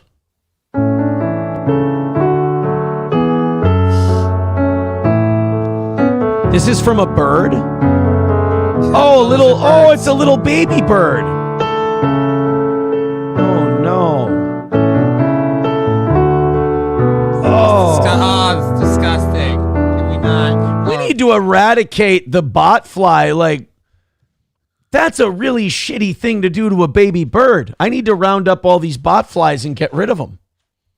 Dear Lord. Do you remember? I think we were talking about it on this show. Like, there was a thing where we were watching a video and they said that the way they got rid of these bot fly larvae is they sterilized a bunch of bot flies and then dropped them out over large bot fly populations, because if they bred with other bot flies, I'm sorry, not bred, they're sterile.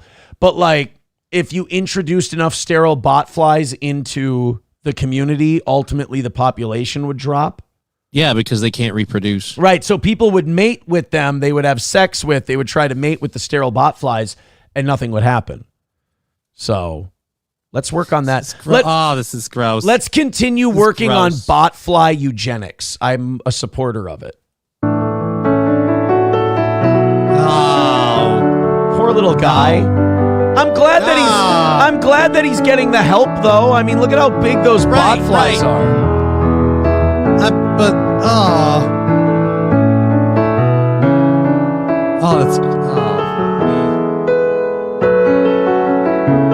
I have trouble popping pimples, This is horrible. I love popping pimples. That's not surprising. You seem like a masochist. I enjoy the pimple popping.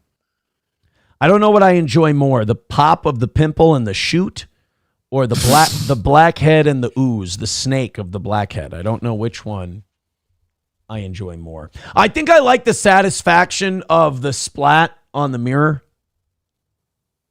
I think I like that best. The blackhead worm is impressive, but nothing beats like hearing your skin break.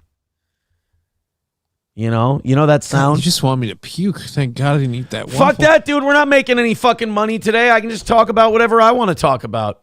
Fair enough. I'm not hitting today's fucking goal. I'm starting way behind and fucking depressed as shit. I might as well talk about what I want to talk. It's not like me doing a good show and having decent numbers is going to lead to money. So fuck it. It's very liberating knowing that you're a fucking failure and your career's just about over.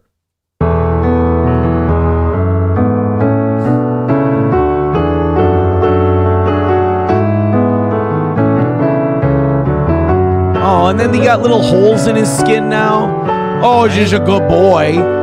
Oh, such a good boy. So happy that they helped that little bird out. You get old, you get gay, stuff like that is touching. So happy that little guy got helped out. Got helped out and now will be, okay and not killed by larvae. Yeah, exactly. I'm glad that what a fucking pussy way to die, Like, what a pussy way to die. Like, a bunch of worms ate you. The part that's weird to me is, again, they're baby birds. How did that happen? I thought you guys grew up in the eggs and then you got out like fucking no time at all. You just got victimized. A botfly humps a mosquito. This is true. A botfly humps a mosquito, releases its eggs onto the mosquito with an adhesive, and then the skin of the warm-blooded animal they land on melts the adhesive and drops the eggs, and then the parasites burrow. This is literally true, or are you just making this up? No. This is 100% how it works with botflies. This fuck it up on so many levels. Yeah. Coltrane gifting a membership to Cockdiff. Let's fucking go, guys. Come on, baby. Thank you. Random Bacon with $5. Thank you so much. Says, how much for you to gently to get a bot fly for you to remove? Dude, guys, I'm going to be gone so long before there's any kind of like this becomes a stunt show. I'll be fucking out of sight, out of mind before any of that happens. On a wall with $2 says the suspect, Gonzalo Leon Jr., 42, is charged with murder in the 177th Criminal District Court. A booking photo of Leon is attached to this news release. The victim is identified as Julian Guzman. Oh, so a Latino shot a Latino.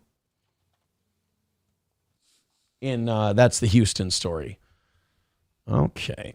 150 away from today's goal. Guys, pretty please with fucking cherries on top.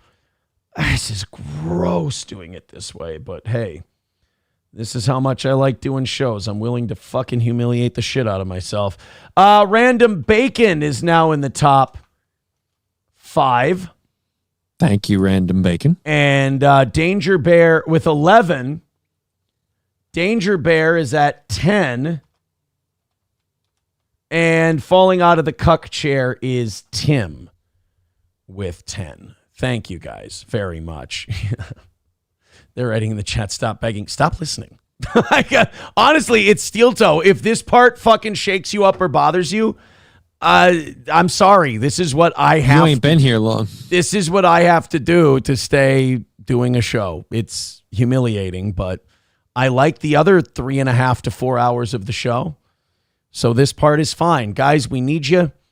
Streamlabs, PayPal, Venmo, Super Chats, Rumble Rants. We're 150 away. Can't do those. Can't do 150 away. That is not doable. And guys, just stop being like mean to other people who aren't me. That's fucking gay. Like, just be cool. I like as I get older, I'm like, I don't care, man. Just keep the cool parts of the audience. Like the other ones who think it's like edgy to be like really fucking mean to other people. It's like, You don't impress me. I feel better than you. And you look kind of weird and creepy if you're over the age of 17 and you're doing that shit. It's kind of strange. So, those of you who aren't pieces of shit, Streamlabs, PayPal, Venmo, Super Chats, Rumble Rants, just know that I pity you. That's what it would be. Good news for Psycho Stu. He's out of the hospital. Okay. After that beating he took from Rampage's kid. But, yeah. Oh, boy, did he do a number on him. We're getting the kind of the full scope of what the injuries were. Mm-hmm. Yikes. Stewart, this was a Facebook or Instagram post. Stewart has been released from the hospital and is now home resting. He sustained a serious head injury and was unconscious upon arrival at the ER. His injuries include trauma to both the upper and lower jaws, a laceration to his upper lip, a fracture to the maxilla bone, which is his face, basically broke his face, which unfortunately resulted in the loss of several teeth. He has a long road of recovery ahead, but he remains in good spirits despite everything he has been through. We are deeply grateful for all the love and support we've received during this time. Thank you to everyone who's contributed, blah, blah, blah, monetary donations, all that stuff. They do have like a GoFundMe and that other shit going on, but yeah, they fucked him up. Or he got fucked up pretty bad by old Raja Jackson. Well, I'm sure there's a lawsuit coming. There's going to be a lot of shit. Like Mr. Beast has said that he's going to help out. You know? Great. That's what everybody needs now. I don't understand this. I was watching a video on my way home from SP's today, and I was like, why do people hate Mr. Beast other than he's popular? Like his buddy, the trans buddy that he had was turned out to be a creep, and he, disavowed them and everything. Really, that association's the only one I have, but it seems like a lot of what people stick to. It's like, well, you know about the friend and blah. So we are all responsible for our friend's behavior, and if we find out our friend did something shitty and we disavow it, that doesn't count. Just because we're jealous because the guy's really successful, that's what it is. Mr. Beast, he doesn't even have to be successful. I catch that flack from you all the time, or not from you, but for you all the time. I get it. Yeah, no, Mr. Beast is really fucking successful, and people are miserable, and they want to be shitty to him. Like the guy, all of his charitable shit he does, like all of the cool shit. It's never good enough. He's what is it? Not guilt shame. Profiting off of misery. I forget what they're calling that. Well, it's one of those things where if you go into the real world with real people, they're like, wow, that's fantastic that a guy like that exists. And you're like, okay, that's what normal people, the majority of people do. But then you have this small vocal minority of pathetic, failed, miserable people who need everyone to be as miserable as they are. And they're like, no, I have to find a reason to hate him. Nobody can be good. And it's just like, fucking just log off for a while and go be depressed. Like, honestly, Mr. Beast is out there doing really good shit. I understand if you think he's corny. Like if your criticism of is like, I don't like his videos, he's a cornball. Well, that's good. It's not for you. But the whole like he's a piece of shit and blah blah blah, it's like you couldn't be more transparent to me. Thermodyne Diesel gifting a membership, thank you.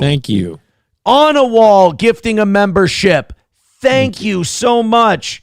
Sloppy Slop with $5, thank you. 135 away from today. $20 from Rabbi Smoothie. Guys, let's just do this at the beginning from now on. Shit. Rabbi Smoothie with $20. Says the internet psychos don't care if you hung out with someone one time 20 years ago. They are devout, guilty by association. Yeah, they're fucking creepy as all hell. McBuster gifting a membership. We're 115 away from today. Keep going, guys. 24 memberships away from 300. 115 away, and we've got a chance, but don't let this fucking momentum die. Keep it up. Look at that. 3 gifted memberships, a $5 drop, and a 20, and all of a sudden, right back in the game. One more round of that, and shit, guys, we're almost home. Yeah. Do it, baby. Please and thank you. Please and thank you, indeed. 115 away from today. And, of course, people want to see the Adrian Washington I want to see the Adrian Washington kill Tony. I want to see Adrian on Kill Tony. It would be the biggest thing anyone steel toe related has ever done. And we'll check that out if we hit the goal. That's what I said earlier today. I stand by it. If we knock out today's goal, which now is we've got a fighting chance, keep her going. We're 115 away. We will watch the Adrian Washington kill Tony appearance. I have to give Adrian a lot of credit for going on that show because Adrian doesn't take getting shit on the best. So him going on a show where basically what they do is shit on comedians. Right. I'm impressed. Let's see how we do. I would be impressed. All's Fair and Lawfare says Stern is coming to Rumble. Oh, please. Please let Howard Stern come to Rumble. That would be fucking great. That would be monumental. If Stern, one, that'll kill Sirius. Yeah, Sirius will be done. Well, I mean, they got the sports stuff. But, Howard comes to Rumble. He's still got enough people. He can bring a few people with him. I'm okay. I mean, look. I'm missing the goal by 115 right now. I could use a little Howard audience bump. That would be great. I think Bubba would do a lot better, too. Bubba's killing it. Don't get me wrong. Bubba's doing great. But I'll take Stern doing better with that. Coming to Rumble. All right. Let's, again, do the 115, knock out the goal. God damn it. Keep it going. And let's do it. Hey, I have an idea. Let's nuke Burning Man every year. Let's just drop a nuke on fucking Burning Man and be done with it. Enough with these retards. They had an orgy tent that got taken out by a windstorm or a thunderstorm or whatever. And it took out their orgy tent where they just have shitty mattresses and they just have wide open orgies. It really is Sodom and Gomorrah. And God should burn it to the ground. It is a horrible, horrible place. Well, now we got a man found dead in a pool of his own blood at Burning Man. Nobody knows what the fuck happened. You mean a bunch of, I'm going to guess, substance-fueled people that are there to plow anything that moves and hang out at a music festival weren't paying attention? It really just kind of seems like we're not losing anything if we use them for testing. I was going to disagree with you and say we should just end the Burning Man thing once and for all, but then I realized nuking it every year does kind of make it like the Roach Motel of human society. We pull them all into one place. Actions have consequences. That's what I'll say. Authorities are investigating the death of a man who was found in a pool of blood at Burning Man on Saturday. The Pershing County Sheriff's Office said on August 30th, while a wooden sculpture was beginning to burn, a participant alerted a nearby deputy about the death. The Bureau Land Management Rangers, Burning Man Black Rock Rangers, along with deputies, responded to the scene and found a single white male adult lying deceased on the ground. His identity remains unknown. His body has been taken to the Washoe County Medical Examiner's Office. It appears to be a singular crime. Yeah, if he's found in a pool of his own blood, it wasn't drugs or anything like that. It wasn't like an OD. Unless he fucking barfed up all of his blood, which I doubt. He died the way they did in The Hateful Eight. Oh, dear Lord. If he died like Kurt Russell in The Hateful Eight, then that's kind of different. Law enforcement is securing the crime scene, describing the case as a complicated investigation, since the temporary city will be dismantled in the middle of this week. It concluded yesterday. It concluded. What did they find? Nothing yet. Not shit yet. Not shit yet, my man. They still don't. They don't even know who the fucking guy is. Oh my Lord. So here's my question: did we lose a serious piece of society in this event, or like you said, can we just kind of? No, we're totally good. All right, then I guess fuck it. We're totally good on this deal. I mean, we're losing decent people over this Las Vegas thing because they can't hit the brakes. So I feel like maybe, just maybe, on this particular case, just don't even dig. Yeah, I mean, if we lose a Burning Man guy, is he even going to have a lot of family? that's going to be upset about it?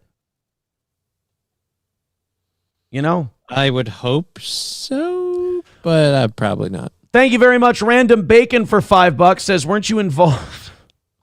Yes, I have accepted Jesus Christ as my Lord and Savior, Random Bacon. Thank you very much for reminding me. 110, thank you for the $5. 110 away from today. Guys, we have a half hour left. God damn, man, please knock this one out. Please knock this one out. Streamlabs pay $100.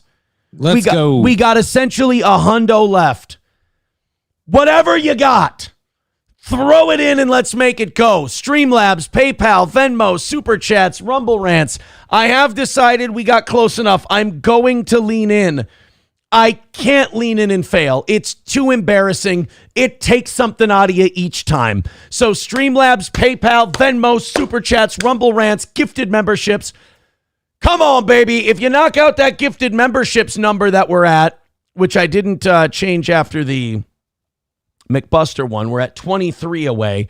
You knock that out alone and the goal's knocked out, we'll do the Adrian Washington Kill Tony appearance. Come on, baby. Let's get going. You don't want me doing this the rest of the fucking time. So let's go. Streamlabs, PayPal, Venmo, Super Chats, and Rumble Rants. Let's hammer out today. It's been a rough road. It's been a rocky one today. That's for sure. I mean, the show, fucking fire, fucking incredible. If you don't like today's show, you don't know shows. You're just too stuck in internet bullshit drama. You're gay and I'm better than you. But this part fucking stinks on ice. So the money, let it roll in, and then we can call this thing a success today. Okay. Little debate. TMZ having a little debate on whether or not OnlyFans is legit or destructive. I admire the hoe that has to take on this debate. That it isn't destructive? That it isn't destructive. First of all adult content is destructive. By its very nature, it makes people disassociative. It makes people addicted. It gives them a false sense of what intimacy is and all that. Like it's all bad regardless. But now throw on top of that the fact that like on OnlyFans, these people feel like they know the creator and they're close to them and they can send them messages and shit like that. This is really bad. Now, I will say, while TMZ made this documentary about OnlyFans, they got the best spokesperson, the best representative to take the side of OnlyFans is good. They got hoe extraordinaire Amber Rose, who I didn't even know was still around. I thought you were about to say Amaranth, and I was like, oh my God. No, because Amaranth mentally, she's a little fucking kooky. Amber Rose, you cannot find a more proud hoe. And she's like a very proud hoe, but she's not like over the top, like crazy, like Bonnie Blue with like the stunts and shit like that. Yeah. She's just proud to be a hoe. They gave her a show. She had a TV show for a little while. It was fucking dreadful. It ran for like 3 or 4 episodes and they canceled it. But she is debating a former OnlyFans creator named Taylor Brzezinski about whether or not... Now, the people on OnlyFans say, well, it's better than being in the porn industry where you can be taken advantage of by producers and directors and things like that. Right, because none of that happens in OnlyFans. But like Jack Doherty and Andrew Tate have shown, you can still have pimps in that business. Yep. You can still have guys who take most of your money and, make you do shit that you don't want to do. Like none of this, Billy Bob Thornton in Landman said it best. She had a choice. She took the shortcut, which is often the longest road. And to me, that's any kind of adult content. And also the people who end up, you're like, well, they make millions. Maybe true. But do these seem like the kind of people who know how to manage money, or are these more like lottery winners? How long do those millions last? Exactly. So, and how long can you make that money? Right. Because they ain't doing it because you bake cookies. Better or worse in the porn industry, like you can transition into doing like the behind the camera stuff, but even then, that's so rare. Then that's a fucking pipe dream of a hope to get. Most of the whole thing is bad. Most of it ends in disaster. Let's take a look at this debate on TMZ, and while we do, guys, 110 away from today's goal. Please help us hit. I'd appreciate it.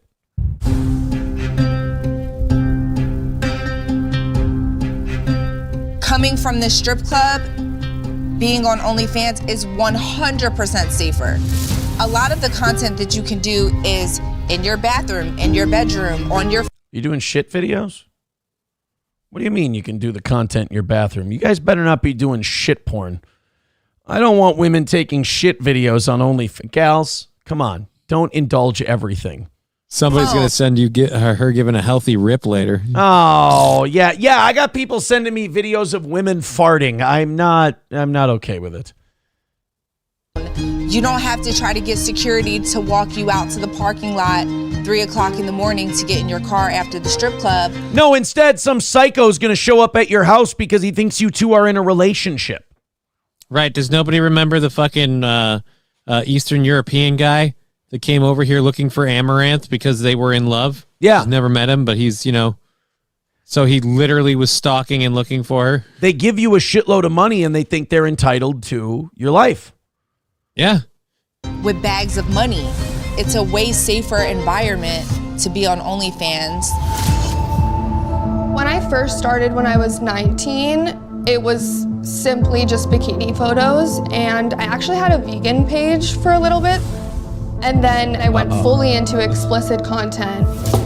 That's because, again, like the porn industry, some guy who sees that you have a popular bikini OnlyFans goes, we'll give you professional technology and filming and all this stuff, and then they'll take all your money and they'll make you do shit that you don't want to do, and then all of a sudden you're not an OnlyFans content creator, you're just another porn chick. That's it. Yep. Hi.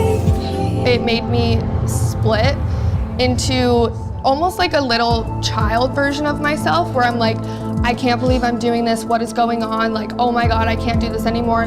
And it felt like all of these voices were just like screaming at me all at once, and I would start crying and punching walls and like trying to rip off my skin, like having a full complete like mental breakdown. And I was just like, oh my god, I cannot do this to myself anymore.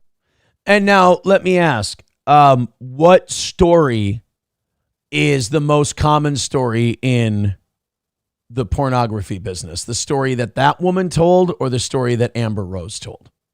I'm going to say the story that woman told. I'm going to go with that one as well. I'm going to disagree with Amber Rose. Like, and I've, I know what I'm talking about here. I've worked in a strip club. The dudes at the club feel like when they, like, this is the thing that the girls joke about all the time. Like, he threw me, $20 for a private dance and he thinks he owns me. Right. Now let's switch that up, put a couple zeros behind it, and he's a month-long subscriber for God knows how long. And now all of a sudden, not only does he think he owns you, he thinks you and him are a thing, and you have these private moments together. Yeah. That's just it. And the OnlyFans, you can like tip personally and get like personalized shit sent to you. Yeah. So like it's worse than a strip club. Yeah, I think it breeds a lot of that. It breeds a lot of that shit, like that stalkery type stuff. Stephen, a strip club, you have to leave it there. Stephen Bravo with $2 says low T today. No, low G, low goal today. Professor Tie-Dye with $10 says for the Beggy Pig goal, if we hit the goal, Johnny asks who's his little Beggy Pig, and you oink like the scene from Christmas Story. Again, I will be gone long before that day hits. We hit the goal. I still will totally ask who's your little Beggy Pig. He doesn't have to answer. And I won't.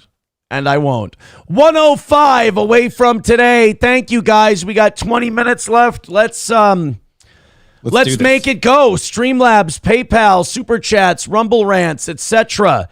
Let's get this thing banged out, man. We were a long ways away for most of the day, but now we're within that striking distance. If you guys can, if you can do this for us, Streamlabs, PayPal, Venmo, Super Chats, Rumble Rants, 20 minutes to go. And it's like, again, please, let's knock it out. Let's knock it out. So over the weekend, there was a rumor that Donald Trump is in poor health. And that's been a rumor before. Yeah, that he's dying, that he's not doing so well. He jumped on Truth Social on Sunday And said, never felt better in my life. Also, D.C. is a crime-free zone. President Donald J. Trump. So not only did he dispel the rumor that he's dying, but he had to plug an accomplishment. Right? In there. Another win for the Trump. Yeah. Well, at least one of us is winning today. That's nice. There you go.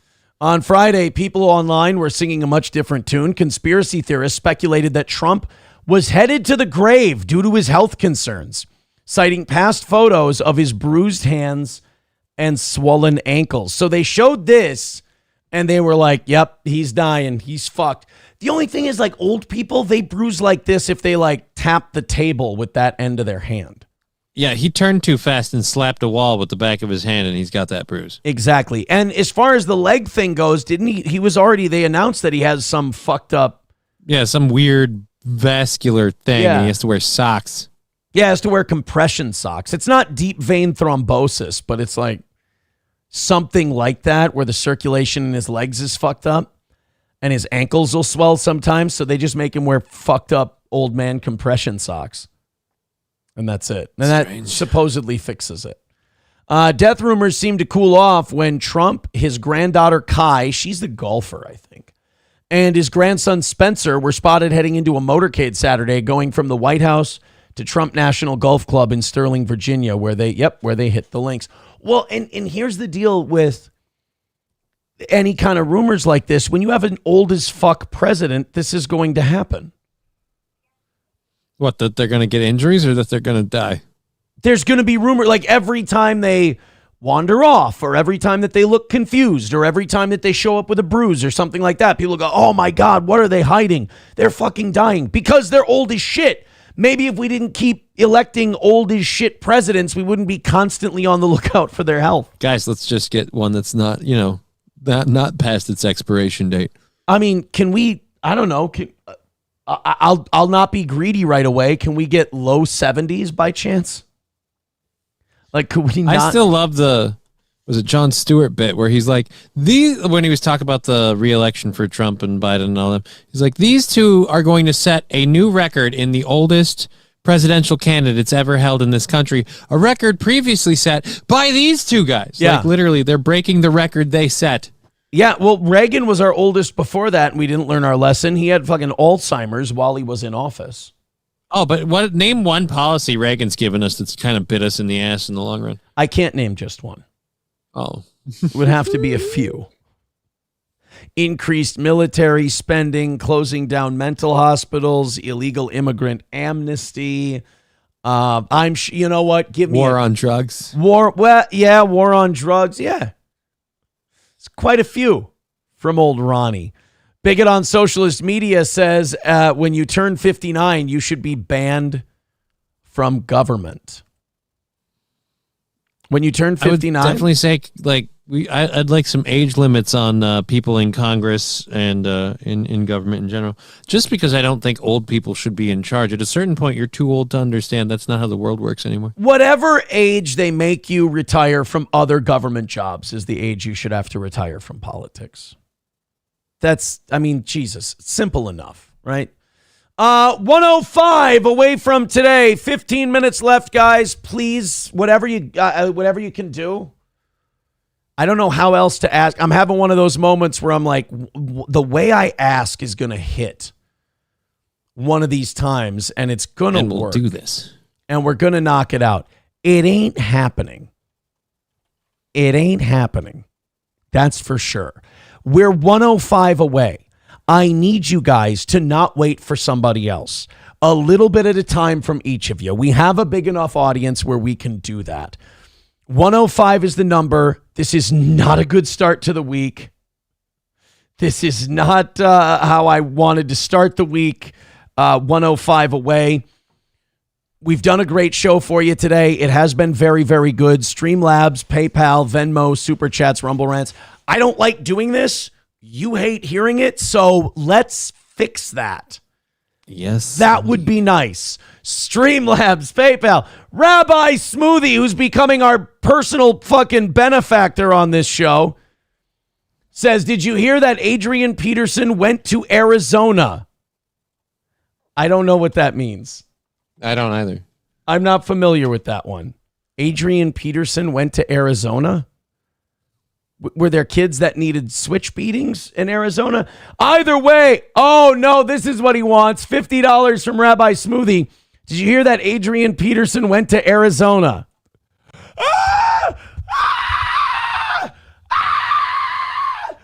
Yeah, why would you call him gay? Oh my God! Why would you? Holy shit! Holy shit! Well, guess what? What? That's going to put Rabbi Smoothie over Hunter at 70. Hunter now in second at 57. Sandy in third at 20. Brian M. in fourth at 20. And Random Bacon in the cuck chair with 18. Thank you so much, Rabbi Smoothie, and thank you, Diamonds and Henna, for gifting a membership on YouTube. Guys, it's close. It's getting there. 65 away. Finish it up. That was a big shot from Rabbi Smoothie right in the old arm, like steroids in Batista. $65 away from today's goal. Guys, everybody jump in. Now's the time. Charge and knock out that 65. And I'll have to stick around because we're going to watch Adrian Washington do Kill Tony if we knock out today's goal. So please and thank you.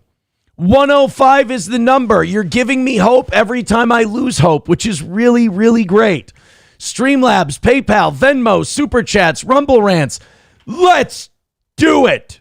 Phil Herslit says Adrian's spot on Kill Tony was not good. Whether it's good or not good, we want to watch it. It's going to be good no matter what. Das Optic Nerve says a rabbi giving away $50. Totally fake. I get that part. Did you see? We're saving this for the last 13 minutes. Hopefully this will pull in that last $65 for today. Mm-hmm. Did you see Greta Thunberg's hair? No. Oh my God. This is fantastic. So Greta Thunberg showed up again. It's so weird because I agree with her on Israel and Palestine and all that stuff. Right. But like but it's her. It's her. Like, I know that's so gay of me. I know I'm in the wrong. I know you're not supposed to do that. I know if someone's on your side, you're like, hey, we agree on this issue. Let's stick to this issue. The end. Like, don't worry about all the other dumb shit I do. Don't worry about all the other dumb shit I say. I get that, but I can't help it because I feel like when I agree with her on anything, I feel like I'm losing the plot. Because she is such a goddamn disaster. This is now people are saying she looks like Lord Farquaad from Shrek. I want you to keep that in mind while we go to this next clip. This is Greta Thunberg over the weekend debuting her new hairstyle. And I just want to say, what is it about liberal activists who feel like the way you look and carry yourself and appear in public doesn't matter? Like, I don't know. What is it about lefties where they're just like, if I look like a bag of shit, people will still listen to me? No, you got to still look good. Many people have said you have to dress like the oppressor. Yeah, spruce the package a bit. That's why nobody listens to fucking hippies. That's why when they occupied Wall Street like 13 years ago, nobody fucking cared. Yeah, but they did that stupid silent snapping shit and hand signal crap. We're like, all right, go fuck off. All right, tell me if this is any better. But this story is also about a global uprising. Is she in like a remake of like The Sound of Music? What's with the hairdo? That dude, it looks like a little boy. Yeah, actually, it really does. She's got like a puffy face that makes mine look okay. And like the hair, it's just, I don't get why she went like German army helmet for a haircut. You know what I mean? Like it's got like Jim Carrey in the front. Yeah. And it's giving Rolf from Muppets on the sides. Oh no. So like up here, I'm getting really, and over here, she's jamming out with Dr. Teeth and the Electric Mayhem. Yeah, I don't think it's gonna give her what she wants there. I gotta say, Lord Farquaad, pretty good. Not bad. Not Meghan McCain's worst work. That would be simping for every war her father wanted. Rising about how people are stepping up when our governments fail to do so. For every politician that is fueling the genocide, further environmental and climate destruction, and further colonization and fascism, there will be people escalating the resistance against that. I mean, that's true about Israel. Like, oh, fuck. Yeah, why would you call? I forgot that I didn't turn that off. That's true about Israel, huh? That actually scared the shit out of me a little bit. I'm not going to lie. No, but like that's going to be like, where do you think Hezbollah and Hamas came out of nowhere? Well, first of all, Hamas was funded by Israel. Israel secured funding for Hamas. But like Hezbollah came out of the fact that Israel invaded Lebanon. So like the more you invade these places and attack these places, yes, it is going to get worse. Lord Farquaad has a point there. But God damn it, fucking climate change, it's her brand. She's got to like splice it into everything. And what's the pushback on climate change? A bunch of autistic kids throw tomato soup on the Mona Lisa? Right. Like, what? There's going to be more pushback. We had a slew of people gluing their hands to pavement. Yeah. Run them over with a fucking plane. I don't give a shit. Oh, there's going to be more and more pushback, and there's going to be more resistance on the climate. All right, I'll cancel out their resistance, and I'll drive to pick up my kids. You realize, ma'am, your resistance is actually something you spearhead, where you arrange with the police ahead of time to make a big grandiose statement of you being arrested, and then after you get out of the way of the cameras, they uncuff you and you leave. Like, I don't think if there's a better argument. There's going to be more resistance. Oh, you mean resistance like you do, where it's all fake and nobody actually does anything and nothing changes? Right. There's going to be more of that. Yeah. Eric Cartman says the girl who threw the soup got 2 years in jail. How'd that resistance work out? Right? Big resistance with the 2 years in jail for the soup. God, and you threw soup on it. And those paintings are behind glass. It's not like you're throwing it on the bare canvas. Right. There's literally nothing actually risked by it except an easily replaceable frame. Yeah. Some dickhead with a squeegee can take care of that in about 5 minutes. You'll be fine. And condensed Campbell's tomato soup. You pieces of shit. How dare you? So yeah, 2 years in jail. Well, how dare you? How dare you? And there will be more resistance. It's like, hopefully more resistance than you gave your fucking hairstylist. Jesus. I mean, you said yes to that? Jim Sharkey says it's only gay if you push back. Well, then, yeah, I guess all of this stuff, it's all by definition. That's why they always do it on the edge of the cliff. It's really gay.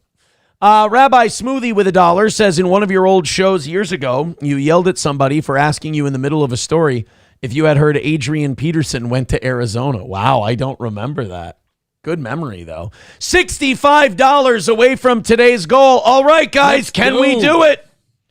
We got about 5 minutes left. $65 away. Fuck, you guys really rallied into this last 5 minutes. Knock it out. Streamlabs, PayPal, Venmo, Super Chats, Rumble Rants. We're $65 and 23 gifted memberships away from 300 and going till 11.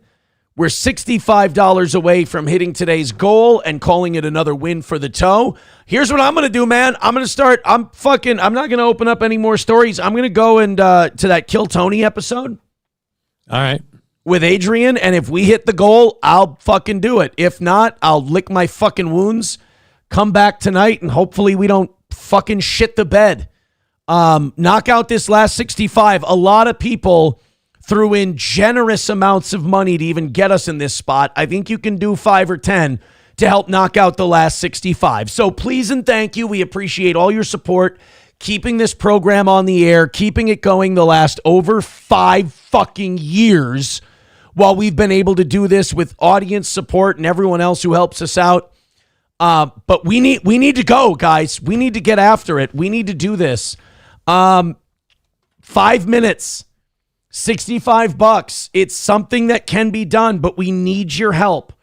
Streamlabs, PayPal, Venmo, Super Chats, and Rumble Rants. Johnny will be on today at 1 o'clock. on YouTube, Rumble, and Twitch. Just Kidding LLC. What I need today is I need to start the week with a win. That would be 2 Mondays in a row that we've no, this is a Tuesday. Yeah. But 2 first days of the week in a row that we've taken an L to start the week. I don't want to. I really am proud of today's show. I thought it went incredibly well. I thought the entertainment factor was fantastic. We did a lot of different shit today. Like a lot of shit we don't usually do. So, yes, beg, shake, shake. Streamlabs, PayPal, Super Chats, Rumble Rants. Buzamak, I said that I would play the Adrian Washington Kill Tony at any time today once the goal was hit. That once the goal was hit, we would play the Adrian Kill Tony thing. We didn't have it in the prep for today. Everybody who doesn't do a show knows how to do one. But yet if they did what I did, they couldn't make a fraction. It's really interesting. It's an interesting thing that I expose out of these people. All right, guys, 4 minutes to go. If you're OG Steel Toe, fucking help us knock this thing out. You know we're getting fucking crucified and butchered right now, so we might as well hit the goal at least for getting crucified and butchered. I mean, is it by people who are way too obsessed with Steel Toe and probably have a little mental illness? Sure, but it's happening nonetheless. So get a couple of bucks in. Streamlabs, PayPal, Venmo, Super Chats, and Rumble Rants. Just support. Only looking for support. Power of positivity. Do it up. $65 away. We need to win. We need to build her back up here on the toe. And anything we shoot over goes to tomorrow, so there's no waste. Let's just thank you, Johnny. Get this out. Thank you, Johnny. But this ain't looking good. Stay positive. I am positive. I'm HIV positive. Fucking hell, man. $65 away. Just a few 10s, a few 20s. Let's go. Is it a good show?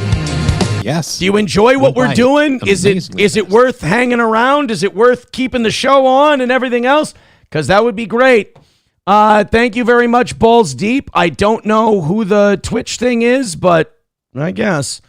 Thank you. That puts us 60 away from today's goal with Diamonds and Henna's gifted membership earlier. $60, guys. Help out. Don't wait for somebody else because it clearly ain't coming. $60 away. Streamlabs, PayPal, Venmo, Super Chats, and Rumble Rants. All the links are in the chat. Come on, please and thank you. Oh, please and thank you something. We got less than 2 minutes to go. Oh, this sucks. God damn, man. It's not as bad as last Monday, but it definitely got into the 700s today. I was pumped about that. Man, maybe just, Phantom X. Yeah, let's just cut it on the Jew shit, I guess. But we didn't do, we moved on after those couple of stories and still didn't. It did pick up after that. He's right. No, he's right. All right, guys, 1 minute left. Go ahead. Streamlabs. Max Kep says, damn, this show seems to be dying. I mean, it's been going for 5 years, internet only, but, we'll see. We'll see if it's dying. I mean, shit, you could be right. You could be wrong. We'll see. We got 50 seconds left, $60 left in today's show. This is a rough one because we really did beg for it, too. I mean, I fucking leaned in and begged like an asshole, and we're going to take the hit. I hope not. We got 30 seconds. Oh, here we go. What's this? $5 from Ryan the Garbage Man. Says, fuck them, donate. I appreciate that, buddy. But we're $55 away. And we have 20 seconds left to hit that $55. I'm sure a lot of you will be very thrilled. I would take this as a win. We lost, so you could win. $55 away from today's goal. Son of a bitch. 10 seconds left. We did it all. No, it didn't. That wasn't what you thought it was. That was a pop-up thing. All right, we got another one coming in here. $5 from Eric. Thank you very much, Eric. We're 50 even away from today's goal. Anybody got 50 even? And I'll stay on until 11. Fuck. I'm not proud. I need a win. Not an L. That's for sure. I'll hang around for a second here and beg for it to get a win out of this 50. But it doesn't look like it's going to happen. Streamlabs, PayPal, Venmo, Super Chats, and Rumble Rants. Well, guys, thank you very much. Those of you who did chip in, unbelievable. Unbelievable. Thank you so much for what you threw in. I will stall for just a second here and do some plugs. And then if that 50 comes in, we'll do the Adrian thing. If not, hey, we missed it. That's fine. Hold on a minute.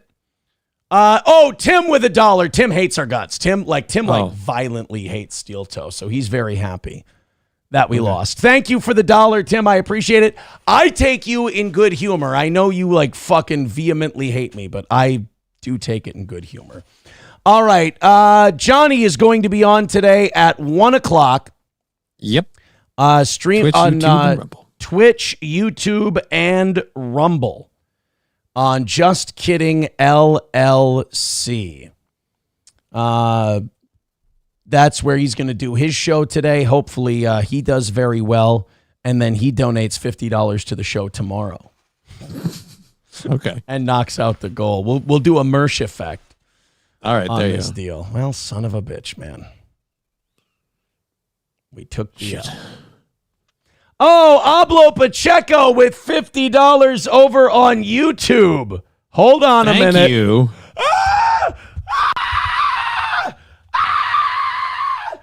Yeah, why would you call him gay? Oh my God! Why would you? Holy shit! Holy shit! Ablo Pacheco just put us $15 away. I can't walk away from being $15 away. You can. Well, shit. You Yeah, fucking I got it. coward. You fucking coward. You can walk away from it. Let's see if Johnny leaves and then we hit the goal. Yep, it's all because I was here. Let's see if Johnny fucking bails. Hold on. Let me update the standings. Okay. Ablo Pacheco is in third with 50. Sandy's in fourth with 20. And now Brian M.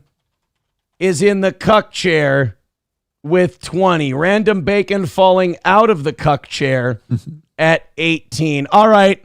I'm doing the Adrian Kill Tony thing now. They got to 15. They'll get the rest of it in. All right. Well, you get out of here. I'm starting this week with a W. If we're doing the Adrian thing, I want to see that. Otherwise, I got some stuff I got to work on for my show. But you're staying for the Adrian thing? If we're doing the Adrian thing, I'm staying. I am gonna start. I'm famished. I didn't finish my breakfast, so I'm gonna eat. All right, guys, $15 away. Streamlabs, PayPal, Venmo, Super Chats, Rumble Rants. I think you guys can gift those 3 memberships on Rumble or drop a 20 in on Rumble, and we can knock out that 15. Let's go into this. Adrian Kill Tony. I know how Adrian got on Kill Tony. This is an episode with Donnell Rawlings. Oh, yeah, they're friends. Yeah, they're pals. So didn't Donnell Rawlings have a fucking mental breakdown the last time he was on this show? Yeah, because a comedian gave him shit for having the Chappelle thing. Chappelle show necklace. Oh, here's our boy. Here he comes. Former Steel Toe co-host Adrian Washington. Suck a dick, suck a dick, suck a big fat dick, suck a dick, suck a dick, suck a big fat dick. All right, I'm going to stop you right there. You don't write shit. That's not songwriting. Oh, boo. Here's a little joke book. So we got Rob Schneider, Donnell Rawlings, and Tony Hinchcliffe. Okay. Who's the guy in the black baseball? Congratulations, you got pulled out of the bucket. You were the second bucket pull of the night, Eric Bell. I want to do something fun right now. Donnell had an amazing opener with him. $2 from Balls Deep says for Johnny's tummy, good vibes, moo. I don't know what that thing is. I'm going to look it up to see if I want to attach my sterling reputation to it. $15 away from today's goal. Knock it out and we'll call it a win. All weekend, and we got to hang out. We had some drinks together, and all of us were... Oh, they're going to like him right off the bat. Oh, that's a good sign. They're going to like Adrian right away. Listening to music, having a good old time. I want to give this guy a little bit of stage time. Make some noise for the Kill Tony debut of Adrian Washington, ladies. So wait a minute. This wasn't even like let's bring him on to shit on him thing. This was this guy's really cool. We really like him. Boy, if you look at the last year and a half that I've had, and now you look at Adrian on Kill Tony, I think when it came to the Steel Toe radio breakup, Adrian won. He picked the right lane, apparently. I think he won. I mean, what's the biggest show I've been on? Alex Stein? Yep. Alex, you know what? I love Alex, and I like Alex better than Tony Hinchcliffe. I think Alex is way better than Tony Hinchcliffe. But Tony's show is bigger. Yeah, I don't think you get as much of a bump. And he keeps misnaming you, calling you Aaron and Molte. Fucking Alex. Gentlemen.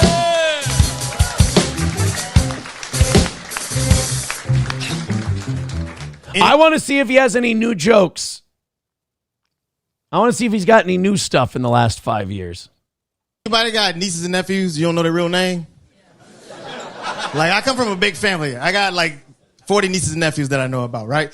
One of my sisters called me one day. She said, Adrian, I'm running late. Can you swing by the school, pick the kids up for me? I said, yeah, sis, don't worry. I got you. I was excited because they didn't know I was coming, so I wanted to surprise them. I got to the school, and the principal was like, hey, who you here to get? I said,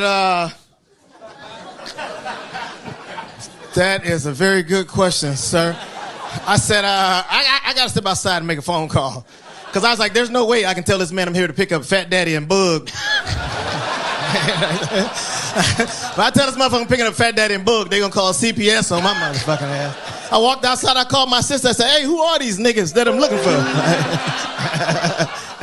There was another time I was coming off the road and my wife called me. She said, hey, what you want me to take out for dinner? I said, them titties. Just like that. Didn't think twice. I heard my daughter say, oh, Dad. True story. My wife said, yeah, you on speakerphone. I said, why you ain't say that when I answer the fucking phone? You know I ain't speakerphone material, right? But as a parent, you got to try to fix it. So I was like, hey, put my baby on the phone. My daughter got on the phone all awkward and shit. She's like, yeah, Dad. All I had was this, y'all. I was like, hey, listen up. I said, one day, somebody going to say that shit to you. I said, we just hope you don't fucking live with us when it happens. Thank y'all very much. Fuck yeah. Well, that's all. They gave him a couple minutes and he gave him the best stuff and wow. Nice move, man. Nice. Hit hard, kick, quick in and out. Yeah, good. Fuck, I can't speak. Less is more. Yeah. He did it. He killed it. Did a great job. Adrian Washington. Made Rob Schneider laugh. Oh, you see that handshake? And a role in handshake. And a role in an Adam Sandler movie was born. Somebody's going to be the caddy in Happy Gilmore 3.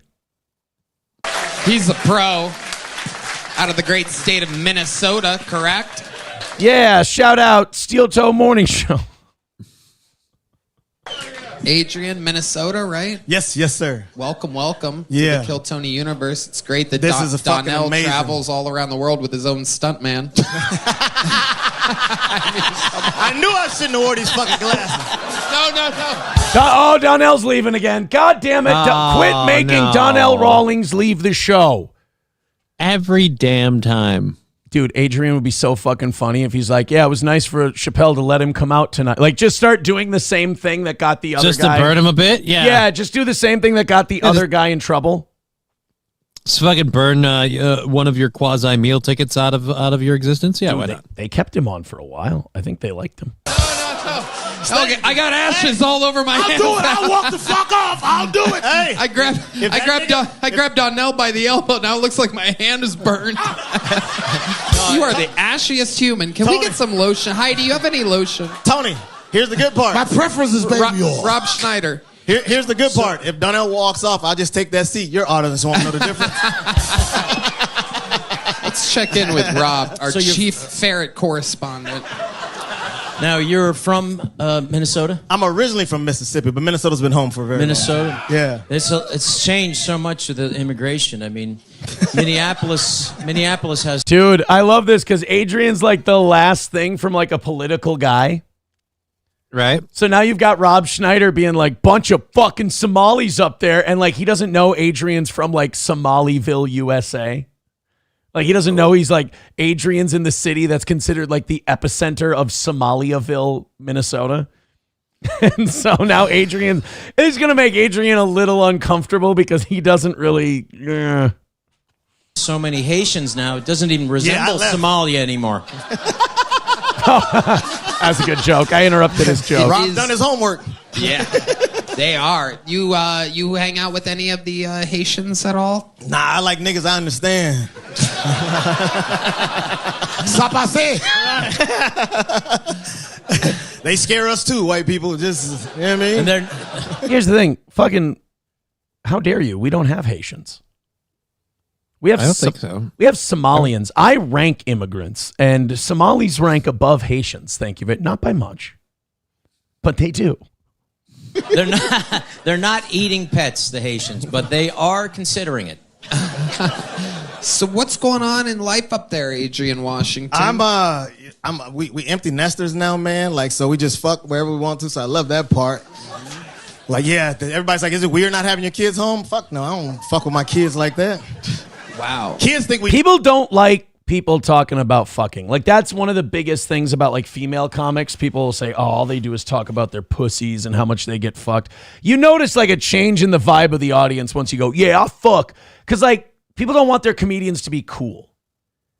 You know, they want their comedians to be mildly tragic. You know, once if that were a case, I got to get back out there. I'll be majorly successful. Mildly tragic.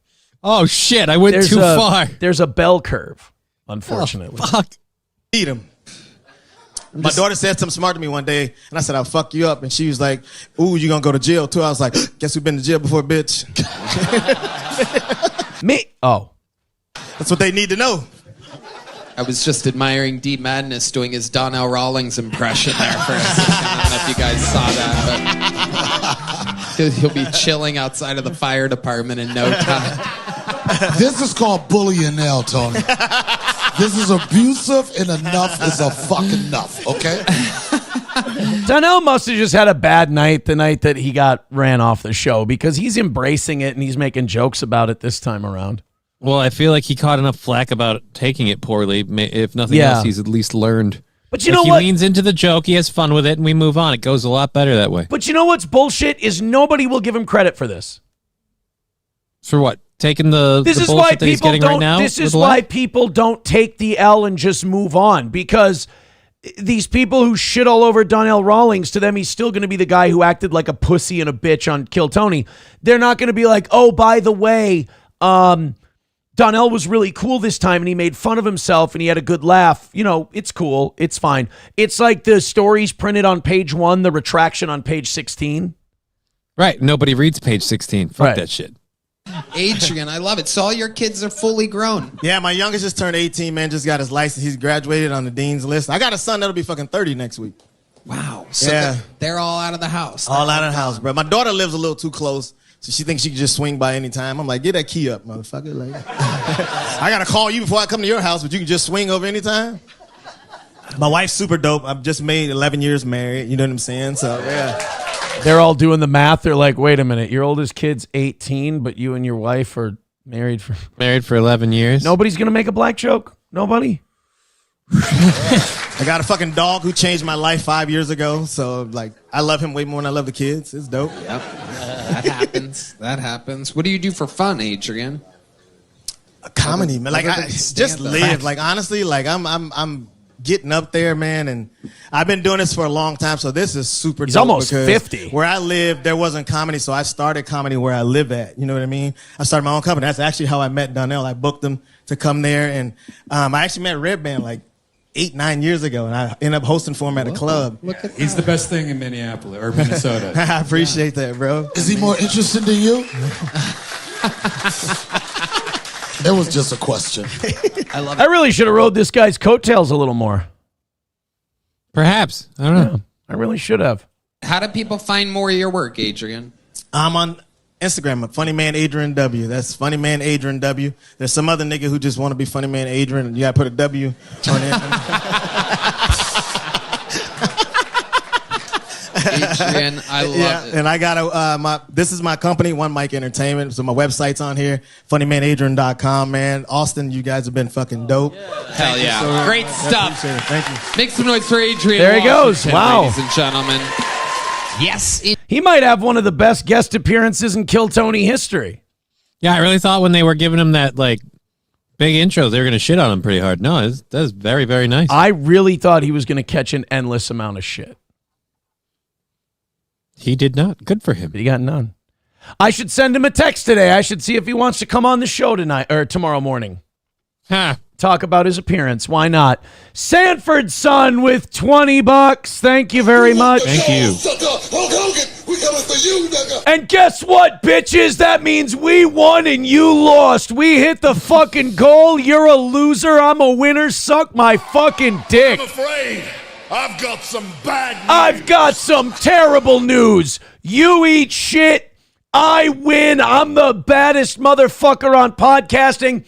I can talk about random news shit and the Jews for 4 hours, and I can make my almost $300 goal. You have to talk about me to make any fucking money.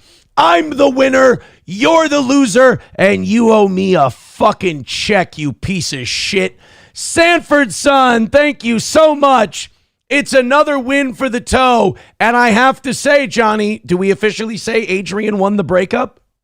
I guess if you're gauging it on success after the breakup, then yes, he definitely won. Kill Tony's a much bigger hit than Alex Stein. Unless you get back on the radio, or I would say right now, in the way of measuring things, totally won. Totally won. Eric Cartman says, this is sad. You were crying 40 minutes ago. Somebody doesn't understand how this show works. Somebody doesn't understand that I don't take any of this too seriously. And this is the really funny part when I act like a dick. Now stop making me explain the joke, you retard, or it's not going to work. Mad Move says, damn, bro, what happened this weekend that you're so mad about? Dude, my fucking weekend ruled start to finish. I have to say, it started fucking amazing on Thursday, Friday, Saturday, Sunday, Monday. It was all fucking incredible. It couldn't have gone better. Johnny, thank you very much. And you are on today at 1 p.m. I'm going to come back at 6, and we're going to do another great show. We will talk to you very, very soon. Have a great rest of your day. Another win for the motherfucking toe.